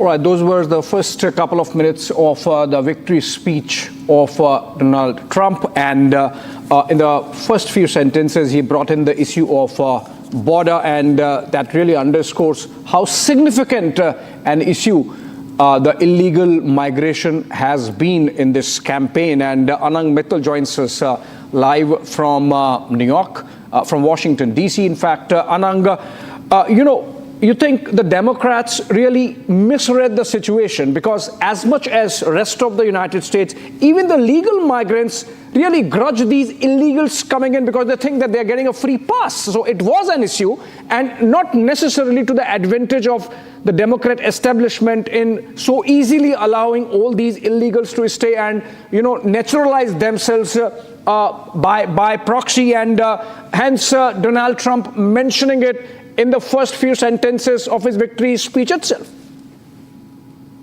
Yeah, I think the Democrats have been mistaken on this issue for almost 20 years, and that's why there's been no movement on illegal immigration and non-legal immigration, which is affecting people like your former panelists and friends and colleagues and cousins and relatives of mine who've been stuck in the green card and the H-1 wait list, which is now 100 years old. You're going to have to live for 100 years to maybe even get through the wait list. So it's because of Democrat intransigence that this issue hasn't moved, because Democrats have believed for almost 20 years, if not longer, that the more illegal immigrants that come into this country and become legalized or become part of the American fabric, become citizens, that they're going to vote for the Democrat Party, that it's to their advantage, and they thought that was a natural vote bank that they could cultivate by not enforcing the border.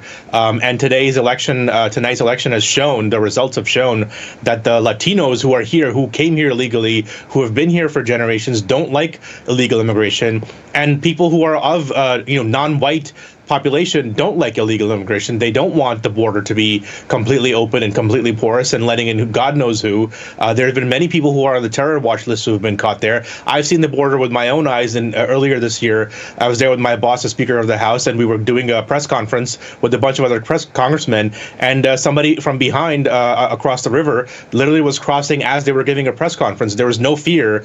These people had no fear that a literal body of congressmen with guns and police were standing there, and they believed that they could completely flaunt the law and come across, and that's exactly what happened. They were taken away by the federal police, the border police there, because you could do nothing. The local police were not allowed to interfere in that matter. So I think this is a problem of the Democrats' own making, and like I said, the fact that Donald Trump has closed the minority vote, has closed the Latino vote, and even they were beating him up for some comments that a comedian made at one of his rallies about Puerto Ricans. Even the Puerto Ricans who live in America have voted for him en masse, and the new governor of Puerto Rico is a Republican. So clearly, the Latinos and the non-whites trust him and have given him their benefit of the doubt more than the Democrats believe that he should have been. So it's time for some serious introspection. It's time to examine your own priors in terms of what messaging that you've been sending out to people, that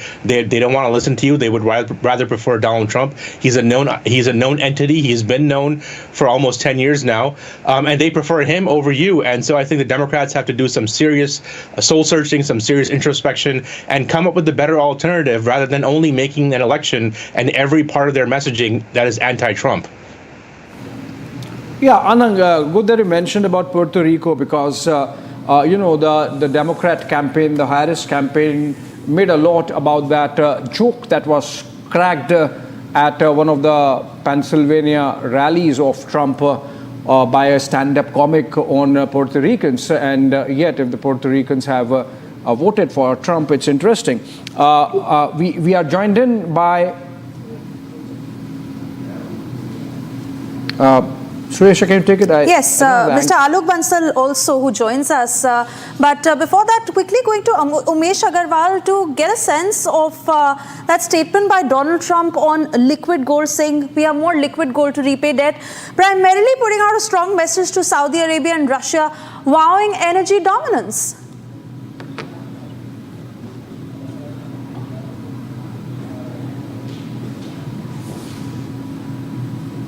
I'm not too sure if we are receiving your audio. I requested you unmute yourself, Umesh Agarwal.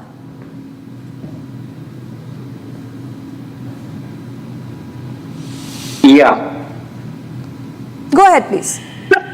Yeah, I do believe that Donald Trump will mostly focus that the renegotiated petrodollar arrangement that had lapsed earlier this year will be continued.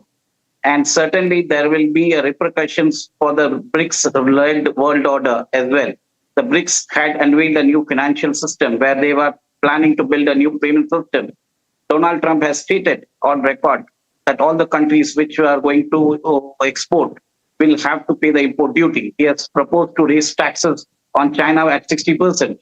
And I do believe that the monetary system will likely to be integrated with the BRICS payment system very soon.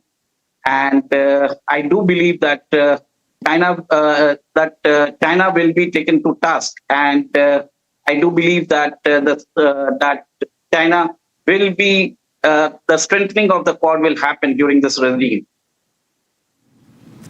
Oh, yes, absolutely. And I quickly want to go back to Shravan, as I believe he's showing us more numbers, Abhishek. But before that, if you want to quickly make a point. All right, Shravan, as he has more numbers. Well, the numbers are pretty much solid right now in terms of most of the states essentially being called in. So let's take you through the big picture emerging right now and also the multiple states that we're talking about. The big picture, where it stands right now as far as Kamala Harris and Donald Trump is concerned. You've already had most of the Western legacy media calling in the election right now. The news agencies too now calling in.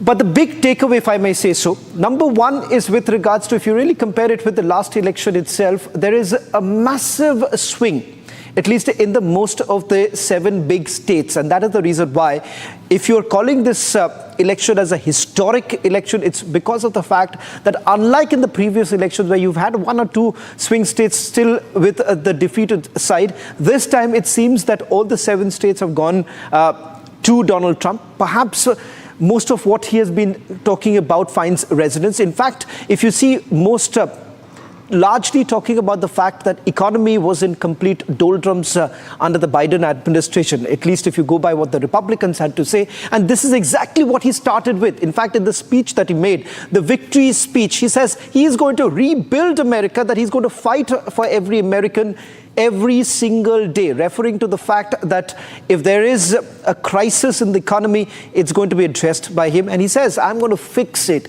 Apart from that, he has largely spoken about the fact that illegal immigration has become the biggest headache, Suesha. That is the reason why. That was the first big statement. So if you really look at the chronology of the issues that was picked up by Donald Trump in his victory speech, he basically starts with the big takeaway, of course, with regards to illegal immigration. Oh, yes, absolutely. And the very basis of his campaign, Make America Great Again, where he once again echoed through his speech saying that Americans have taken control of the nation. So pretty much for the Americans, as he set an optimistic tone for his tenure also.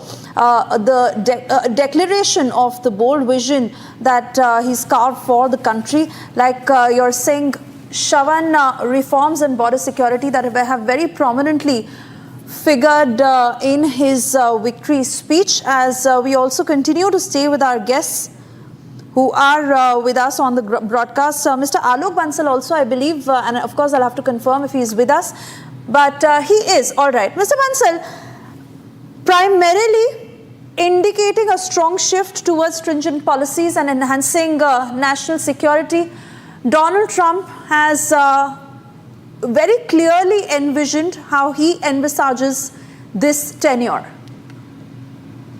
See, there is no doubt that Donald Trump has won emphatically, and that shows to some extent, besides anything, that there is also an element of misogyny as far as US society is concerned.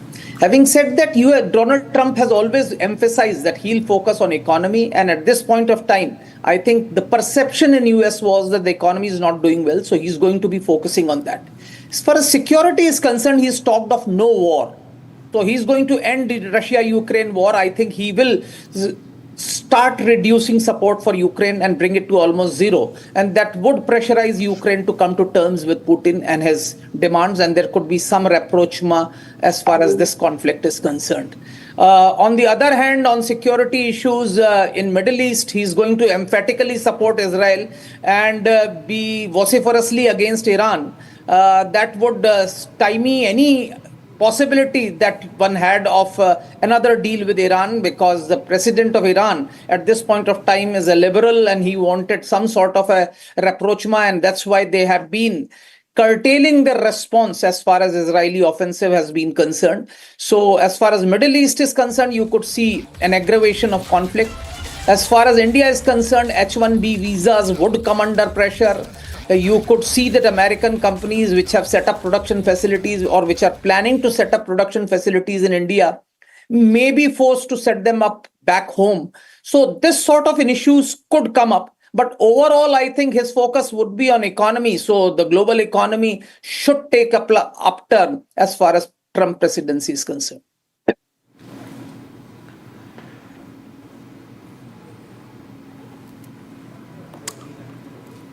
Well, in fact, Mr. Bansal, if I can just take a quick word from you with regards to the other big message that he sent across in terms of imposing the tariffs, because that has been something that many have misread, that if at all those tariffs are essentially brought in, do the businesses really get hit? And largely, are we really talking about only the American businesses really flourishing? Is that the message that he's sending across? See, he has always been talking of protectionism, in fact, virtual protectionism. He feels that this open market economy actually helps other countries which produce goods at lower costs and makes US economy suffer. So he is going to impose tariffs, and that is going to affect India the most because we have a positive trade balance with America. So we need to be very careful as far as these issues are concerned because there is a sense of euphoria that Trump has won. But there are, and in the short term, maybe it may probably help us a lot. But in the long term, there are a lot of pitfalls which we'll have to negotiate. And with Trump, it's going to be a transactional relationship. So if you want something, you'll have to give him something. So that's what is going to be the case as far as India-US relations are concerned going forward. Well, in fact, Mr. Bansal, I'll just request you to stay on with us while we also take viewers through these congratulatory messages that are essentially coming in. A short while back, you've had the NATO General Secretary also putting out that message. So, in fact, let's take you through the big numbers that are emerging right now. How does it really stand right now? 277 for Donald Trump and 226 for Kamala Harris. So, largely, if you look at most of these states, the swing states are also moving towards Donald Trump. So, that's the reason why many would say that this is a historic win, because even Joe Biden last time could not really see the kind of results that we are really looking at right now. So which are the states which have essentially moved? Let's take you through the ones which are on the East Coast. North Carolina, where you have about 16 electoral votes, that's the second highest. The highest, of course, coming in from Pennsylvania. Georgia, too, remember, has moved towards Donald Trump. That's, again, 16 electoral votes. So if you look at least 2 such states have been taken care of. Pennsylvania, 19 electoral votes. That's the highest if you really compare it to the other battleground states. So at least 3 of them. Wisconsin, about 10 electoral votes. And then, of course, you have Michigan, Michigan, and Arizona. So let's put that out as far as Michigan is concerned. And Arizona, because there too, remember, it's gone towards Donald Trump. We'll put that out in a short while from now. So if you really look at all these 7 swing states, all of them essentially moving towards Donald Trump. And if you compare it to the previous election of 2020, there too, remember, you've had Joe Biden at least getting about 6 of them. Here, it's moving towards 7 straight win from the battleground states. So that's the reason why Donald Trump's victory is largely being seen as the big historic victory. Abhishek and Suesha. Well, absolutely. And, the congratulations are pouring in from around the world. And we are seeing sort of meltdown also happening in a section of the American society, particularly American press. And these reactions in many ways are along expected lines. But what's caught my attention is the manner in which identity politics has really failed for the Democrats. So, for example, we had that very famous video of Barack Obama calling those black youth that they should vote as black because Kamala Harris grew up as black.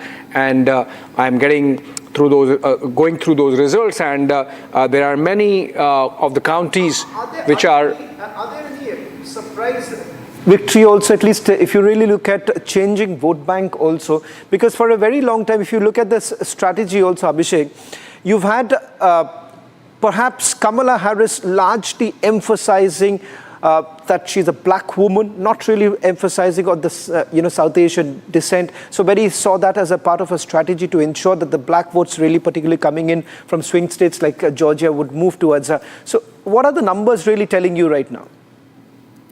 Abhishek? In terms of black votes? Right. So I'm yet to get any specifics in terms of numbers, Shravan. But I can tell you, for example, if you go through some of the constituencies, some of the counties, not constituencies as they are called there. So, for example, I am looking at Anson County in North Carolina, which is a frontline state or a battleground state or a swing state, and Anson County is 40% black. And Trump has become just the second Republican to win this county since 1870s, from the time of Abraham Lincoln. And that's some major gains for Donald Trump. And Shravan, so I was just breaking down the identity politics part of the US election this time around, and I was mentioning how Barack Obama, who's sort of an epitome of liberal politics, not just in the US, but perhaps around the world, he was seen appealing to the black youth to vote as blacks because Kamala Harris grew up black. And we are getting these kind of results where even blacks have voted for Trump. And maybe we can take it to some of our friends there in the US on the panel. Bhavna, if you want to take this question, whether Trump has really broken those identities and it's Americans cutting across those identity divides, voting for Donald Trump? Absolutely. I completely agree with this because, this elections has been kind of, exemplifying the entire identity politics that has been going on in during the entirety of the US elections, because, we see the growing importance of specific communities like Hispanic voters, or, we see Arab Americans playing a very important role this time. They were much more demanding about what's going to turn out for the Middle Eastern politics. And we see a very, very strong hold of Indian Americans. So, I think identity politics in this election has been very, very, eminent. I mean, you could see that. And I think the results are very much clearer about that. And I think Trump has actually turned it in his favor by appealing to specific communities and, taking up things that actually resonated with them. I particularly come back to Indian Americans because he's actually, kind of resonated so much with Indo-Americans. Like, he hasn't just talked about, inflation and trade, but he's also talked about gun safety. He's also talked about, deregulation and tax cuts, which is again very, very important for small business owners. But I think it's also pretty much important that how, along with resonating with particular communities, Trump has tried to maintain, a very a big chunk of his identity has been built on putting out a very strong front as a generic front. I heard this in his speech wherein he said that, God has particularly chosen me for a purpose. A lot of people say that, and, it's to save our country. So, this entire notion of, America first and saving the country and building the nation, I think it has cut across communities. It has cut across, specific groups. It goes back. And I think he has achieved something remarkable. He has turned established opposition into populist support. We see a very general populist support for Trump this time. I think every attack that, was meted out towards him, that has actually strengthened his base's resolve. Even those celebrity endorsement for Harris, I think, they appear to backfire. Trump actually successfully, used identity in this by calling them as elite disconnection from ordinary Americans. I think this was very, very interesting. And I think when we look at identity politics, I think we should also look at how successfully he managed to control narratives and also, turn every pessimistic opportunity into a very good opportunity, which helped him. When he actually transformed his greatest weakness that everybody called into his rallying points, when he was faced with 88 felony charges, rather than retreating, rather than saying something that might have gone against him, he just said that, I still remember that line when he said that I'm being indicted for you. So, there was a masterful reframing that turned this legal vulnerability of Trump into political strength. And this is just one example. I think the numbers speak for themselves, wherein he's, this constant again and again coming back to this point that are you better off now than the 4 years ago? There's this whole notion of comparing the two terms and, trying to place identity into focus that, do you think you're going to be better off? I think that this positive reframing of the entire narrative has been really, really successful. And again, I think foreign politics remains very, very important because, America, which is a very diverse community, we see a lot of communities which are very, very active and very, very important.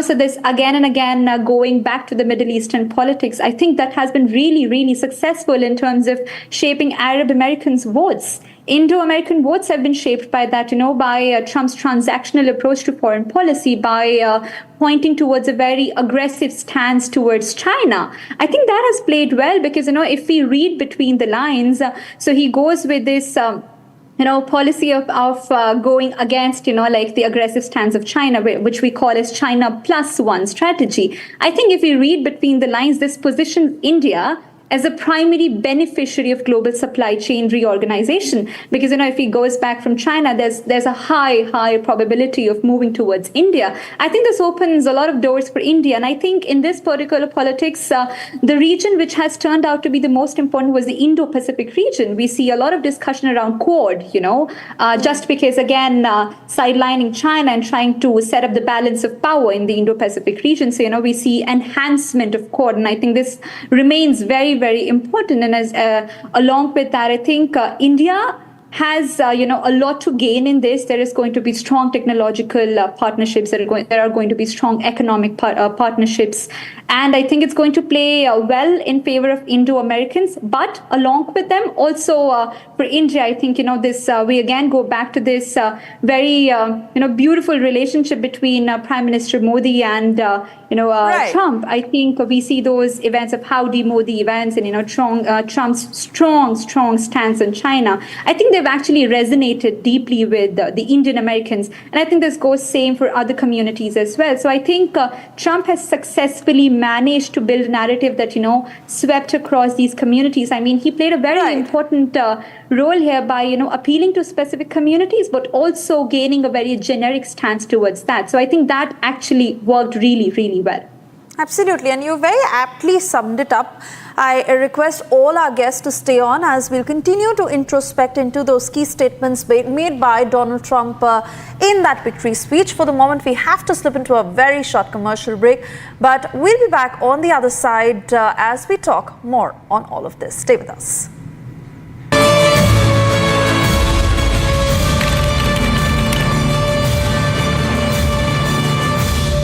Amity has been ranked amongst the top 3% universities globally, a testimony to Amity's globally benchmarked quality. Thank you very much. Wow.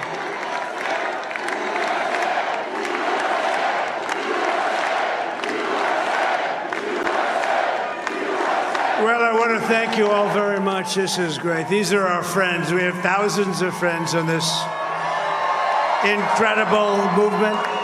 This was a movement like nobody's ever seen before. And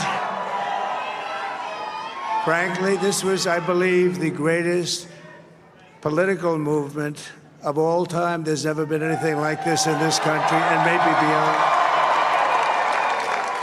And now it's going to reach a new level of importance because we're going to help our country heal. We're going to help our country heal. We have a country that needs help, and it needs help very badly. We're going to fix our borders. We're going to fix everything about our country. And we made history for a reason tonight.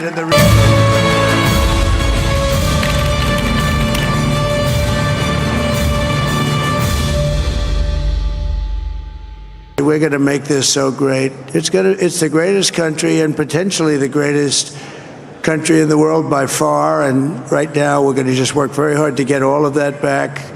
We're going to make it the best it's ever been. We can do that. If we had to wait longer, I don't know. It was going bad and it was going bad fast. we're going to have to seal up those borders, and we're going to have to let people come into our country. We want people to come back in, but we have to let them come back in, but they have to come in legally. They have to come in legally.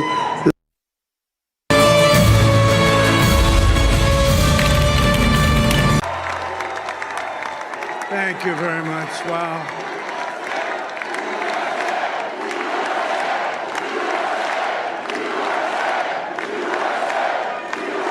Well, I want to thank you all very much. This is great. These are our friends. We have thousands of friends on this incredible movement. This was a movement like nobody's ever seen before. And frankly, this was, I believe, the greatest political movement of all time. There's never been anything like this in this country, and maybe beyond.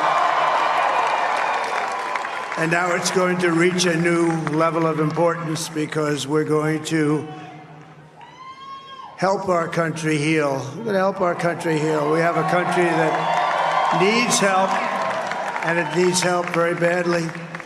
We're going to fix our borders. We're going to fix everything about our country. And we made history for a reason tonight, and the reason is going to be just that. We overcame obstacles that nobody thought possible, and it is now clear that we've achieved the most incredible political thing. Look what happened. Is this crazy?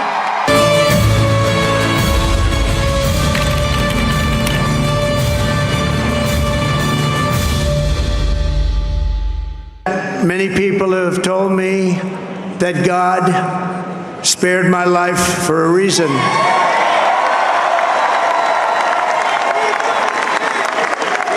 And that reason was to save our country and to restore America to greatness. And now we are going to fulfill that mission together. We're going to fulfill that mission.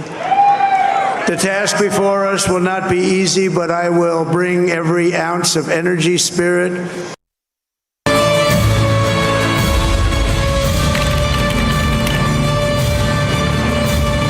Amity has been ranked amongst the top 3% universities globally, a testimony to Amity's globally benchmarked quality. Thank you very much. Wow.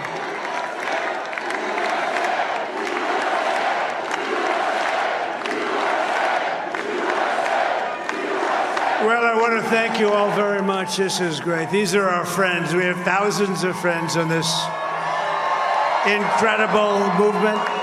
This was a movement like nobody's ever seen before. And frankly, this was, I believe, the greatest political movement of all time. There's never been anything like this in this country, and maybe beyond.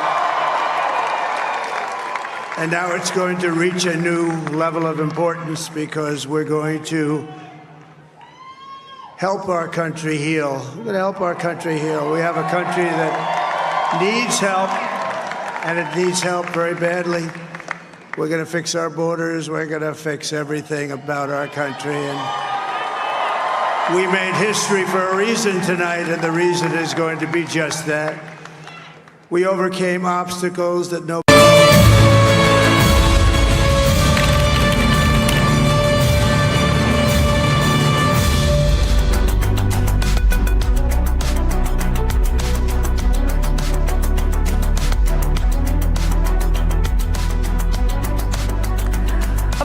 Viewers, you're watching Republic TV, and I'm Rakshita Mishra. My colleague Suesha is also joining us here at the studios, and it's of course a big day for America and for Donald Trump. The Republicans, they're back at White House re-election, and Donald Trump has scripted a historic victory this time. The suspense has finally ended. We'll get you a lowdown of all that has happened in this entire campaign, the factors that were behind this, and what to expect in Trump Sarkar 2.0. Suesha. Oh yes, and most importantly, introspecting that victory speech by Donald Trump has clearly this night, Trump supporters are sleeping very well as they have emerged victorious. We also understand how Kamala Harris cancelled her speech last minute, clearly conceding defeat. How exactly is the next term going to look like? We discuss all of that. First, a quick check of the headlines.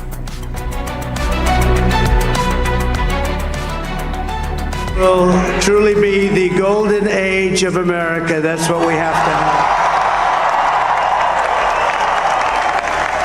This is a magnificent victory for the American people that will allow us to make America great again.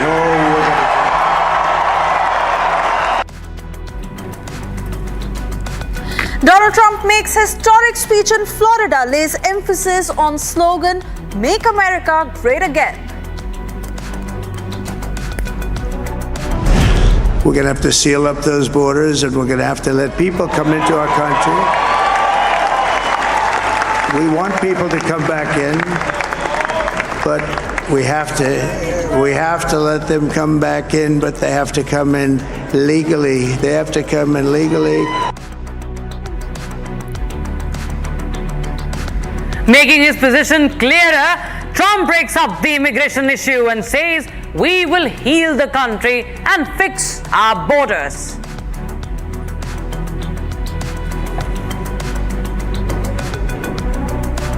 And I think that we just witnessed the greatest political comeback in the history of the United States of America.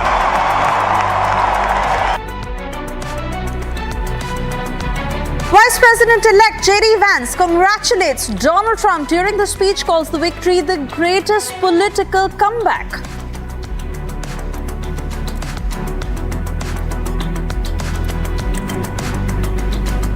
Many people have told me that God spared my life for a reason. After making a stronger comeback, Trump says, "God spared me for a reason," promises a better, bolder, and an incredible future for the United States of America.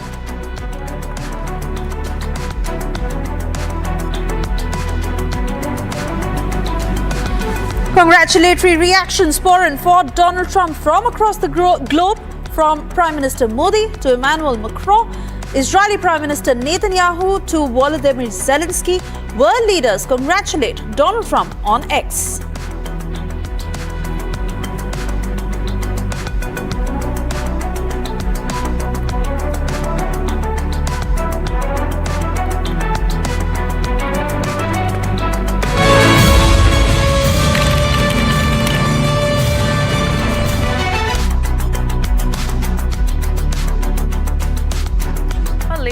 The people of the United States of America have announced their verdict.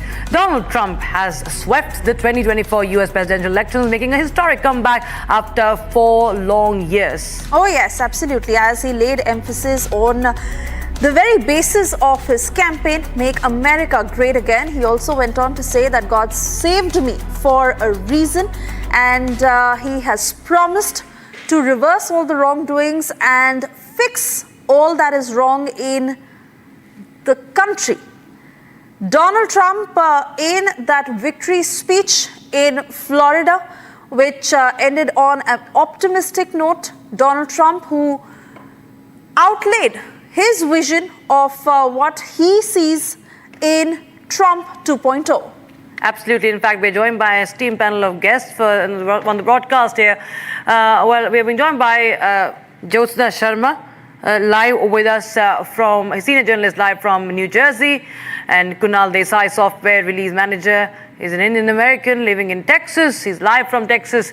Jagdish Sevani, president, the American India Public Affairs Committee, live from New York, and Bhavna Dahiya, foreign affairs expert, founder, International Council on Human Rights, Peace and Politics. She's live from Delhi also.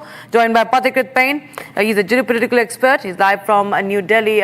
Now, of course, this is a historic moment in the United States, and Bhavna Dahiya, I'll just go across to you first. Trump began with this very emotional note that God saved me for a reason. Of course, Trump, the Republicans being as nationalist and as Americanist as possible. We do remember the 2 assassination attempts and how the sympathy factor was much talked about and could have played an important role. How do you see this now panning out when he says that we will, fix things in the United States? What are the holes that he's talking about that needs to be plugged in? It's really interesting that, when we actually hear his victory speech, when we read it between the lines, there's just so much we can make out about, the coming years for American politics and what the stances of Trump are going to be. I think it talks more about American politics, which is, of course, not going to be quite the same. I think his victory represents not just, his political victory, but I think it's a fundamental challenge to how we understand, American electorate, American politics now, especially, given these fundamental changes that we've seen in this electoral cycle about voter behavior, how different communities are evolving, right, and the nature of political power in modern America. I think his promise of golden age of America, that's not just a campaign rhetoric. I think it can be seen as a reflection of the extraordinary mandate that he has received.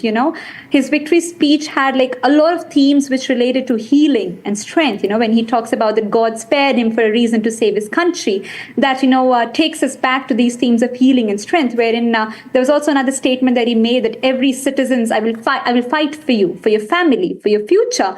I think this is a triumph if what we can call as insurgent populism over traditional political orthodoxy. I think his victory represents just, one of the most remarkable political resurrections in modern American history. Again, I think one more important event in this was Harris's cancellation of Howard University speech, because, that was not just a change of venue, but it's a recognition of political reality. And I think it's a reminder that sometimes it's more important to decide what not to do. And I think this was seen very clearly in the victory speeches of Trump as well. Let the magnitude of this moment sink in. Multiple indictments, establishment opposition and mainstream media criticism. What not, right?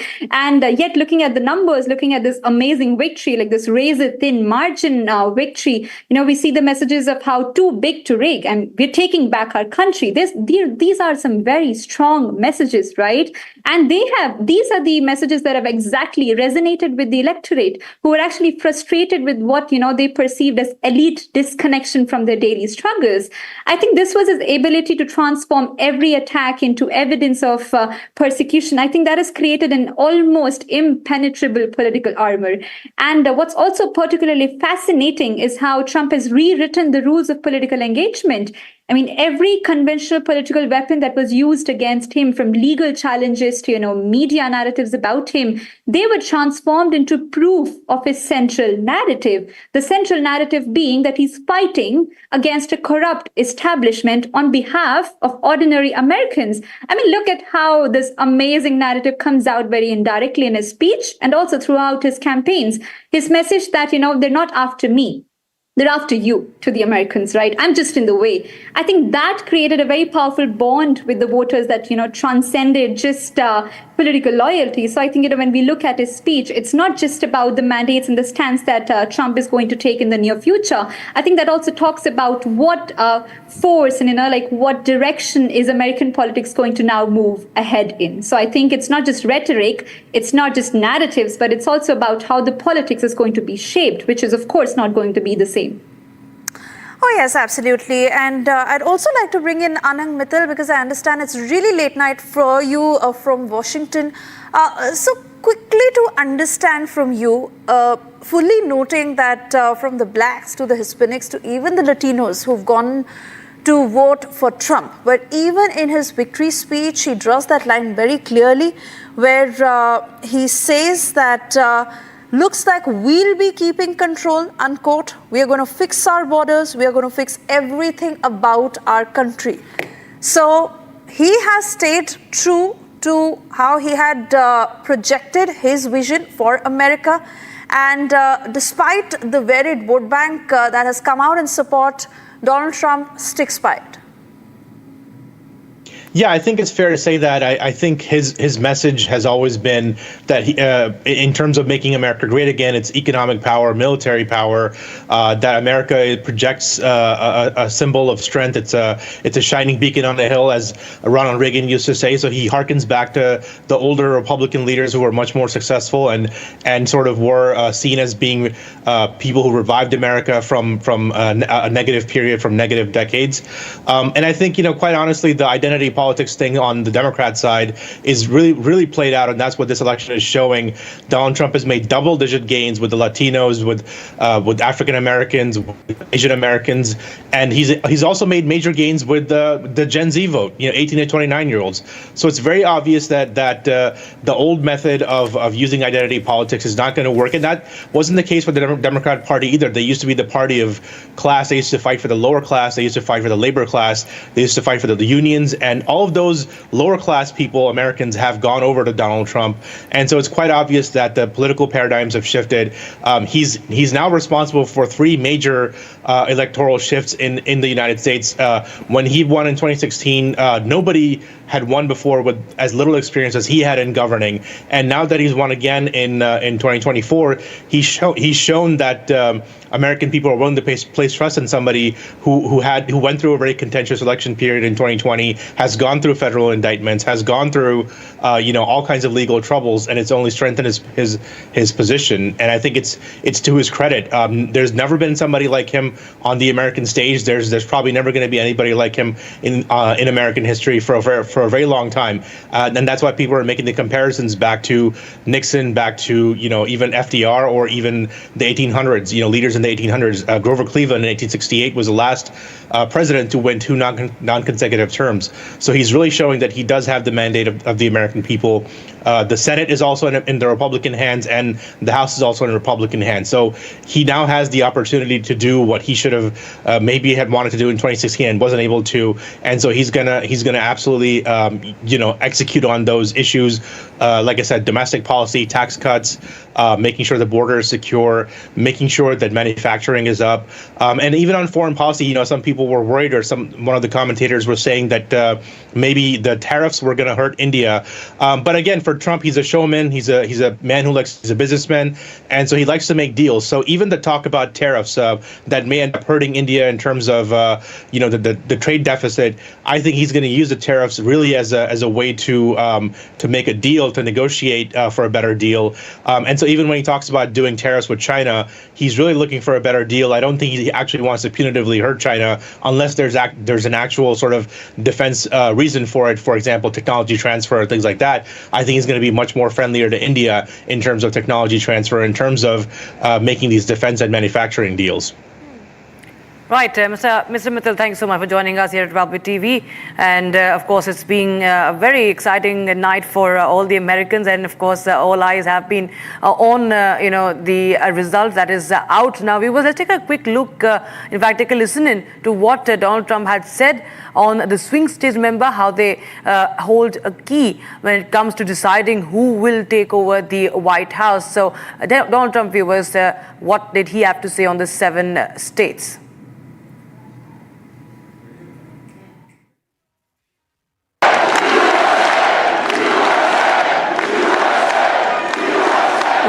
Thank you all very much. This is great. These are our friends. We have thousands of friends on this incredible movement. This was a movement like nobody's ever seen before.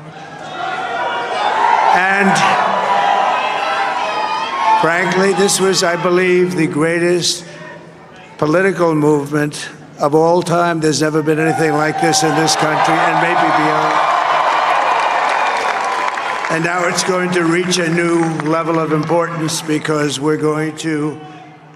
Oh, yes, and quickly to take you through more breaking news that is coming within India. Yes, Sensex has zoomed 1,000 points after Donald Trump swept victory.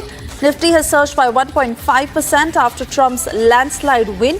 In fact, we're learning on the IT stocks that have rallied. TCS, Infosys that have taken a massive lead. Bitcoin prices that are at an all-time high, and the markets reporting extremely well after Trump's victory. It is good news for those invested in the markets as Sensex has zoomed 1,000 points after Donald Trump swept the American elections.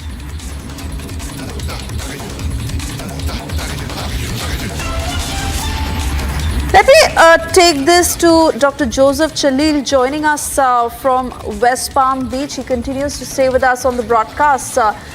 Certainly, India is elated. There was a lot of talk all this while to who would be a better leader for India between Trump and Harris, and the markets reacting very positively.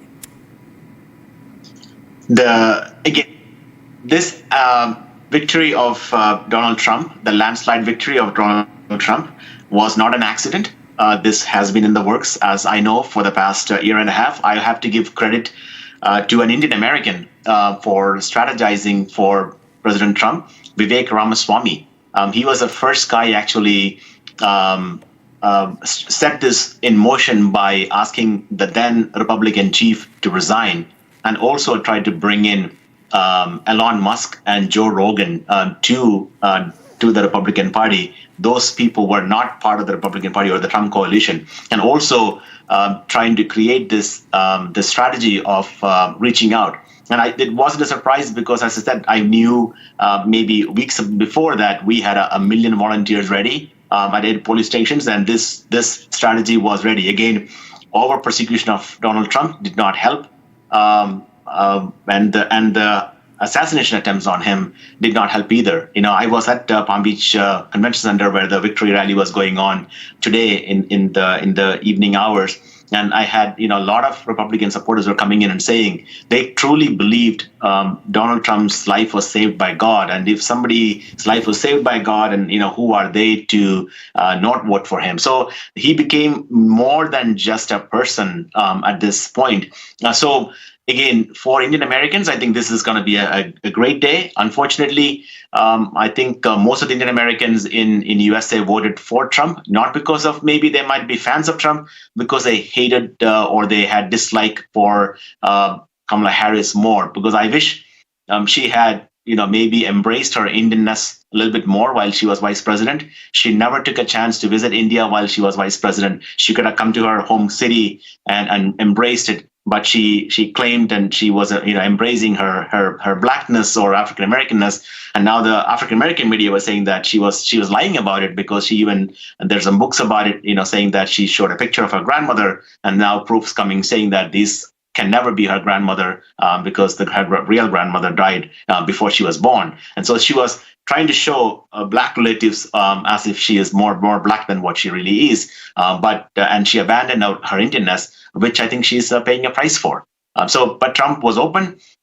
People like Vivek Ramaswamy, Elon Musk, Joe Rogan, these are the people who created the last-minute surge, and I think it's going to be a good day for the world, a good day for Americans, and the enthusiasm here is really palpable, and I could see when the convention or the watch party today evening was moved from Mar-a-Lago to a major here in Palm Beach. So. Right, of course. Now we will get you more insights as to what all have been the promises. Remember, that were made by Donald Trump. Remember, he has swept these elections. It's been historic for America, and in fact, Trump says that he will make America great again. He has made several promises. Remember, on immigration, on trade, on taxation, so on and so forth. There are many promises that have been made by Donald Trump in his entire campaign. Also, of course, involves how he aims to end the Russia-Ukraine war. Of course, remains to be seen what is the blueprint for all of that. Donald Trump being Donald Trump, he makes quite fiery statements and big claims, but remains to be seen what really happens. And I have Shravan Sen joining us here in the studios, who will help us understand what is next as far as the Trump 2.0 term is concerned. Shravan, over to you. Well, typical to Donald Trump, his entire campaigning was about bold messaging. In fact, let's just break this down. What is it that he has said in his campaign and in the victory speech too? What's the clear indication that's really coming in? Let's first look at the taxation aspect, because if you really look at the campaigning, in the campaigning you've had the Democrats largely being accused of increasing the taxation. Now, what is it that Donald Trump is talking about? He's talking about reducing the corporate tax from 28% to 21%. So that's again one of the reasons why you're looking at big corporates essentially giving a thumbs up to this entire plan that he has. And perhaps that is the reason why you've had the markets seeing a massive surge. With regards to tariff, remember, this is an aspect where there has been a huge debate as to whether at all, if he imposes the kind of tariff that you're really looking at, where he says that he's going to impose over 10% tariff on US imports. Now, where does this really stem from? It basically stems from countries essentially buying products at a much lower rate from the United States of America. And that is the reason why he says that it is time to protect. The protectionist aspect really comes in. Now, this is where India plays an important role. Anti-China measure likely to implement policies that is going to reduce reliance on China. Now, this is an extension of what we saw President Trump in his previous tenure, which again is going to be something that perhaps lead to another war of words with China. And let's take you through the other. In terms of immigration, remember this entire election, ladies and gentlemen, was revolving around what Donald Trump essentially believes is the right way forward dealing with immigration. Once again, this is exactly the first big takeaway from his victory speech, where he says he's going to seal the borders and he is going to stop illegal immigration. He's pledged to execute what is going to be turning out to be the largest deportation in the history of the United States of America. And that's the big debate that is now emerging, because you've not heard anything really coming in from the Democrats as far as illegal immigration is concerned. Let's now talk about the war, because this is another aspect where you've had President Trump largely talking about the fact that he is not going to start any war. In fact, he's referred to this in the victory speech, where he says that during his last tenure, there were no war. As far as this tenure goes, he says, could block or limit US financial support for Ukraine. If you really look at the US Congress, once again, pumping in a lot of money in Ukraine. And that is the reason why perhaps you have President Zelensky a little nervous today as to how exactly is he going to really take it forward. So that's the Russia-Ukraine war.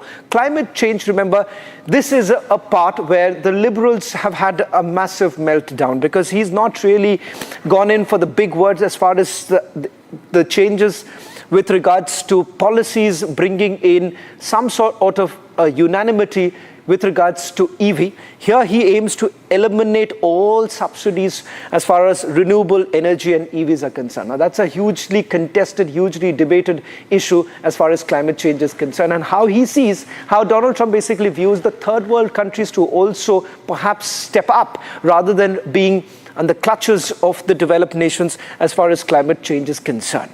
US Federal Reserve aims to exert control over the Federal Reserve. Now that is again another protectionist reform that he's likely to bring in his next term. Ladies and gentlemen, the 47th President of the United States of America, shattering the 136-year-old history of the United States of America with Donald Trump coming back to power.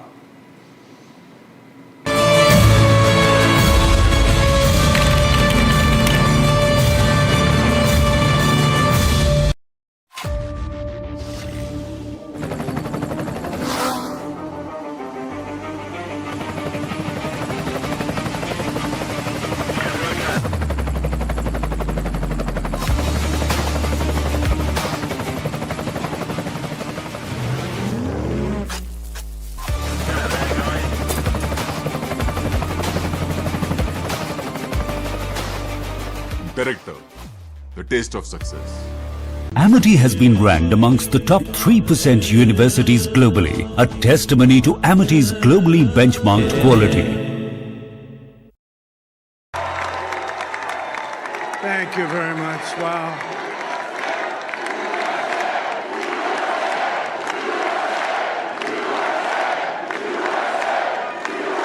Well, I want to thank you all very much. This is great. These are our friends. We have thousands of friends on this incredible movement. This was a movement like nobody's ever seen before. And frankly, this was, I believe, the greatest political movement of all time. There's never been anything like this in this country and maybe beyond.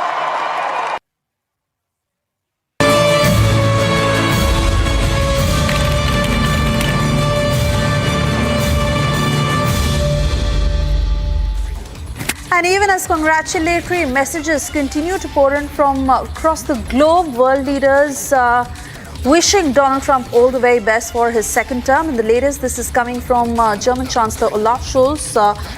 The tweet that reads, and I quote, "I congratulate real Donald Trump on his election as the US president. Germany and the USA have been working together successfully for a long time to promote prosperity and freedom on both sides of the Atlantic. We will continue to do so for the benefit of our citizens." This being the latest reaction from German Chancellor Olaf Scholz.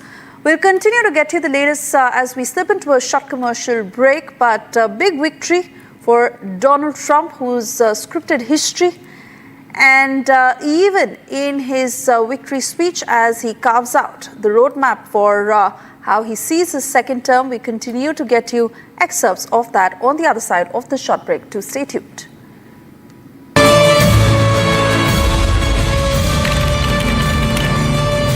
Amity has been ranked amongst the top 3% universities globally, a testimony to Amity's globally benchmarked quality. Thank you very much. Wow.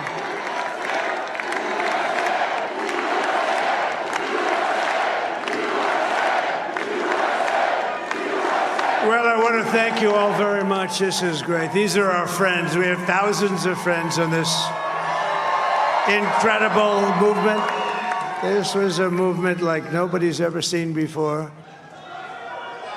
And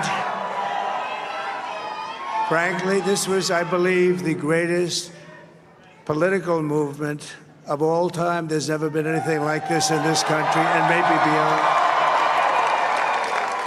And now it's going to reach a new level of importance because we're going to help our country heal. We're going to help our country heal. We have a country that needs help, and it needs help very badly. We're going to fix our borders. We're going to fix everything about our country. And we made history for a reason tonight, and the reason is going to be just that. We overcame obstacles that... From Asia's largest news headquarters, setting the agenda for Bharat.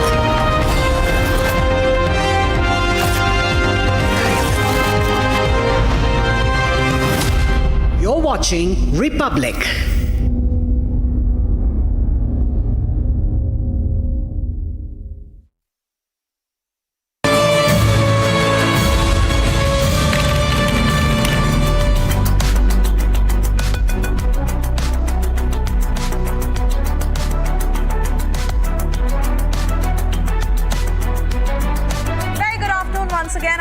For staying tuned, Rakshita and I get you more and more congratulatory messages that are pouring in after Donald Trump has created history to become the 47th president of the United States of America.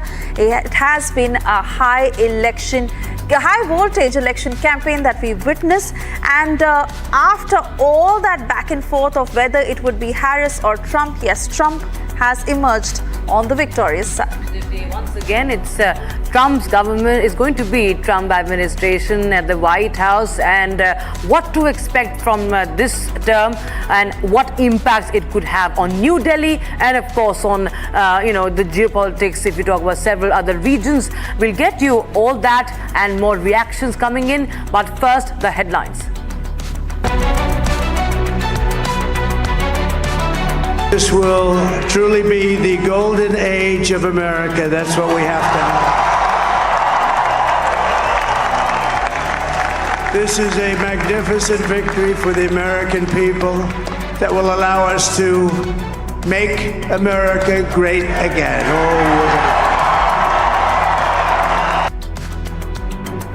Donald Trump makes historic speech in Florida, lays emphasis on slogan, Make America Great Again.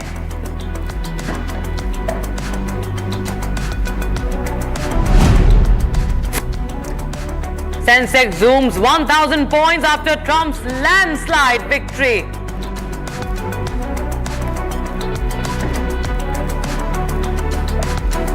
That we just witnessed the greatest political comeback in the history of the United States of America.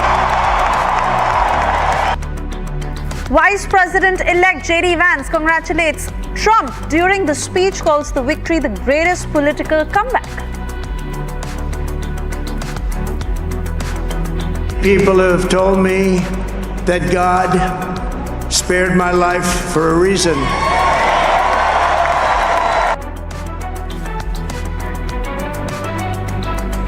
After making the big comeback, Trump says, God spared me for a reason. He promises a better, bolder, and an incredible future for the United States.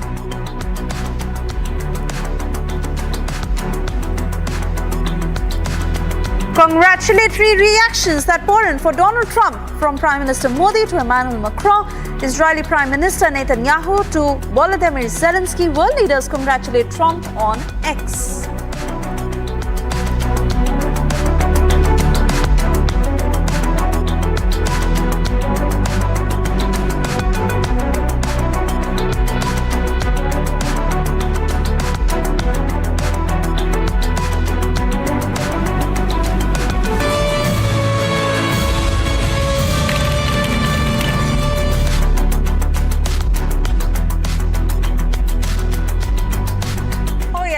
It hasn't been an easy road, but Donald Trump, who's finally emerged victorious to become the 47th president of the United States of America, and in that victory speech that he delivered in Florida, where he made it emotional and he said God saved him for a reason.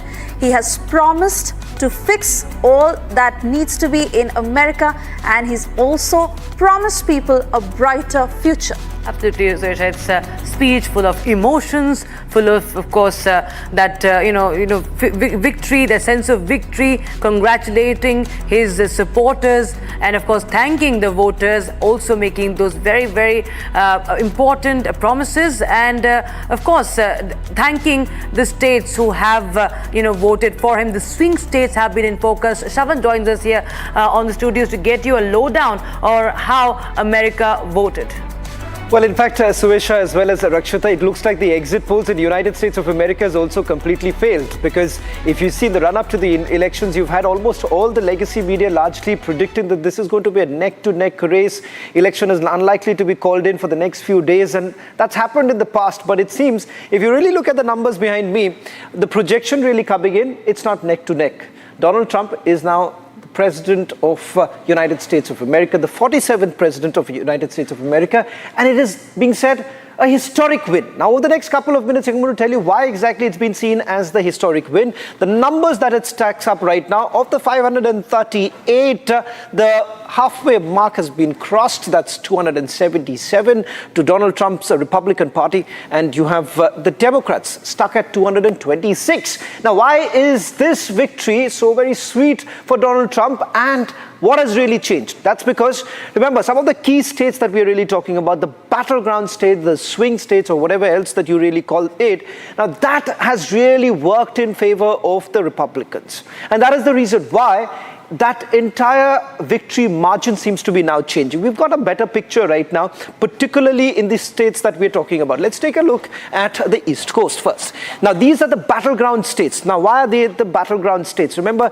it has flipped every election. It has been with the Republicans for a considerable period of time, flipped towards the Democrats in the last election, and once again, the Republicans are now comfortably poised with these states going completely towards Donald Trump. Starting with the big state here, you have Pennsylvania with the largest number of electoral votes, that's 19, followed by Georgia and North Carolina. Remember, North Carolina this morning, as far as the India time is concerned, North Carolina had clearly given a mandate to the Republicans. So one of the first to really call in, followed by Georgia. Remember, this was considered to be the tough game here. But again, once again, changing, particularly with some of those promises that have been made by Donald Trump. Followed by, you've had Arizona as well as Michigan once again going towards the Republicans. Nevada was the last to be called in, and as far as Wisconsin is concerned, there too, remember, these are the two places which came in much later. But having secured at least these three, you are home. And that's exactly what has happened in this election, ladies and gentlemen, with about 7 swing states going for the Republicans. Now let's tell you about what does it really look like in terms of the electoral votes. North Carolina, about 16. Now that's gone towards Donald Trump. Let's take you through the others. Georgia, again, 16 electoral votes. Now I'll tell you, Pennsylvania, let's just stick to this, because this, ladies and gentlemen, even in the last elections, there was a neck-to-neck fight that we saw. This election, it has gone completely towards Donald Trump. And let's also tell you that of the 19 electoral votes that you're really looking at, some places like Pittsburgh, Philadelphia, were places that appeared to be a little difficult, but now clearly going towards Donald Trump. And the very fact that this was the very place where the assassination attempt actually took place. Wisconsin also 10 electoral votes. So clearly, if you put together, you are actually home with these big states in your kitty. Apart from that, of course, the Republicans have majorly held on to their stronghold, like for instance, Texas being. So this is the entire area that you're really looking at is now completely red. Now, this is the picture that is basically emerging. So it's comfortably poised, it's comfortably placed for Donald Trump, unlike what we saw previously, where there was a change by the time US actually woke up to the next very morning. So ladies, the game is very clear. 47th President of the United States of America is Donald Trump. Oh yes, absolutely. As we'd also like to introduce our guest joining us this hour, Pathikrit Pain, who's a geopolitical expert. He's joining us from Delhi. Veena Sikri, she's a former diplomat, joining us from San Francisco. Aarti Chopra, political observer, again from San Francisco. Sampath Shivangi, Republican National Party delegate, joining us from New York. And Jia Manjari, foreign affairs expert, joining us from the United States. Veena Sikri, if I could come to you first, because we have been discussing over and over again on who would be a better bet for India. Now, right after his victory, we of course saw how Prime Minister Modi congratulated Donald Trump in that tweet, calling him his good friend. Was exactly the emotion that was put out by Donald Trump a few days ago in that tweet, where he called Narendra Modi a good friend. And just so many pictures showcasing the bonhomie and the camaraderie between the two leaders is why everyone is of the opinion that despite the ups and downs, the Indo-US relations will be on an upswing. Your opinion?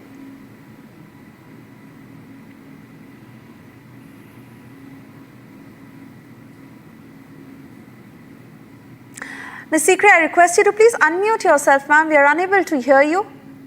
Sorry, yeah, okay. So first of all, I'd like to respect the decision of the people of the United States, and we are indeed very glad that they have voted for President Donald Trump. Although it's true that anybody who had been voted to power, India would have been very happy to cooperate and collaborate. But the tone of our Prime Minister's message to President Donald Trump, I think, says it all.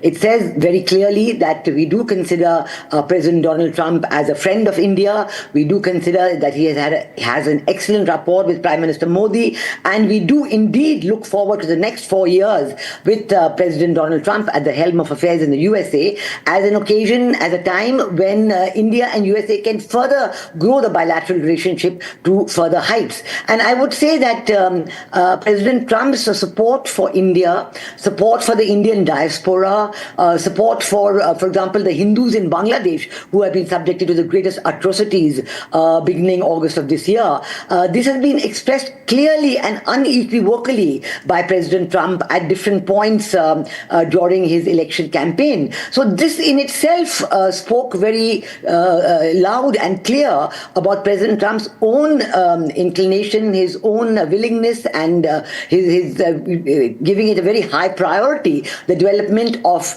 the relationship with India, the development of relationship through the Indian diaspora and directly, and his following of the atrocities that are being perpetrated against the Hindus in Bangladesh. He also spoke about the Hindu phobia among the left liberals in American academia. So these are very special points that India has been concerned about in many recent years. And to have President Donald Trump, even when he was doing the campaigning, to speak about this point really does say a lot about his concern and interest in the issues that are of importance to India. And it does augur well for the bilateral relationship. I think that in the last 4 years of the Democratic presidency, the relationship has progressed. There have been initiatives like the ICET, the Initiative for Critical Emerging Technologies, and many others. But there have also been a lot of issues that raised question marks, issues whether it was what happened in Bangladesh, whether it was, what was happening in the support that the American government was giving to the Canadian government in the allegations that they were making against India. And, there were a lot of issues on which questions were arising, and we were wondering which are the deep areas of the American democratic government that were, engineering all these kind of activities, while at the same time,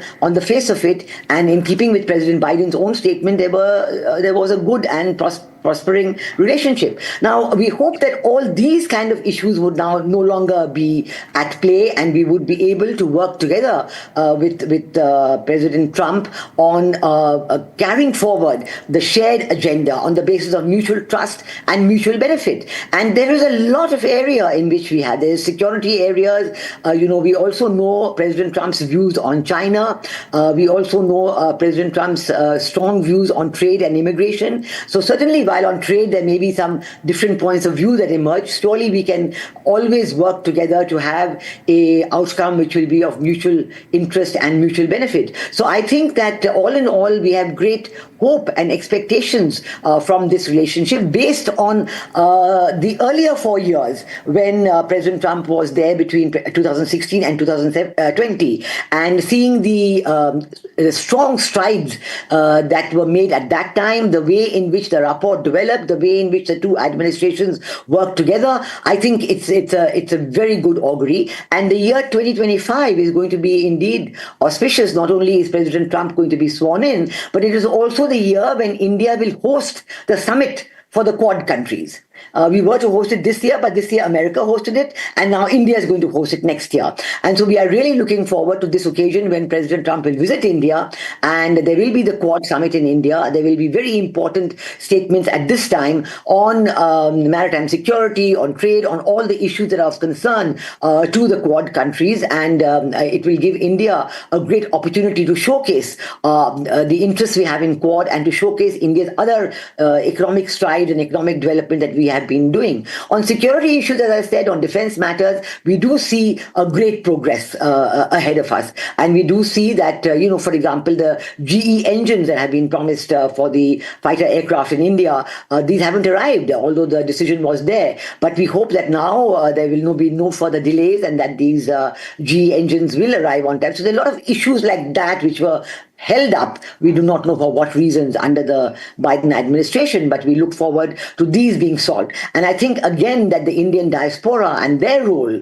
will also be greatly strengthened in the context of the Indo-US relationship, because they have played a positive role. There has been a great shift in the voting of the Indian diaspora from the Democrats to the Republicans. And this is reflected in the voting patterns in the swing states that were just enumerated. So I think here too we're going to see that President Trump will surely have a role for many members of the Indian diaspora in his administration, and we look forward to all of that.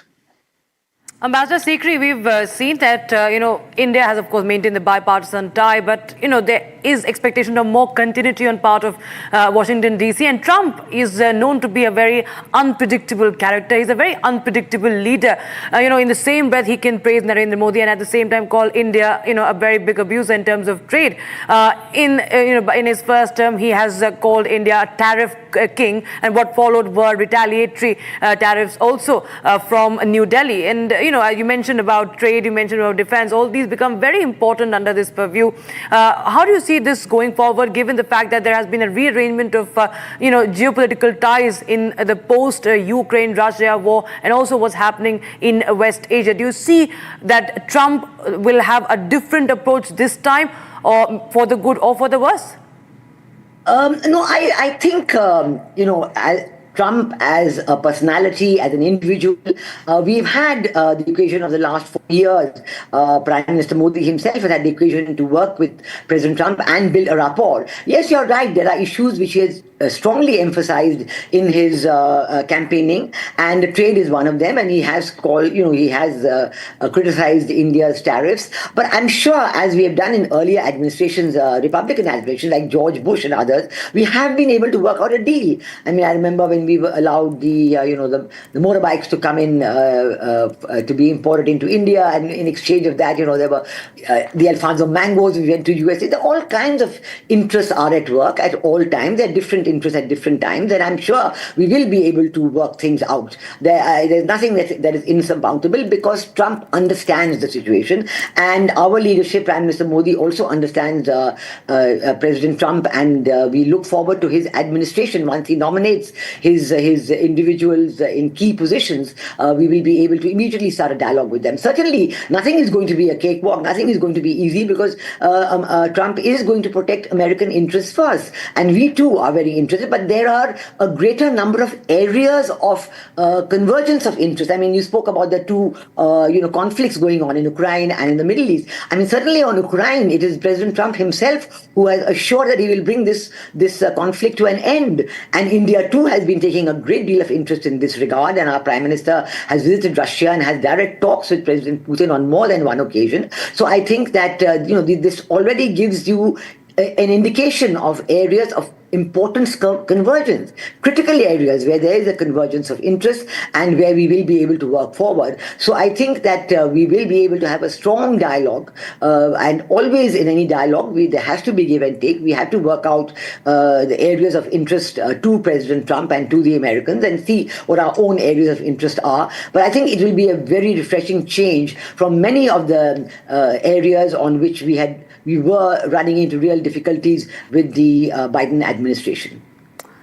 All right, ma'am, to stay on, as I'd also like to bring in Patikrit Payne joining us on the broadcast. It is one thing to make poll promises and the other to deliver on it. Now, with regards to the Russia-Ukraine conflict, where Trump has been very vocal, saying that he will finish it off in a day, literally after he resumes office, takes charge. My point to you is that Ukrainians, of course, have been watching the US elections very closely, as they were hoping that this actually transpires. Even Russia is now sending feelers of new opportunities to reset relations between Moscow and Washington. How do you see this transpire, not just in terms of interpersonal relations between Russia and US, but most importantly, the Russia-Ukraine conflict? Okay, Suesha, first of all, a small correction. My surname is Pine, not Payne. But on the larger context, let me put it this way. Ukraine was not fighting the war against Russia. It was NATO which was fighting the war against Russia. Ukraine was just a pawn. There were 30-odd NATO countries which have been supplying weapons, US being the most predominant one. And the day this weapon supply stops, Ukraine will simply lose that war. Unfortunate as it is, this was not a war that should have happened. Even during Trump era, there were challenges that Russia had with Ukraine. Crimea was taken over, but you never had a full-fledged war going on, which had the potential to cross the lines and become a full-fledged European conflict. Biden administration kept on funding and fueling and arming this war, which could have been prevented. Let me tell you one thing. Within 1 or 2 months after the war started in February 2022, Zelensky was on the verge of having some kind of a negotiation with Russian government, and it was stopped. It was stopped by the West, and that is why this costly war is having a severe impact on the European economies, on America and the rest of the world, because the prices of several commodities are going up.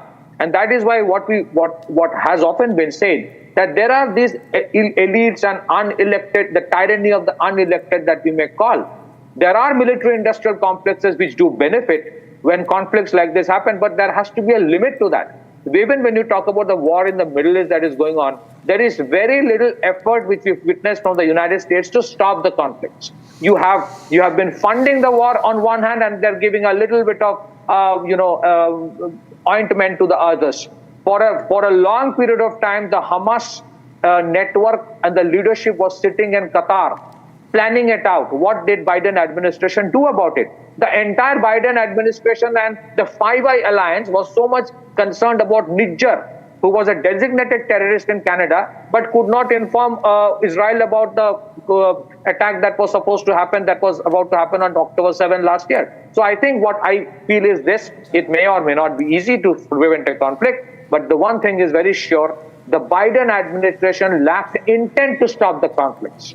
Number two, there are many other areas, and the moment the conflict ends, the price of several critical commodities will come down. The moment the price of commodities come down, many of the economies which are global south economies will start prospering. And Trump is a transactional person who understands that it is important for United States to accommodate other countries, understand other countries' concern. The biggest problem for the Biden administration was this, that they thought that they can do a control-alt-del and you can just wipe out Russia from the map of Europe. It's certainly not going to happen. Right. It did not happen.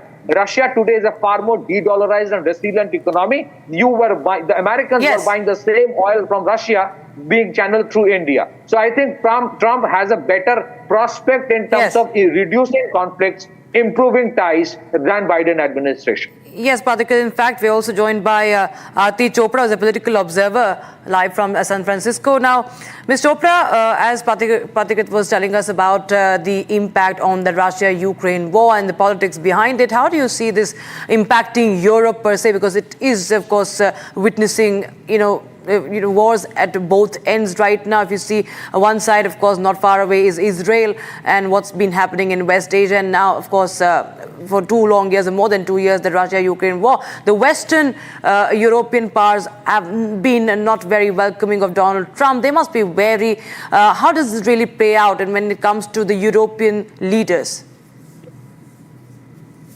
Well, thank you for this opportunity. And I'm actually down in Los Angeles.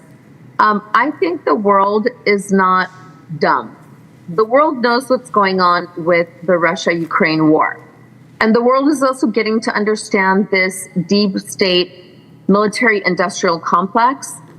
And this election with Donald Trump and the Republicans sweeping it is proof that not only Americans, but the world has their eyes on Donald Trump's ability to stop these endless wars, this endless military-industrial complex.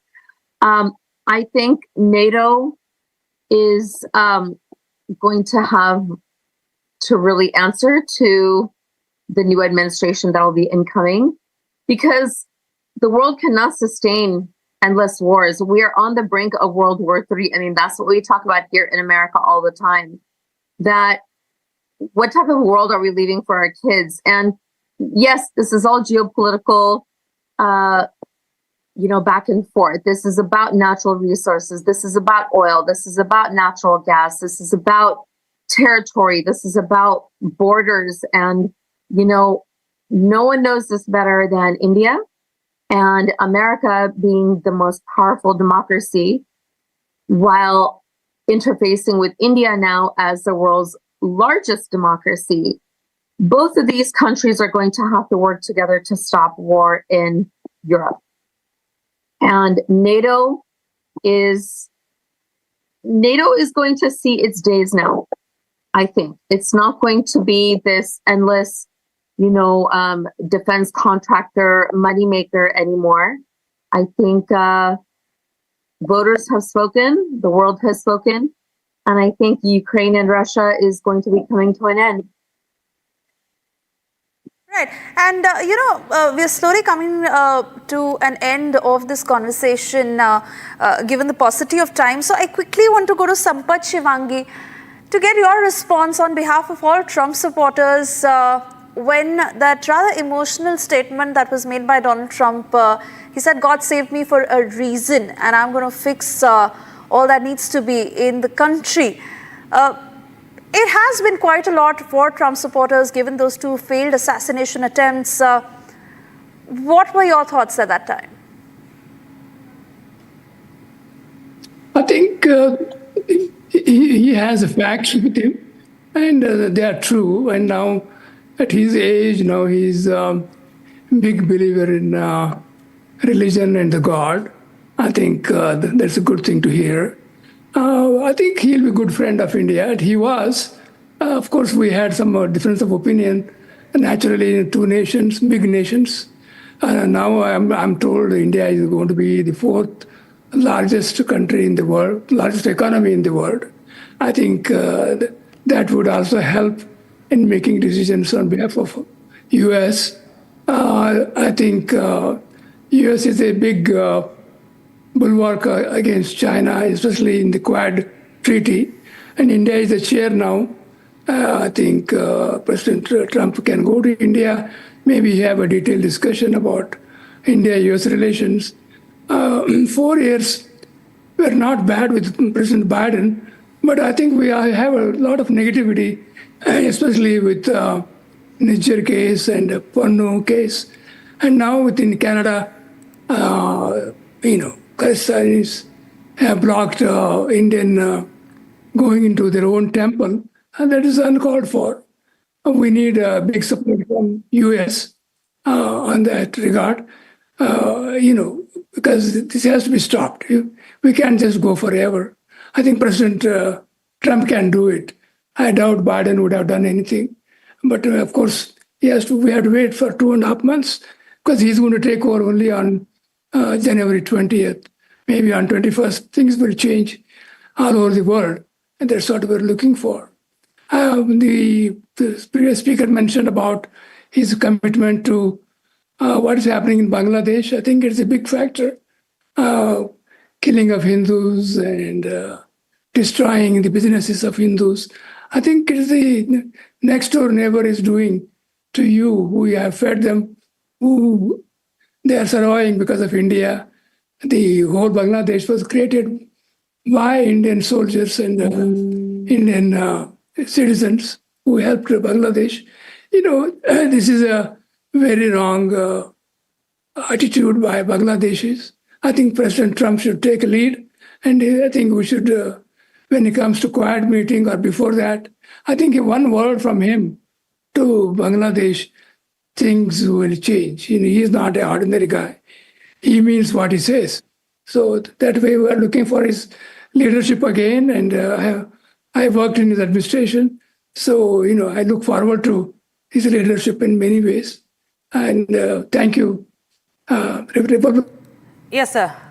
Thank you. Thank you so much, sir. And I thank all our guests right now. And, we will love to continue with the conversations as throughout the day, we will get our viewers more analysis and what to expect from this upcoming term of Donald Trump. But right now, me and Suesha will be sipping to a very, very short break, but don't go anywhere. We'll be right back with more news from the country and across the globe.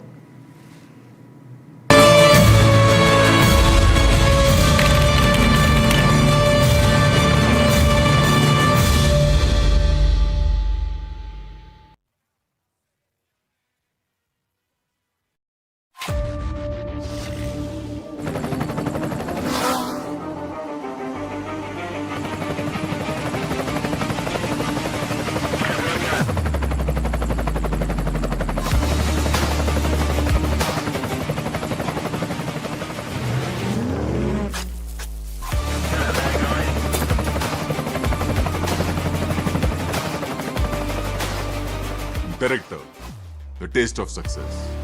Amity has been ranked amongst the top 3% universities globally, a testimony to Amity's globally benchmarked quality.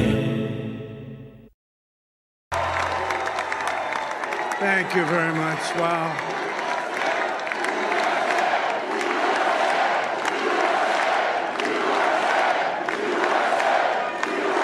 Well, I want to thank you all very much. This is great. These are our friends. We have thousands of friends on this incredible movement.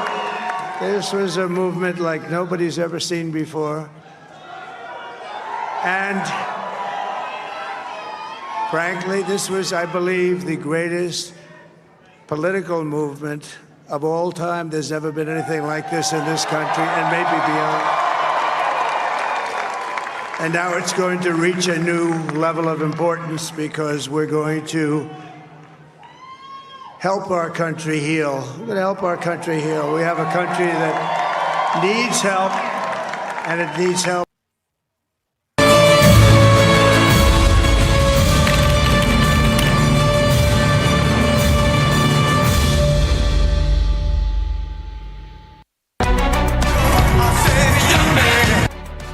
This will truly be the golden age of America. That's what we have to have.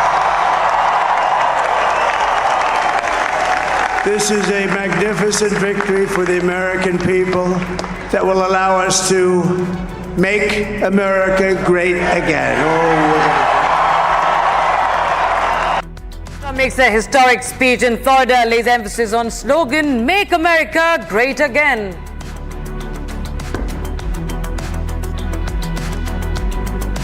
Sensex zooms 1,000 points after Trump's landslide victory.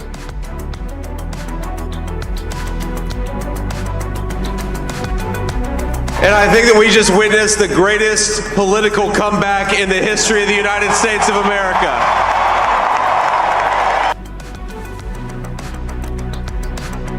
Vice President-elect J.D. Vance congratulates Trump during his speech, calls the victory the greatest political comeback. People have told me that God spared my life for a reason.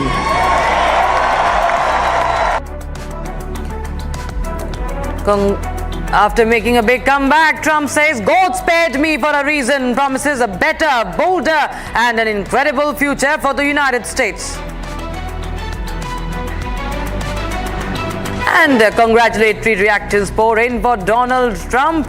From Prime Minister Modi to Emmanuel Macron, Israeli Prime Minister Benjamin Netanyahu to Volodymyr Zelensky, world leaders are congratulating Trump.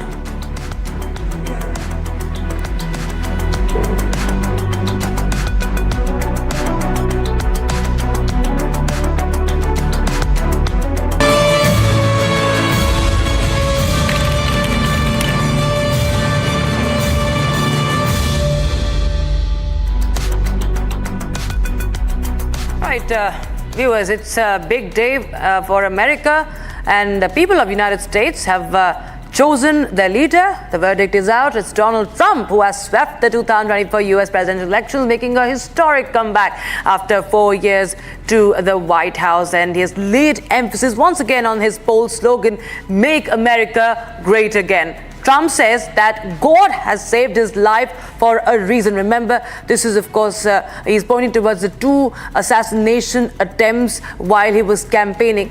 And now he has promised to make the future of the United States bigger, better, and bolder. What to expect? How does it really impact the bilateral ties between New Delhi and Washington, D.C.? And, of course, how it sends out ripples across the globe. That's what we will be discussing. Sampath Shivangi, Republican National Party delegate, live from New York. Also, Jia Manjari, foreign expert, live from the United States.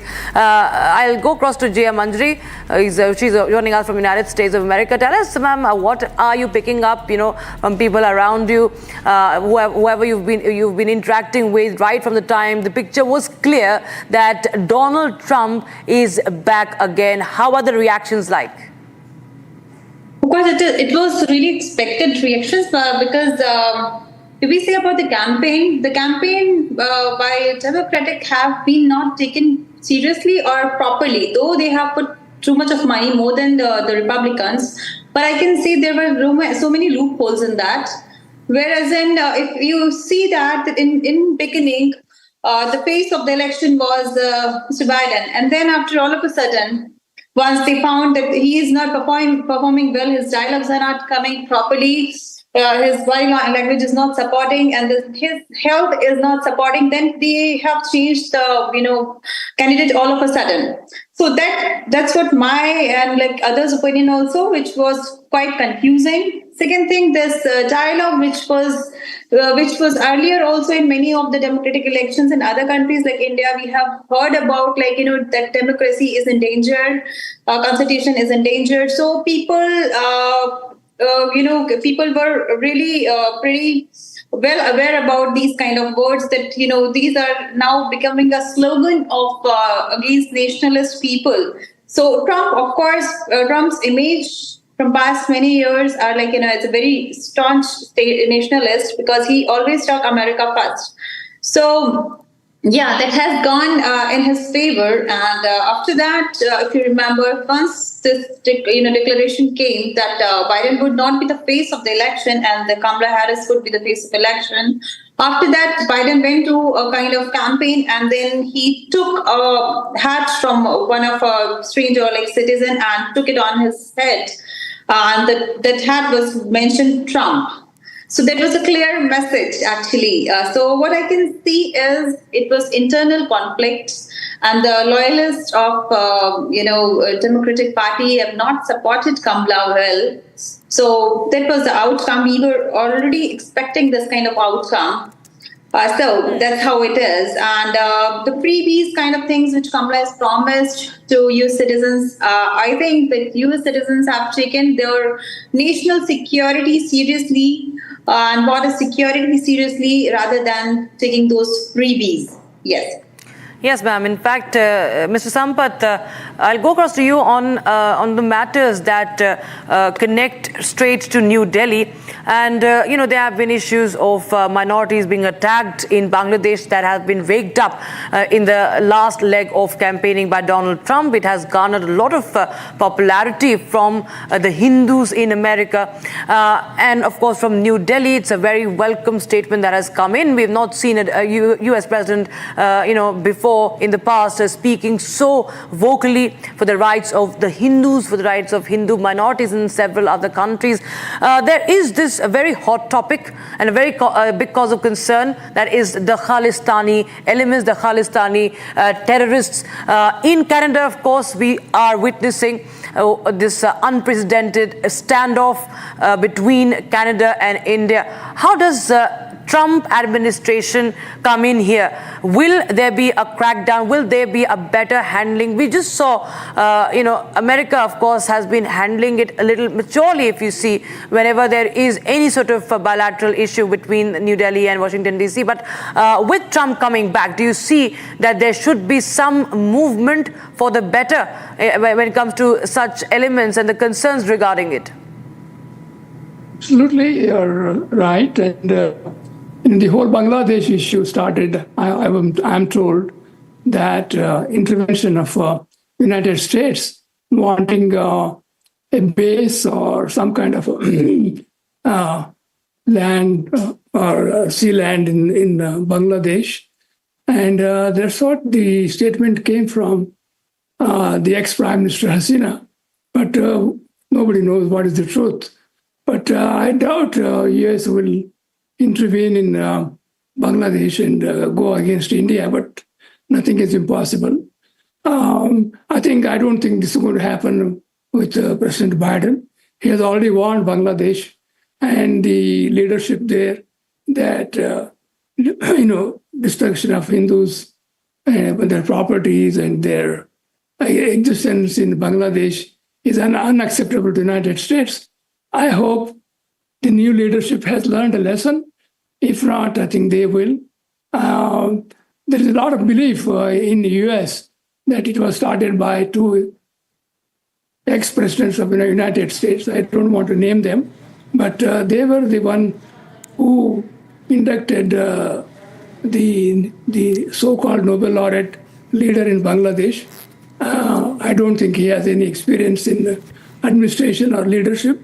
He was just brought as a dummy, and he has not done anything good. I think Trump will teach him a lesson with Prime Minister Modi and him together. We can resolve Bangladesh issue once for all. I don't think there's a problem. I was not sure if Kamala Harris or Biden would have done that. I think one way having President Trump as President of the United States makes a lot of headway towards India. Right. Bangladesh relationship. So also China, the Quad. U.S. was banking on India for them to stop China's aggression or China's policy. But now India and China have spoken and things might smoothen out. But still we need Quad help because that is the only way we can stop China aggression on India. Thank you so much, Mr. Sampath Shivangi and Ms. Jia Manjari for joining us here on the broadcast on the U.S. election. Viewers, we have to slip into a very, very short break, but don't go anywhere. We'll be back with more updates from the United States and news coming in as far as the country is concerned. Stay tuned. We'll be right back. Don't go anywhere.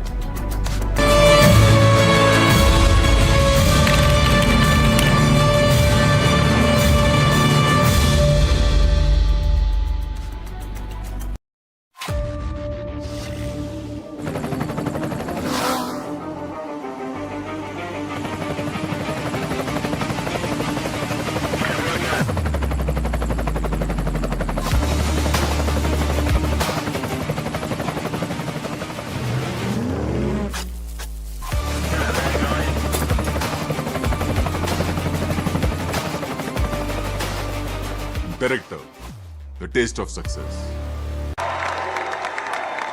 Thank you very much. Wow.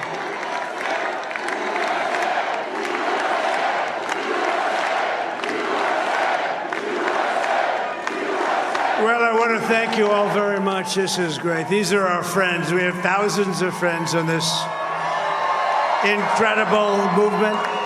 This was a movement like nobody's ever seen before. And frankly, this was, I believe, the greatest political movement of all time. There's never been anything like this in this country and maybe beyond.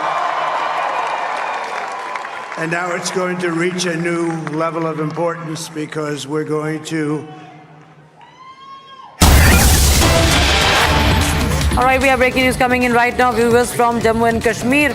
And one terrorist has been gunned down in Jammu and Kashmir's Bandipora. Remember, viewers, this is an anti-terror operation that has been underway for the past 24 hours in Bandipora. And what we know is that the arms, ammunition and Aadhaar card has been recovered from the terrorist that has been gunned down in Bandipora. My colleague Arawat joins us live on the broadcast for more. Arawat, this has been a long gun battle. We understand one terrorist has been eliminated.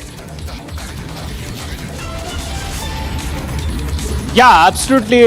This is the big win for the forces, and it's in fact day 2, as we have seen that the one terrorists have been neutralized in this ongoing encounter, as a huge kg of arms ammunition have been recovered. I'll request my VJ to take you through these visuals. This is the spot where the operation is on, and I want to mention it here. These visuals won't hindrance this operation, as this is the last stage of this operation. And my VJ can pan camera to this side and show you the visuals of the security forces are there holding their positions near the encounter site where this operation is going on. And this is the big wins for the security agencies after we have seen that the multiple terror attacks took place in the Kashmir Valley from North Kashmir, Central Kashmir to South Kashmir. And this is the big win for the forces, as we have seen that the US-made weapon M4 was also recovered. And this is the win for the forces, as we have been told by the security agencies. And these terrorists were planning to create disturbance in the Kashmir Valley, but we have seen how these joint security forces have neutralized the threat, and we have seen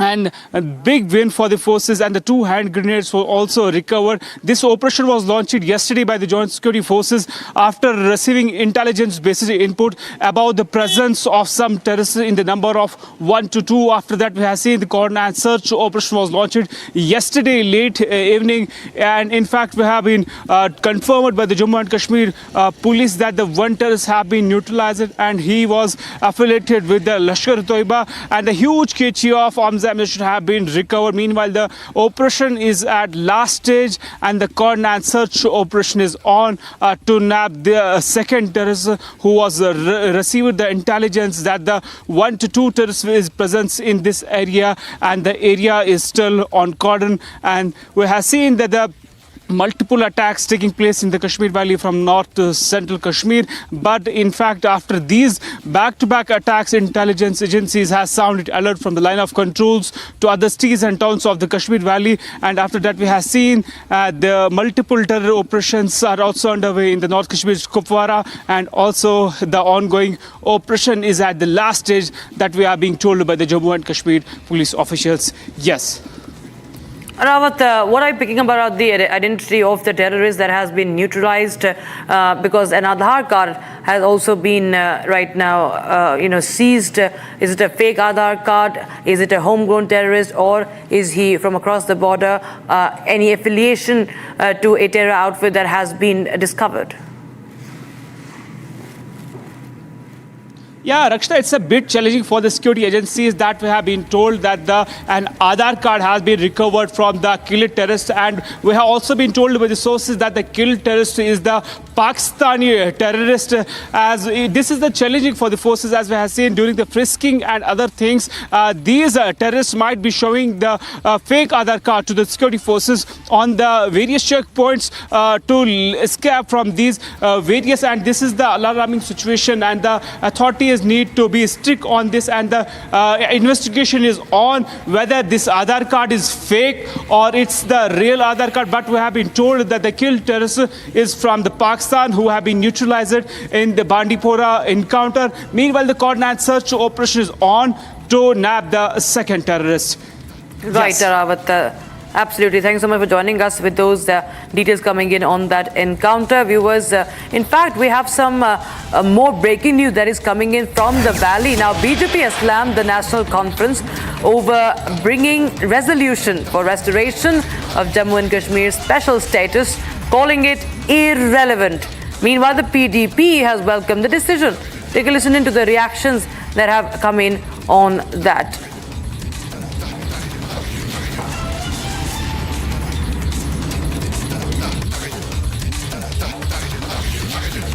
धारा 370 का और जम्मू कश्मीर की assembly का कोई लेना देना नहीं है।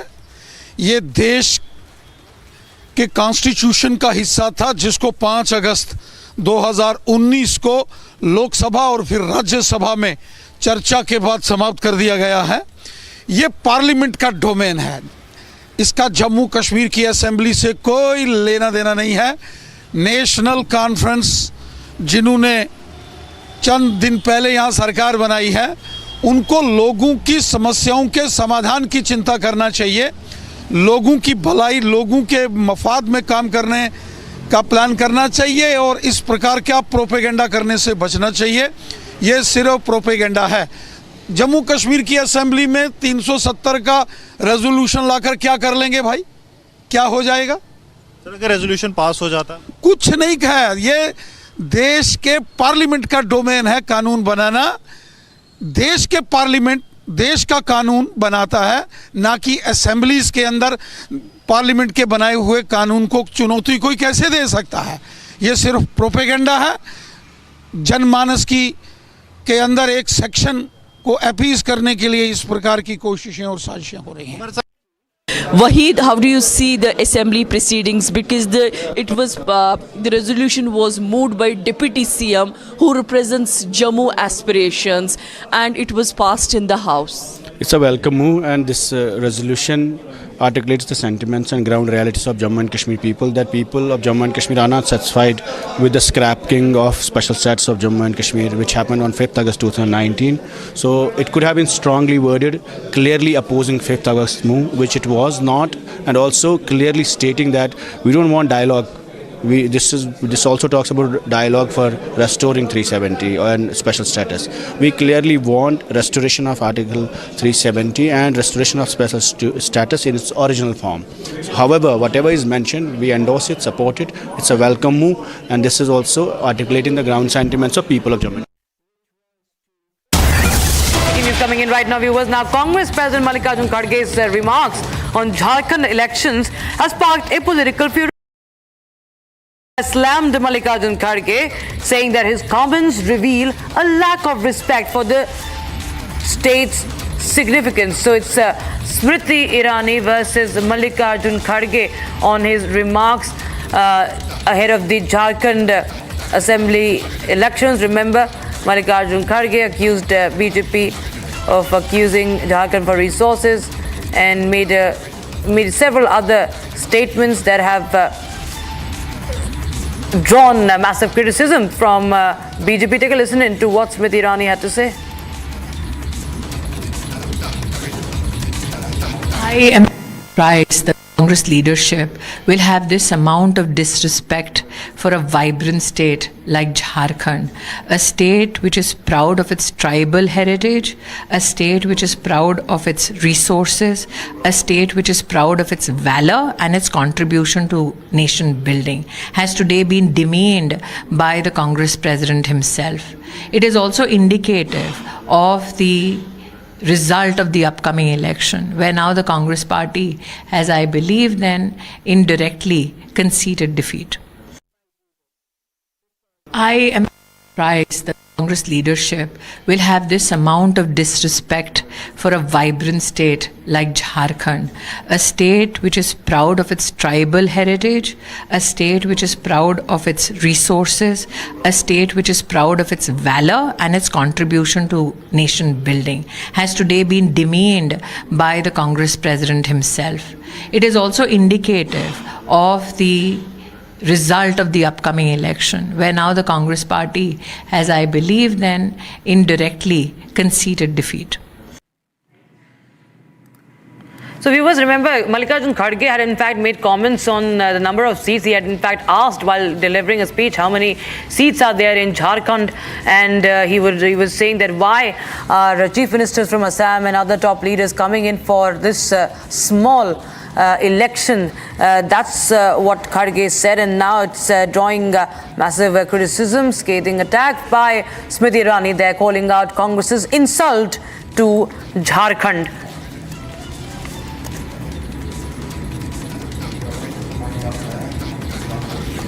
In fact, let's take a listen in once again to what exactly did the Congress President Mallikarjun Kharge had said.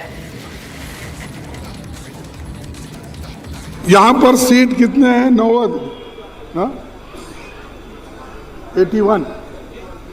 81 seat हैं, लेकिन सेंट्रल के मिनिस्टर्स, आजू बाजू के मिनिस्टर्स, आसाम से लेकर सब तरफ के मिनिस्टर्स, चीफ मिनिस्टर्स यहाँ आ रहे हैं। अरे भाई, एक छोटी सी इलेक्शन में इतने लोग आकर यहां पर एक मजमा बना रहे हैं। यहां पर सीट कितने हैं?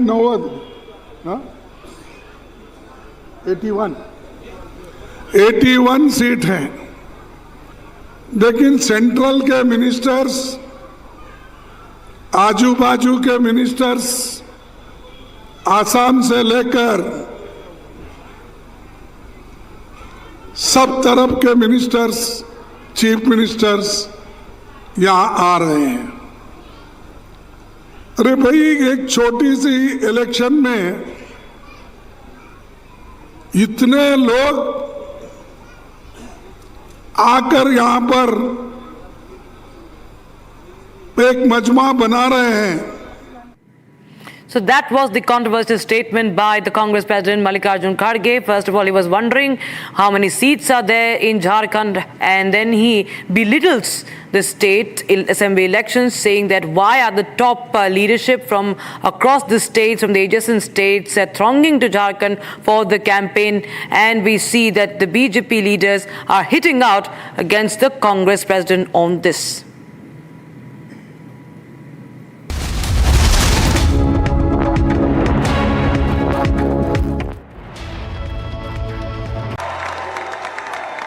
Thank you very much. Wow.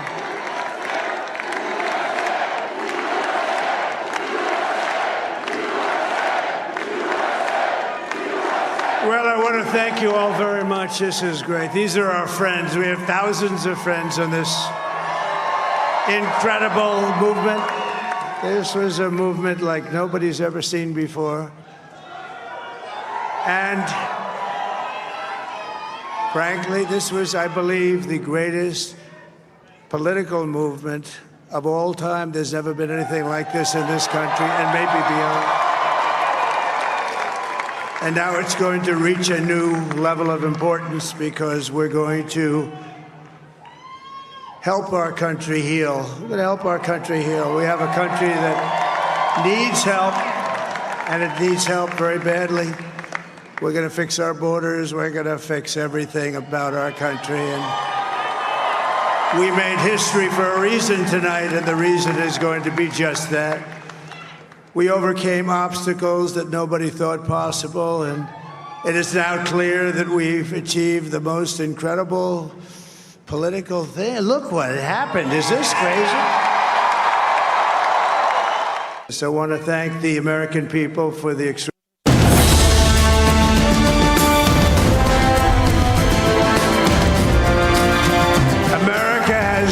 given us an unprecedented and powerful mandate. We have taken back control of the Senate. Wow, that's good. The number of victories in the Senate was absolutely incredible. And it also looks like we'll be keeping control of the House of Representatives.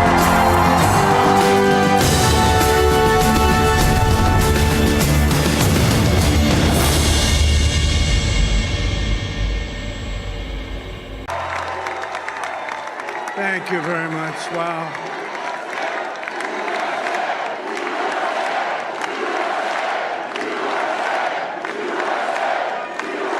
Well, I want to thank you all very much. This is great. These are our friends. We have thousands of friends on this incredible movement. This was a movement like nobody's ever seen before. And frankly, this was, I believe, the greatest political movement of all time. There's never been anything like this in this country, and maybe beyond. And now it's going to reach a new level of importance because we're going to help our country heal. We're going to help our country heal. We have a country that needs help, and it needs help very badly. We're going to fix our borders. We're going to fix everything about our country. And we made history for a reason tonight, and the reason is going to be just that. We overcame obstacles that nobody thought possible, and it is now clear that we've achieved the most incredible political thing. Look what happened. Is this crazy? So I want to thank the American people for the extraordinary honor of being elected your 47th president and your 45th president. And every citizen, I will fight for you, for your family, and your future. From Asia's largest news headquarters, setting the agenda for Bharat.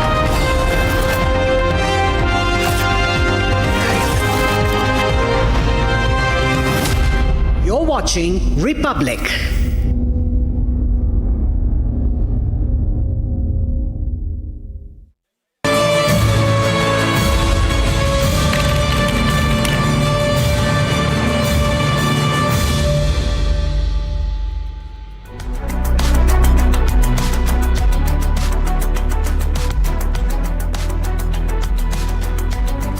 Welcome back, friends. Donald Trump has made the most spectacular comeback in American political history, becoming second only president to win 2 non-consecutive terms, the last one being in 1892.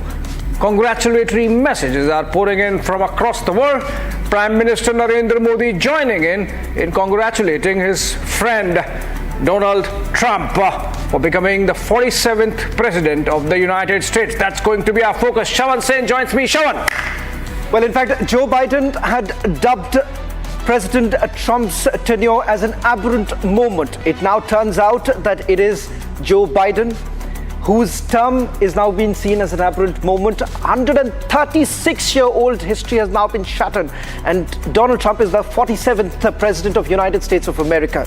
That's the big news coming in. First, let's take a look at the headlines we're tracking at this hour.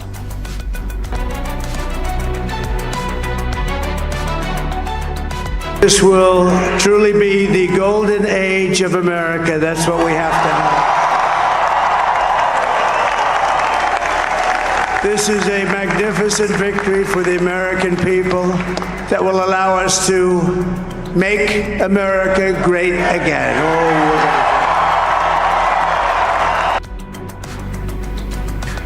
Donald Trump makes historic speech in Florida, lays emphasis on slogan "Make America Great Again."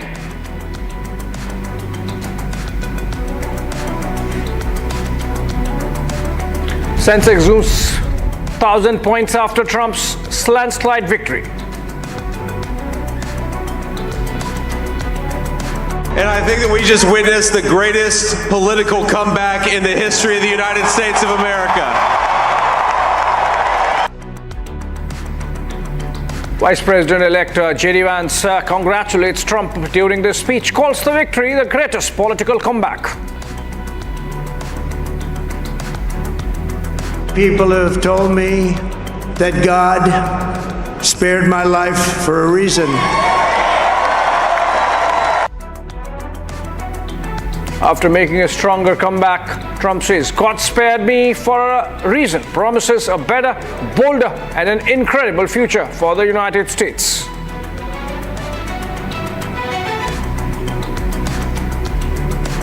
Congratulatory reactions pour in for Donald Trump, from Prime Minister Modi to Emmanuel Macron, Israeli Prime Minister Netanyahu to Zelensky. World leaders congratulate Trump on X.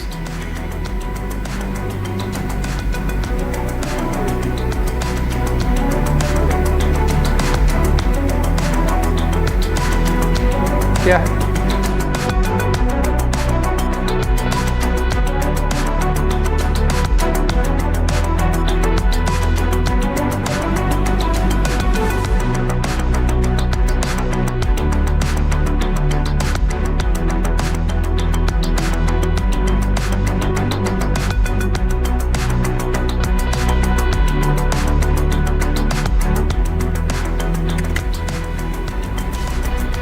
It was most keenly contested in the United States, and it was most keenly watched around the world. That's because for whatever time, the United States is still the most powerful nation in the world, and Donald Trump has come up trumps against Kamala Harris and the Democrat establishment, defeating Kamala Harris both in the popular vote and the Electoral College. In fact, this is the first time perhaps in recent history that the Republicans have everything from the Senate to the Congress to the National Popular Vote to the Electoral College. And Shawan joins me to help us understand what this really means. Shawan, looking at the campaign which Trump really ran, can you share some aspects of which perhaps could impinge on India as well? Well, I'll take you through all the details coming in right now. Ladies and gentlemen, after Grover Cleveland, you have Donald Trump, the only second president to come back after a loss. Now, what really resonated during his campaign, and what is it that he's indicating from his first victory speech? Let's quickly take you through. First is with regards to taxation. Herein, you've seen how the Republicans have targeted to the Democrats by saying that they're going to increase the taxation. This is the one big promise that has found resonance among the voters. Intends to reduce the corporate tax. That's a slash that you're really looking at. Tariffs is another hotly contested issue. Intends to impose over 10% tariff on US imports. That's because he largely advocates the fact that you've had other countries bringing in products at a much lower rate. So that he wants to arrest. Let's take a look at the anti-China measures likely to implement policies to reduce reliance on China. Once again, an indication that he just made in the last speech. Let's take you through the other. What next is it looking like? Pledge to execute largest deportation in the US history. Now, this is the biggest takeaway because the first statement that he made after in the victory speech was about sealing the borders and talking about legal migration. That's the reason why. That's the big statement he makes. Now, this is the second key point coming in from the victory speech about stopping the wars. How does he really do that? You could limit US financial support for Ukraine. And that's where the US Congress comes into the picture. Remember the kind of money that has been pumped in over the last few years to fuel this. Now, this is, again, not the most popular opinion that has been made by Donald Trump. This is with regards to climate change, where he says he aims to eliminate all kind of subsidies as far as renewable energy and EVs are concerned. Now, that's, again, another hotly contested issue. And the final big takeaway is about the Federal Reserve, where he says that he's going to exert control over the Federal Reserve. Like, it's the protectionist view of Donald Trump coming out from this. So, Abhishek, with regards to what really happens as far as India-US relations are concerned, the bonhomie that has been referred to by the Prime Minister, and particularly taking forward as far as the multiple deals are concerned? Well, obviously, and we have seen how, Shawan, during the Biden-Harris administration, there were a lot of creases insofar as India-US relationship is concerned from many of the deals which got stuck. Despite all the public bonhomie and a facade of doing good things, great stuff together, the fact is that the relationship was not sort of evenly poised, and it is hoped, as it comes out of Prime Minister Narendra Modi's congratulatory message, that we would be going back to the times where there was actual constructive work happening between the two sides. Well, in fact, let's also now give the big picture in terms of numbers and what has really worked in favor of Donald Trump. Now, that's the numbers that we're going to really talk about, how the Electoral College was essentially divided and whether at all the Republicans have been able to retain their stronghold. If you really look at the map right now, it's completely red, barring a few states, of course. These are the swing states that has really worked for Donald Trump, starting with Pennsylvania, 19, North Carolina, Georgia, as well as Arizona. So you're looking at least the major swing states moving towards Donald Trump. Of course, as far as Nevada is concerned, that hasn't been called as yet, but it's moving towards Donald Trump. Wisconsin and Michigan. Now, Michigan too, remember, has already been called. That goes in favor of Donald Trump. So if you really look at these 7 bellwether states, that's where the key factor really comes in, working for the Republicans at this point in time, Abhishek.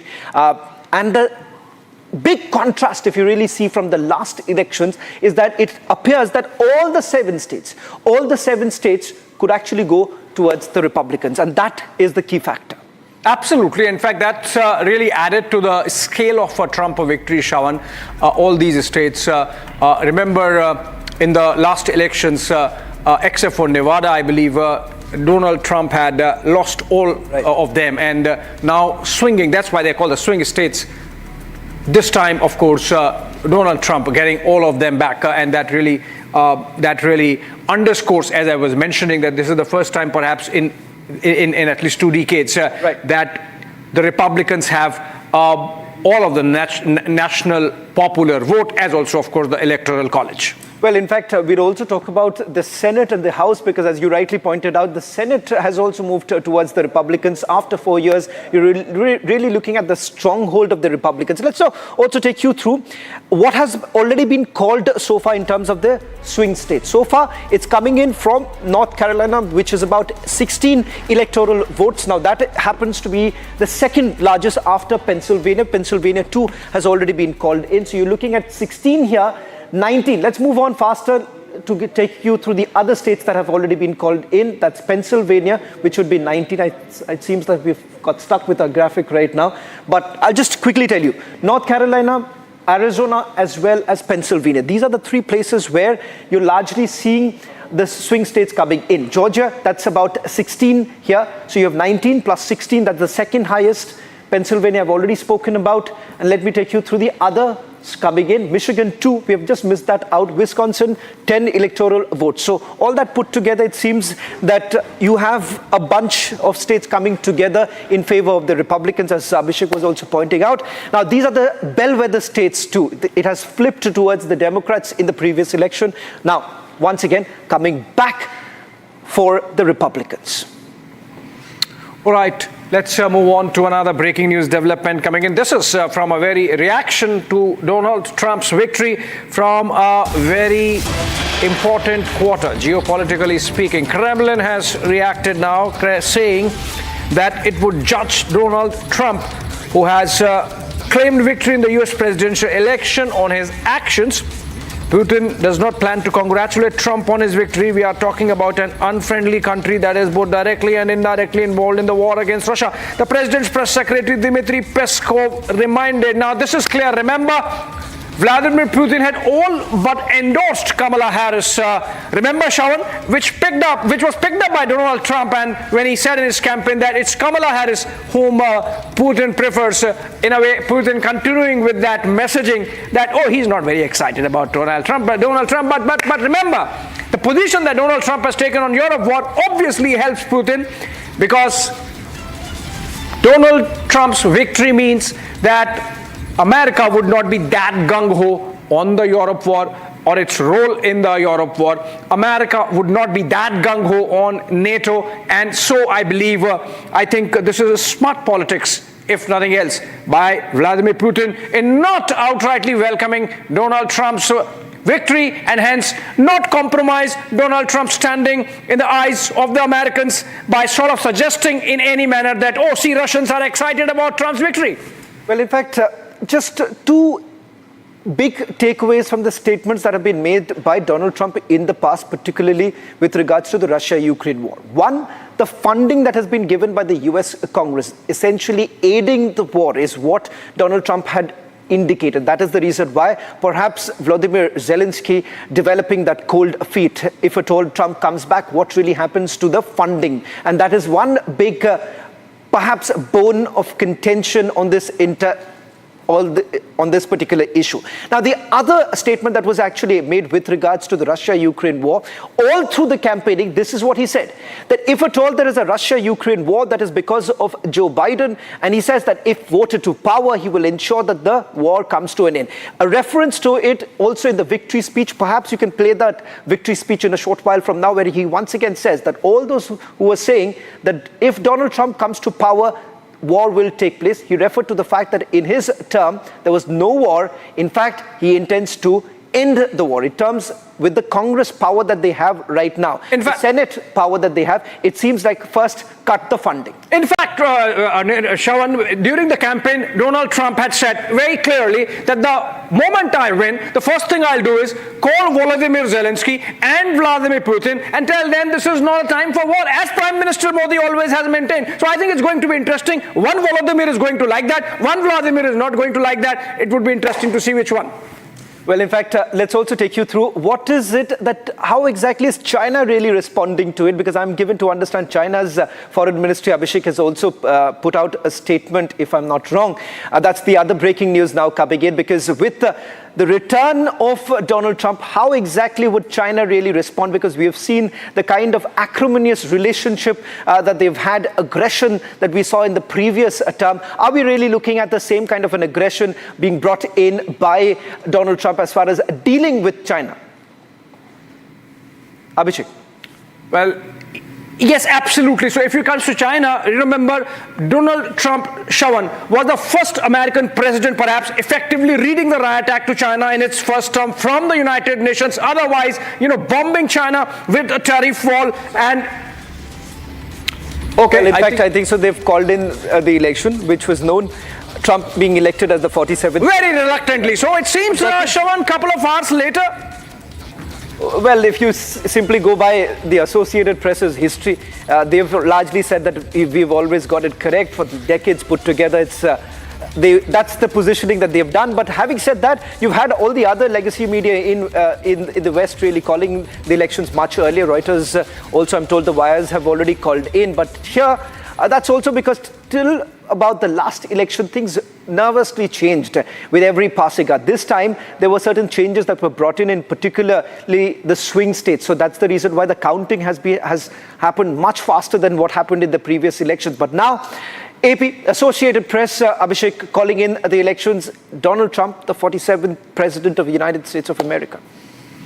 Well, belatedly so. I mean, they had, as if they had option. If they had option, they would have exercised it, Shawan. But the fact of the matter is that when even CNN was quick enough to sort of concede even before Kamala Harris, and in fact, if I recollect correctly, when things were really panning out, CNN was actually keeping pace with Fox in terms of increasing the percentage possibility of Trump of a Trump victory. So I think in that sense, having played very anti-Trump during the campaign, American media really had no option now with the numbers coming in. And I think the wide margin with which this drubbing has come in for the Harris campaign, I think there was no possibility whatsoever of playing around for whatever time, and hence you are seeing these concessions essentially coming in.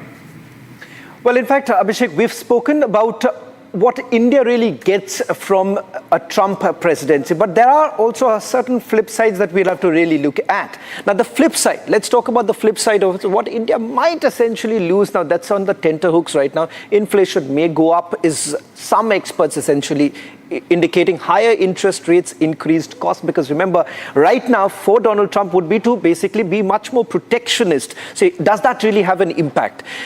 Once again, that's an area which we do not like. With the dollar really strengthening, how does that really impact us? Indian rupee, whether that is going to weaken or not, that's another big concern right now with Trump really coming in. So that's the bigger concern. Now, these are some of the what experts have been indicating. Of the flip side of it, import expenses may rise once again. If at all the tariffs are being brought in, with American companies being given that primacy, it may have its own impact on the market, extended market instability. But having said that, we have seen that as far as what works, let's also take you through what works. Anticipated rise in the US fiscal deficit. Now, these are some of the things that have really could be a cause of concern. But let's also take you through what India might also gain from the presidency. Now, that is another important aspect. While we're talking about the global inflation, higher interest rates, because this is essentially stemming from the protectionist view of the Republicans, where they say the primary concern would be for the American companies. So that's the flip side of it, but things could certainly change if at all you have the hard bargaining that has been done by the Indians, Abhishek. All right, Shawan, from the United States back home, and there is a breaking news development coming in, and that's connected with Bengal and what we are getting to hear. There is an FIR registered against Mithun Chakrabarti, Padma. Take a deep breath and out. Feeling that? That's the sound of your cells breathing well. Yes, with Nat Habit, feel every cell of you come alive. 100% natural, nutrition-powered, fresh ingredients from our Ayurvedic kitchen. Breathe life into millions of your skin and hair cells. Nat Habit. Breathe life into your beauty.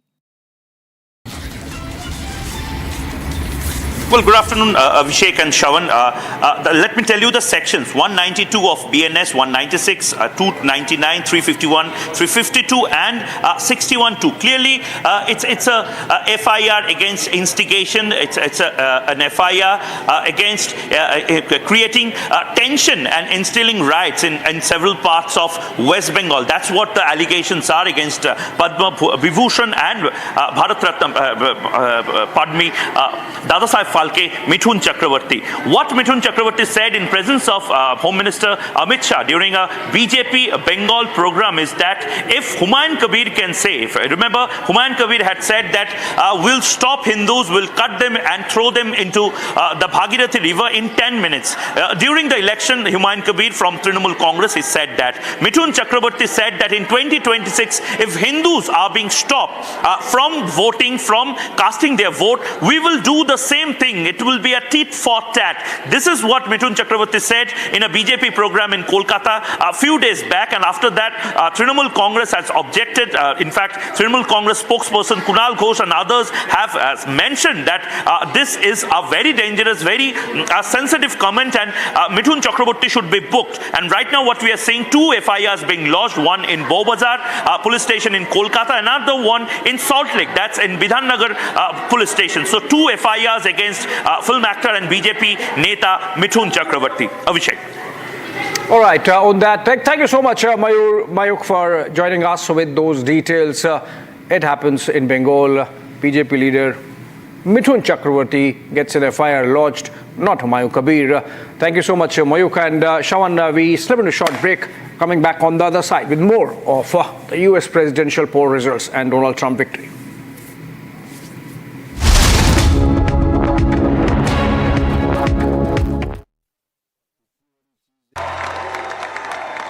Thank you very much. Wow.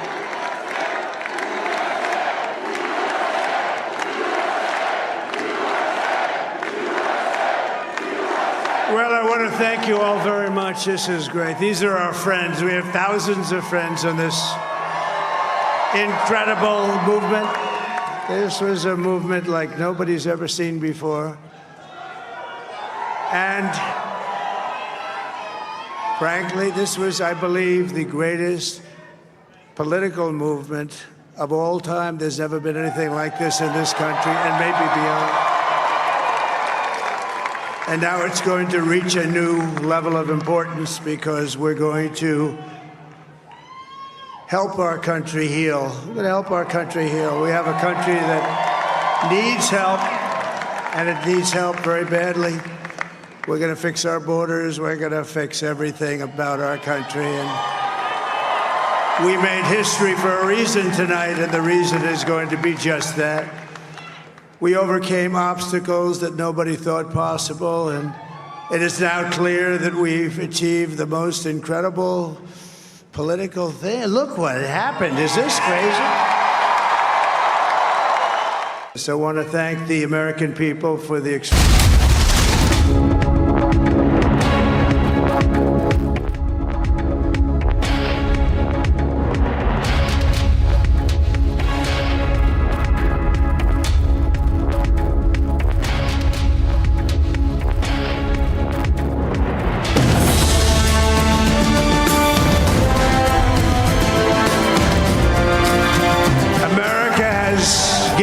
an unprecedented and powerful mandate.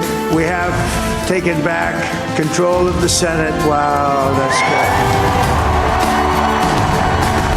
The number of victories in the Senate was absolutely incredible. And it also looks like we'll be keeping control of the House of Representatives.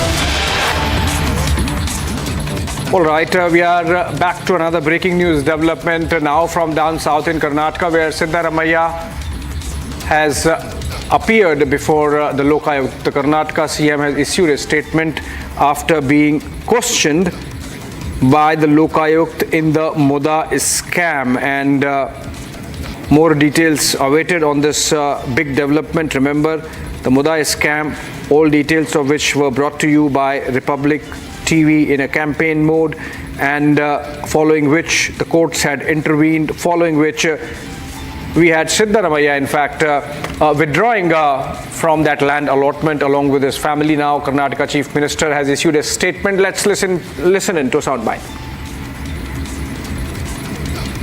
All right, we are soon going to get a reaction. Siddaramaiah, essentially in a statement released after his questioning by the Lokayukta, attacking the BJP on the manner in which the opposition party in Karnataka went after him, and Siddaramaiah essentially playing the victim card. Karnataka Chief Minister is issuing a statement there after having been questioned by the Lokayukta early in the day. We'll try and soon get you the pictures. And BJP making false cases against me is the charge Siddaramaiah is making against the opposition party in the state. Remember, he had surrendered all the land allotments along with his family in the Muda case, Muda scam, following the revelations. And subsequently, the matter, of course, is being investigated by the Lokayukt of Karanataka. Okay, now we have the soundbite coming in. Let's listen to it.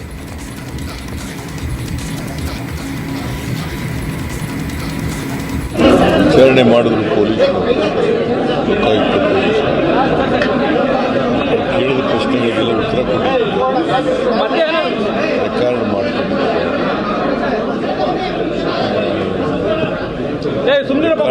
ಇದನ್ನೆಲ್ಲ ಓದಿ ಹೇಳಿದ್ದಾರೆ, ಸರಿಯಾಗಿದೆ ಅಂತ ಹೇಳಿದ್ದಾರೆ. Case ಹಾಕಿದ್ದಾರೆ, ವಿಚಾರಣೆ ಮಾಡಿದ್ದಾರೆ, ಸತ್ಯ ಹೇಳಿದ್ದಾರೆ. ಸ್ನೇಹಮಯಿ ಕೃಷ್ಣ ಏನಂತ ಹಾಕಿರೋದು, ಗವರ್ನರ್ ಏನಂತ ಕೊಟ್ಟಿರೋದು, ಇನ್ವೆಸ್ಟಿಗೇಟ್ ಮಾಡಿ ಗೋ ಬ್ಯಾಕ್ ಸಿದ್ದರಾಮಯ್ಯ ಅಂತಂದ್ರೆ ಇವರು ಇನ್ವೆಸ್ಟಿಗೇಷನ್ ವಿರುದ್ಧ ಇದ್ದಾರಾ? 40 ವರ್ಷಗಳಲ್ಲಿ ಇನ್ವೆಸ್ಟಿಗೇಷನ್ಗೆ ವಿರುದ್ಧ ಇದ್ದಾರೆ ಬಿಜೆಪಿಯವರು. ಇನ್ವೆಸ್ಟಿಗೇಷನ್ ಆಗಬಾರ್ದು ಅಂತ ಅವತ್ತು ಆದರೆ ಸುಳ್ಳು ಕೇಸ್ಗಳನ್ನು, ಸುಳ್ಳು ಆರೋಪಗಳನ್ನು ಮಾಡಿದ್ದಾರೆ ಅಂತ ಸ್ಪಷ್ಟವಾಗಿ ಗೊತ್ತಾಗುತ್ತೆ. CBI ಯಾರ ಕೈನಲ್ಲಪ್ಪ ಇರೋದು?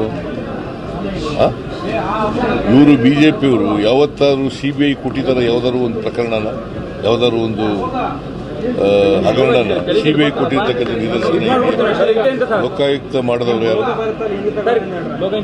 ಲೋಕಾಯುಕ್ತ ಪೊಲೀಸ್ ಮಾಡಿರೋದು ಯಾಕೆ? ಅದೊಂದು independent agency.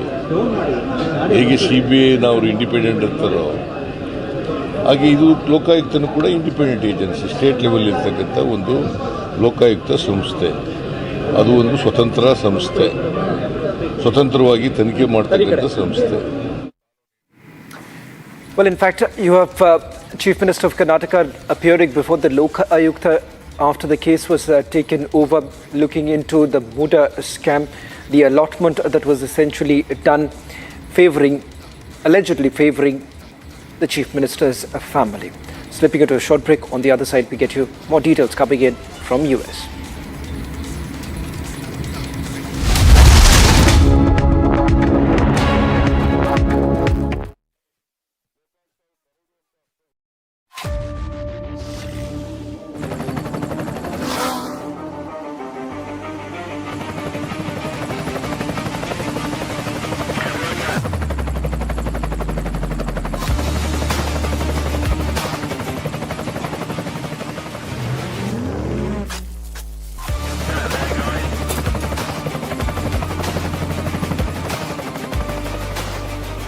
Director, the taste of success. Thank you very much. Wow.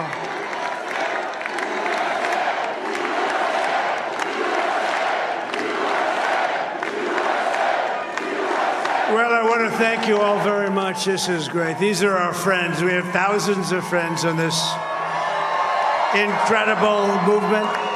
This was a movement like nobody's ever seen before. And frankly, this was, I believe, the greatest political movement of all time. There's never been anything like this in this country and maybe beyond.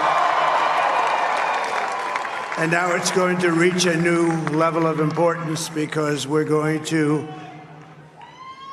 help our country heal. We're going to help our country heal. We have a country that needs help, and it needs help very badly.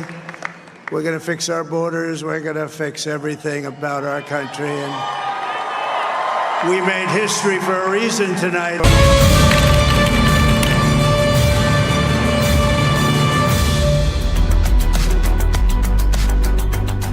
Breaking 136-year-old history, President Trump, the 47th President of United States of America. We'll take you through all the details coming in and also the big news makers joining Republic TV. But up first, let's take you through the headlines we're tracking at this hour.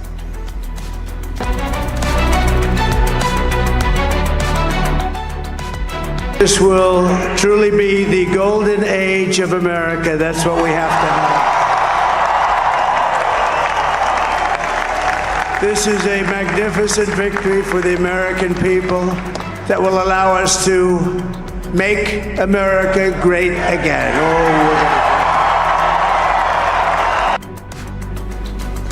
Donald Trump makes a historic speech in Florida, lays emphasis on slogan "Make America Great Again."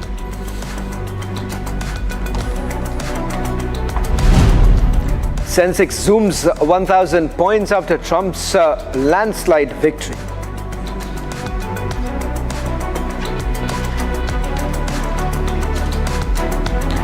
Vice President-elect J.D. Vance congratulates Trump during the speech, calls the victory the greatest political comeback.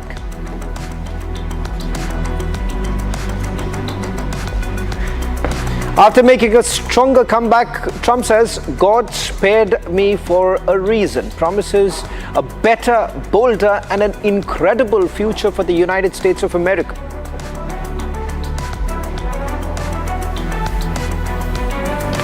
Congratulatory reactions pour in for Donald Trump, from Prime Minister Modi to Emmanuel Macron, Israeli Prime Minister Benjamin Netanyahu to Ukrainian President Volodymyr Zelensky. Everyone comes together to congratulate Trump.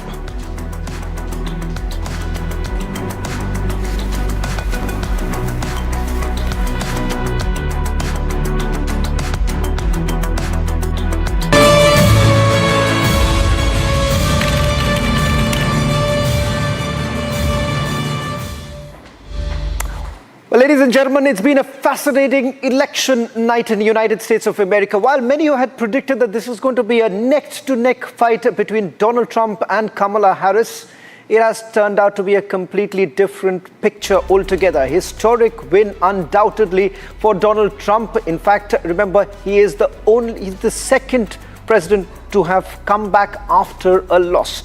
And what makes this very victory for Donald Trump special? Let's now tell you what's the overall picture really looking right now, as the counting is almost getting over in several of the states. Of the total 538, 277 stacked up for Donald Trump and 226 for Kamala Harris. Now that's the picture really looking at as far as the Electoral College is concerned. The popular vote also moving towards Donald Trump right now. We'll also give you a breakdown of the swing states in a short while from now, and what has really moved towards Donald Trump. The 7 big states, the key states, the swing states as they call it in the American parlance, and of course the fact that they've been able to also retain their stronghold. Let's take you through the other details now coming in as far as the picture that looks like.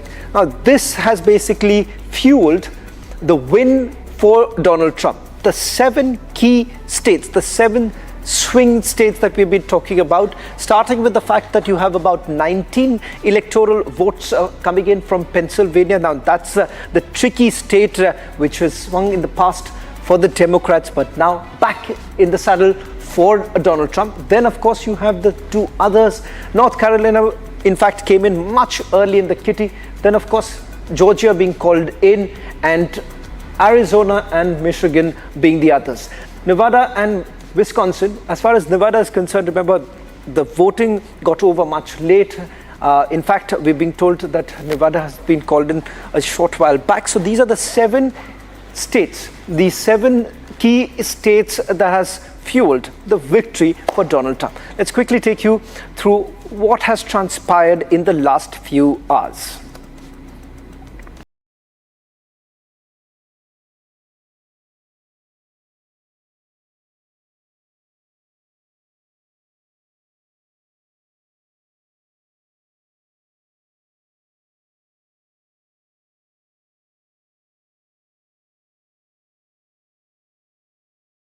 This was, I believe, the greatest political movement of all time. There's never been anything like this in this country and maybe beyond. Donald Trump has painted the US map with red after his landslide victory in the US presidential election. When it left, it was beautiful, shiny white. Trump beat Kamala Harris in what was touted to be the toughest presidential race in decades. I said, "What happened to your paint job?" He said, "We've never made a paint that could..." He won the battleground states of Pennsylvania, North Carolina, Wisconsin and Georgia, helping him secure more than 270 electoral votes. The 78-year-old outran Kamala Harris despite several controversies and criminal charges like the New York hush money case, the classified documents case, as well as the election interference case. His protectionist policy aimed at strengthening American economy and trade, giving more jobs to Native Americans and ending wars in the Middle East worked in his favor. Take a look what happened.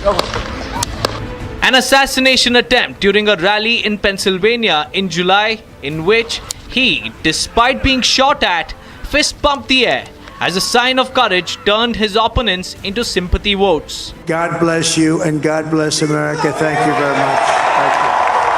Thank you very much. This was the third time Donald Trump ran for the top job. He became president of the United States for the first time in 2017, but lost his re-election bid to Joe Biden in 2020. In his victory speech, he thanked his supporters and said that this is the golden age for America and he will make the country great again. Every single day I will be fighting for you, and with every breath in my body, I will not rest until we have delivered the strong, safe, and prosperous America that our children deserve and that you deserve. This will truly be the golden age of America. That's what we have to have. This is a magnificent victory for the American people that will allow us to make America great again.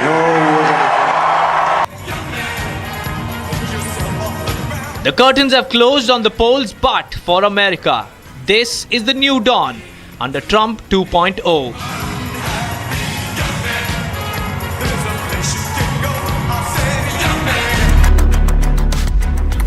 Right, viewers, now of course we have to understand that what does this really mean for India. For that we'll go across to Shravan once again to understand how does Trump Sarkar 2.0 would pan out for New Delhi. Shravan. Well, in fact, there is always a Teflon coating when it comes to India-US relationship, already celebrating 25 years. But bolstering this is the personal chemistry between the two leaders. That's Prime Minister Modi and President-elect Donald Trump. In fact, you've had the congratulatory message really coming in, pictures that were put out by the Prime Minister. Let's now talk about what Trump's presidency would essentially mean for India, and how does that really work for us? One, in terms of the fact that he's already spoken extensively as far as the tariffs are concerned. Now, does that really have a direct impact? If at all there is a higher tariff on the Chinese product, does that give us the boost, the impetus as far as Make in India products are concerned? Let's move on to the other. India's exports could actually gain a major advantage. Now, that's where you have the Indian companies playing a very important role.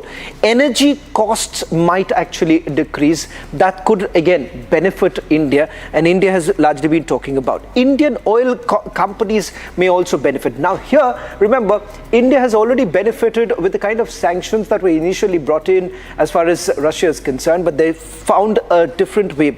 Products, petroleum products that were essentially being sold to the European market by India actually gave that impetus. Now let's take you through the others. Manufacturing, defense sectors could actually grow. If you really look at the agreements that have been signed by both sides, could actually help up to give the much needed impetus to manufacturing sector. Companies that are running in both the nations may actually gain. So now let me just tell you why it works out. As far as the protectionist regime that you are really looking at, as far as the Republicans are concerned, they are largely looking at how exactly Indian companies as well as American companies really benefit. Now here, you would have Indian companies really getting into the picture. Supply chain efficiency likely to improve. There too, India sees a major role that they can play in terms of the companies that are on the supply side. Opportunities for Indian defense firms. Now that is an area that has been a work in progress, with India hoping that their reliance on Russia is taken away, and perhaps that opportunity comes in from the United States of America. So opportunities for Indian defense firm. Business climate could actually improve. You've already seen the thumbs up that has come in from the Indian markets right now, moment after the election was called in. Indian equity markets could also benefit, because largely you're looking at the space that has been given in terms of investment. So that another area that you would see the boost really coming in from the equity market too. So, Rakshita, here clearly the Trump presidency could actually have its own benefit. You've heard the Indian diaspora largely talking about the fact how they have been benefiting in the US, particularly with the interest rates and a few other issues too. So here, India is all poised to perhaps gain from the presidency once again.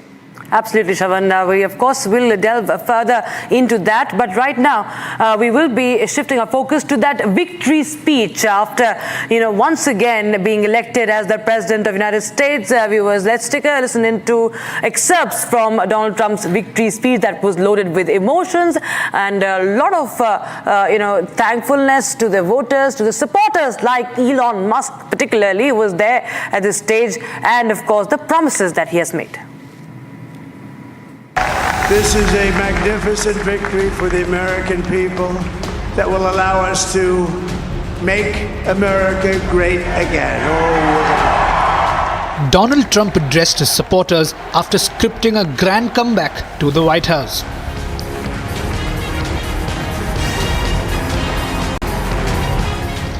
Defeating his Democratic rival Kamala Harris in the presidential elections, Trump's victory speech was a picture of certainty that the red wave had indeed drowned the Democrats.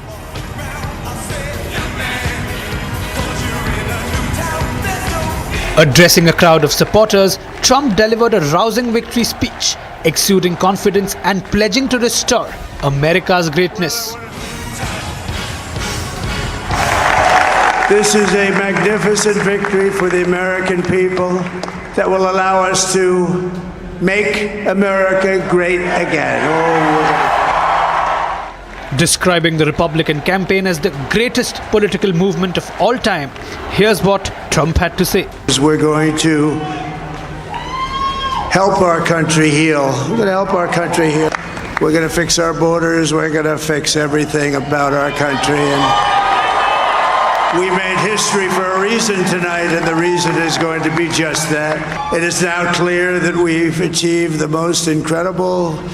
So I want to thank the American people for the extraordinary honor of being elected your 47th president and your 45th president.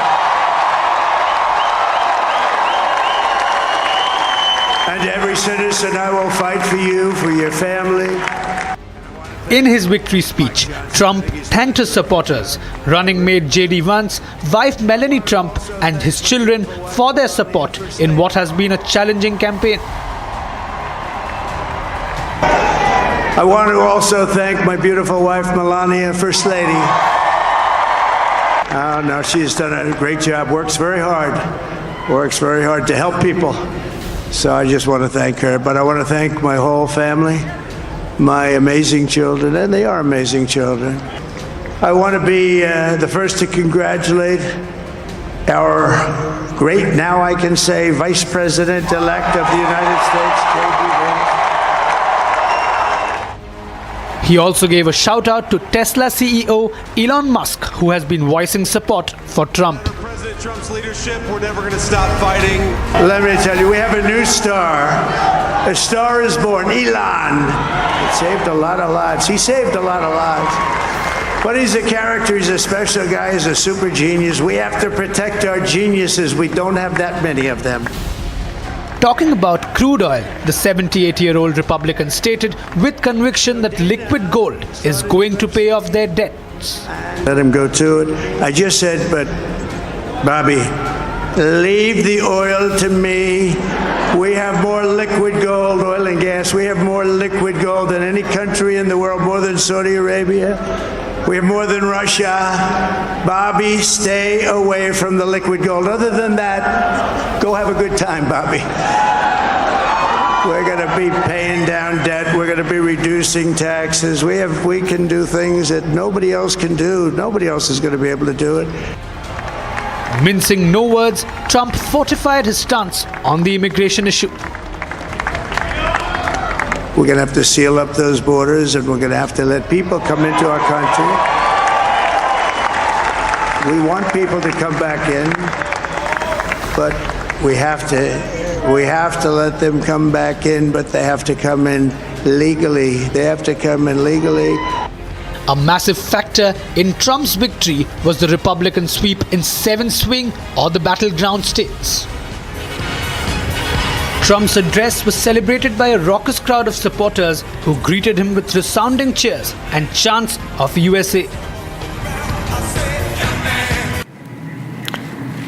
And viewers, now we are going to tell you how there were Modi chants reverberating while Trump was delivering that victory speech in Florida. Take a look at this video and we'll just put that audio up to help you hear how there were Modi chants in the air while Trump was delivering that speech.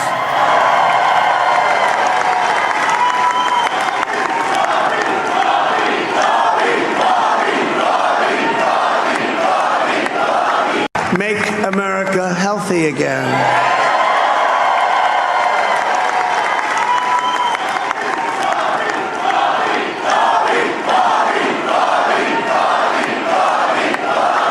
Make America healthy again.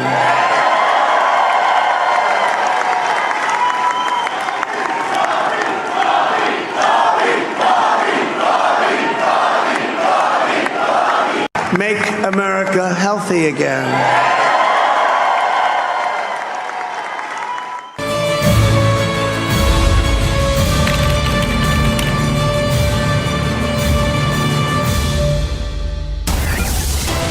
All right, viewers, we're getting in breaking news right now. Now, BJP has dubbed the interrogation demanding CBI inquiry against Lokayukta. Remember, questioned Siddaramaiah for over 2 hours today. And B.S. Yediyurappa of the BJP is demanding a CBI probe in the Muda case. In fact, the BJP has staged protest today, saying that how can there be a fair probe against the sitting chief minister, demanding the resignation of Siddaramaiah. BJP protesting against Karanataka chief minister amid the Muda scam heat. And this after he was interrogated for 2 long hours by the Lokayukta. BJP, on the other hand, Yediyurappa demanding a CBI probe. Take a listen in.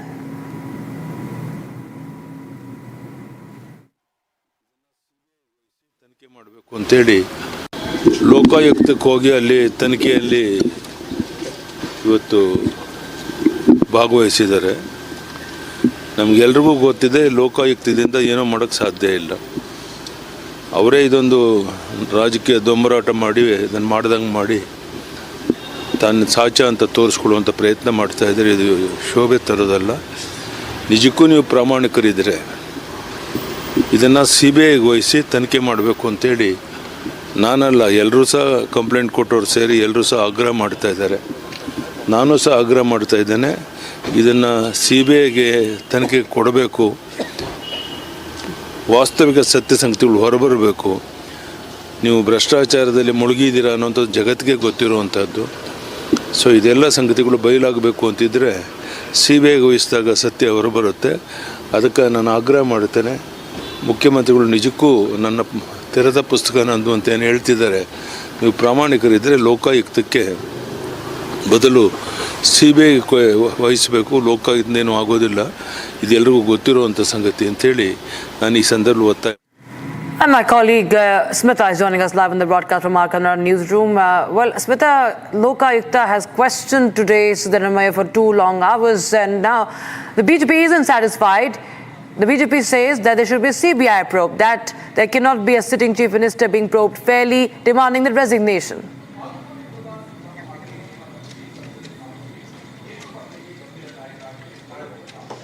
Well, there are, prominent subsequent, the issues which are leading the BJP leaders to ask question regarding the Lokayukta, investigation. Prominently, yesterday when CM's TP2 plan was released by the party, it was clearly mentioned that 10 o'clock CM will face the Lokayukta inquiry, and at about 12 noon, he will go to Channapatna for the by-election campaign. Now, BJP is questioning, like, how can CM or his office, come to know that Lokayukta officers are going to inquire him for exactly 2 hours, which we saw today also while Siddaramaiah entered Lokayukta office exactly at 10:03 a.m. and came back from the Lokayukta office, finishing the inquiry at 12. So this was, mentioned in Siddaramaiah's tour plan yesterday. This is the first question that BJP is raising.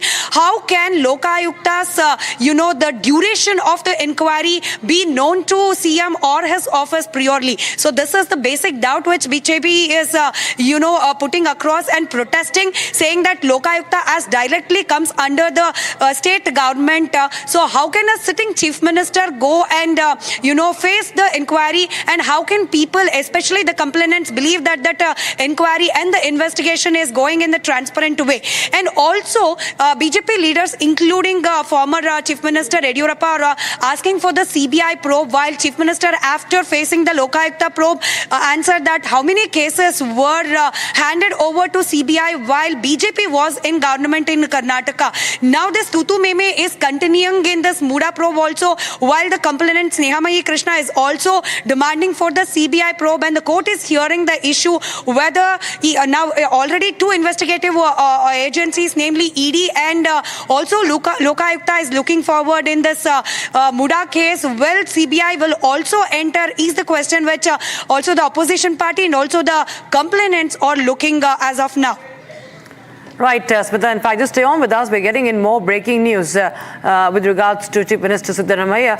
Now, what we are getting to know is that Siddaramaiah has issued a statement now after appearing before the Lokayukta for questioning, and he has accused the BJP now of making false cases against him.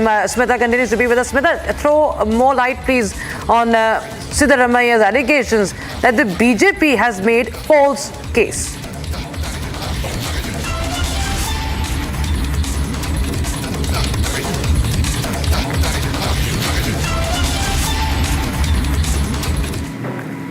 ವಿಚಾರಣೆ ಮಾಡಿದ್ರು ಪೊಲೀಸರು, ಲೋಕಾಯುಕ್ತ ಪೊಲೀಸರು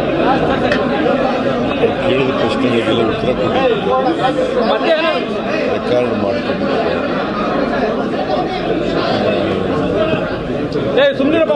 ಇದನ್ನೆಲ್ಲ ಓದಿ ಹೇಳಿದ್ದಾರೆ, ಸರಿಯಾಗಿದೆ ಅಂತ ಹೇಳಿದ್ದಾರೆ. ಕೇಸ್ ಹಾಕಿದ್ದಾರೆ, ವಿಚಾರಣೆ ಮಾಡಿದ್ದಾರೆ, ಸತ್ಯ ಹೇಳಿದ್ದಾರೆ.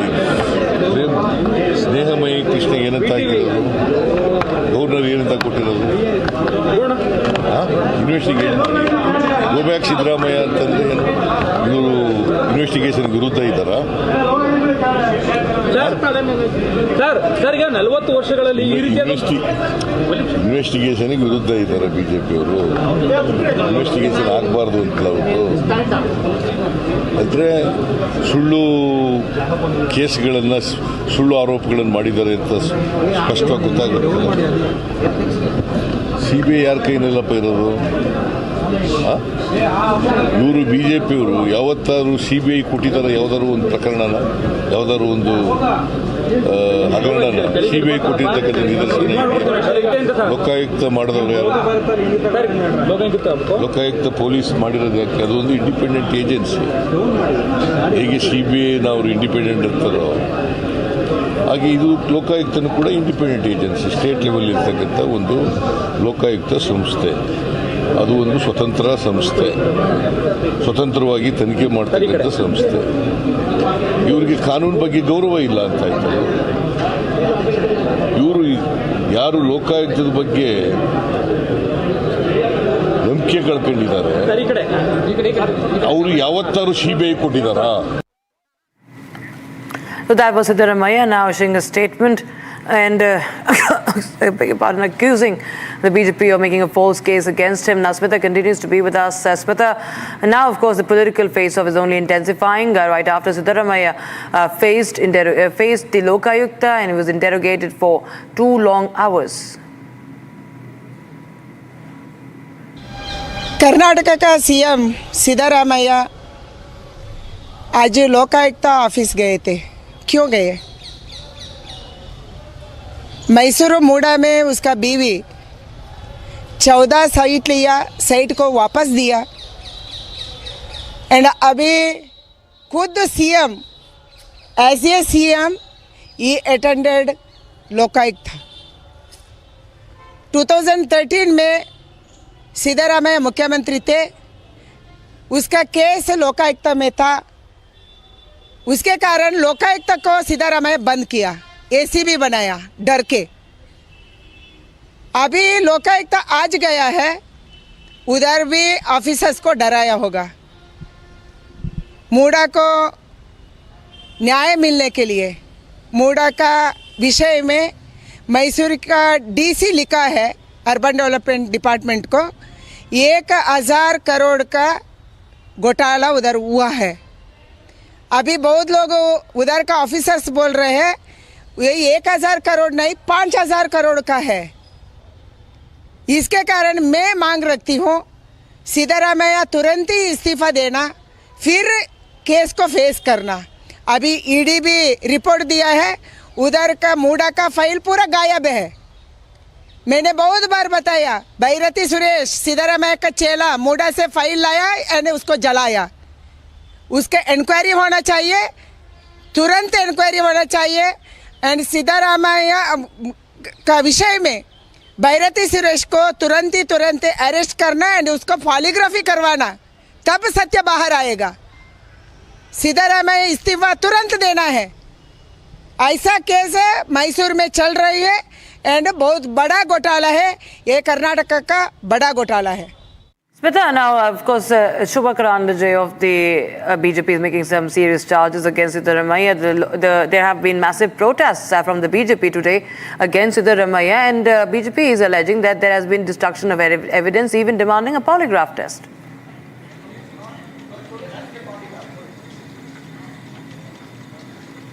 Exactly, we heard Chief Minister Siddaramaiah saying that if BJP calls Lokayukta to be under the control of state government, how can CBI, which also functions under central government, which is led by BJP, can be called as an independent investigative agency? This is what Siddaramaiah is reacting towards BJP's demand to shift the Muda case to CBI. Whereas we heard Shobha Karanlajee, Central Minister, saying that we have a serious doubt about the investigation of Lokayukta, as this 2 hours of investigation which was taken over today was pre-planned and it was completely led by Chief Minister's instructions. So this case should be handed over to CBI so that not only Siddaramaiah but also the Urban Development Minister Bairati Suresh, who has serious allegation that when this Muda case was broken out, he went to Mysore and had taken away many documents related to the Muda misappropriation. So he himself, Urban Development Minister Bairati Suresh himself, should also undergo some serious investigation, which will not happen through this Lokayukta investigation, is the allegation by BJP. Not only Shobha Karanlajee, even we witnessed a massive protest staged by BJP in Mysore today, and all local leaders, including the state, BJP President Vijayendra and also the opposition leader R. Ashok, were demanding for the CBI probe. But now, as the complainant Snehamayi Krishna has also moved to court asking for the CBI probe, will the court give the permission for the third investigative agency to get into the case is the bigger question which has to be waited till the court takes the decision. Yes, Smita.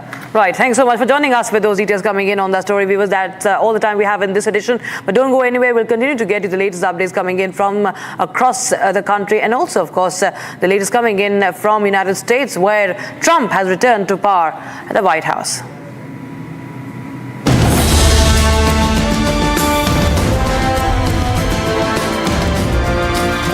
America has given us an unprecedented and powerful mandate. We have taken back control of the Senate. Wow, that's good. Number of victories in the Senate was absolutely incredible. And it also looks like we'll be keeping control of the House of Representatives.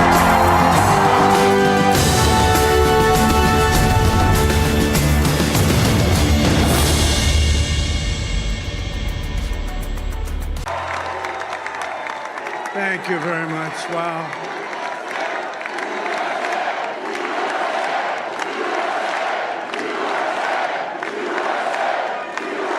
Well, I want to thank you all very much. This is great. These are our friends. We have thousands of friends on this incredible movement. This was a movement like nobody's ever seen before. And frankly, this was, I believe, the greatest political movement of all time. There's never been anything like this in this country, and maybe beyond. And now it's going to reach a new level of importance because we're going to help our country heal. We're going to help our country heal. We have a country that needs help, and it needs help very badly. We're going to fix our borders. We're going to fix everything about our country.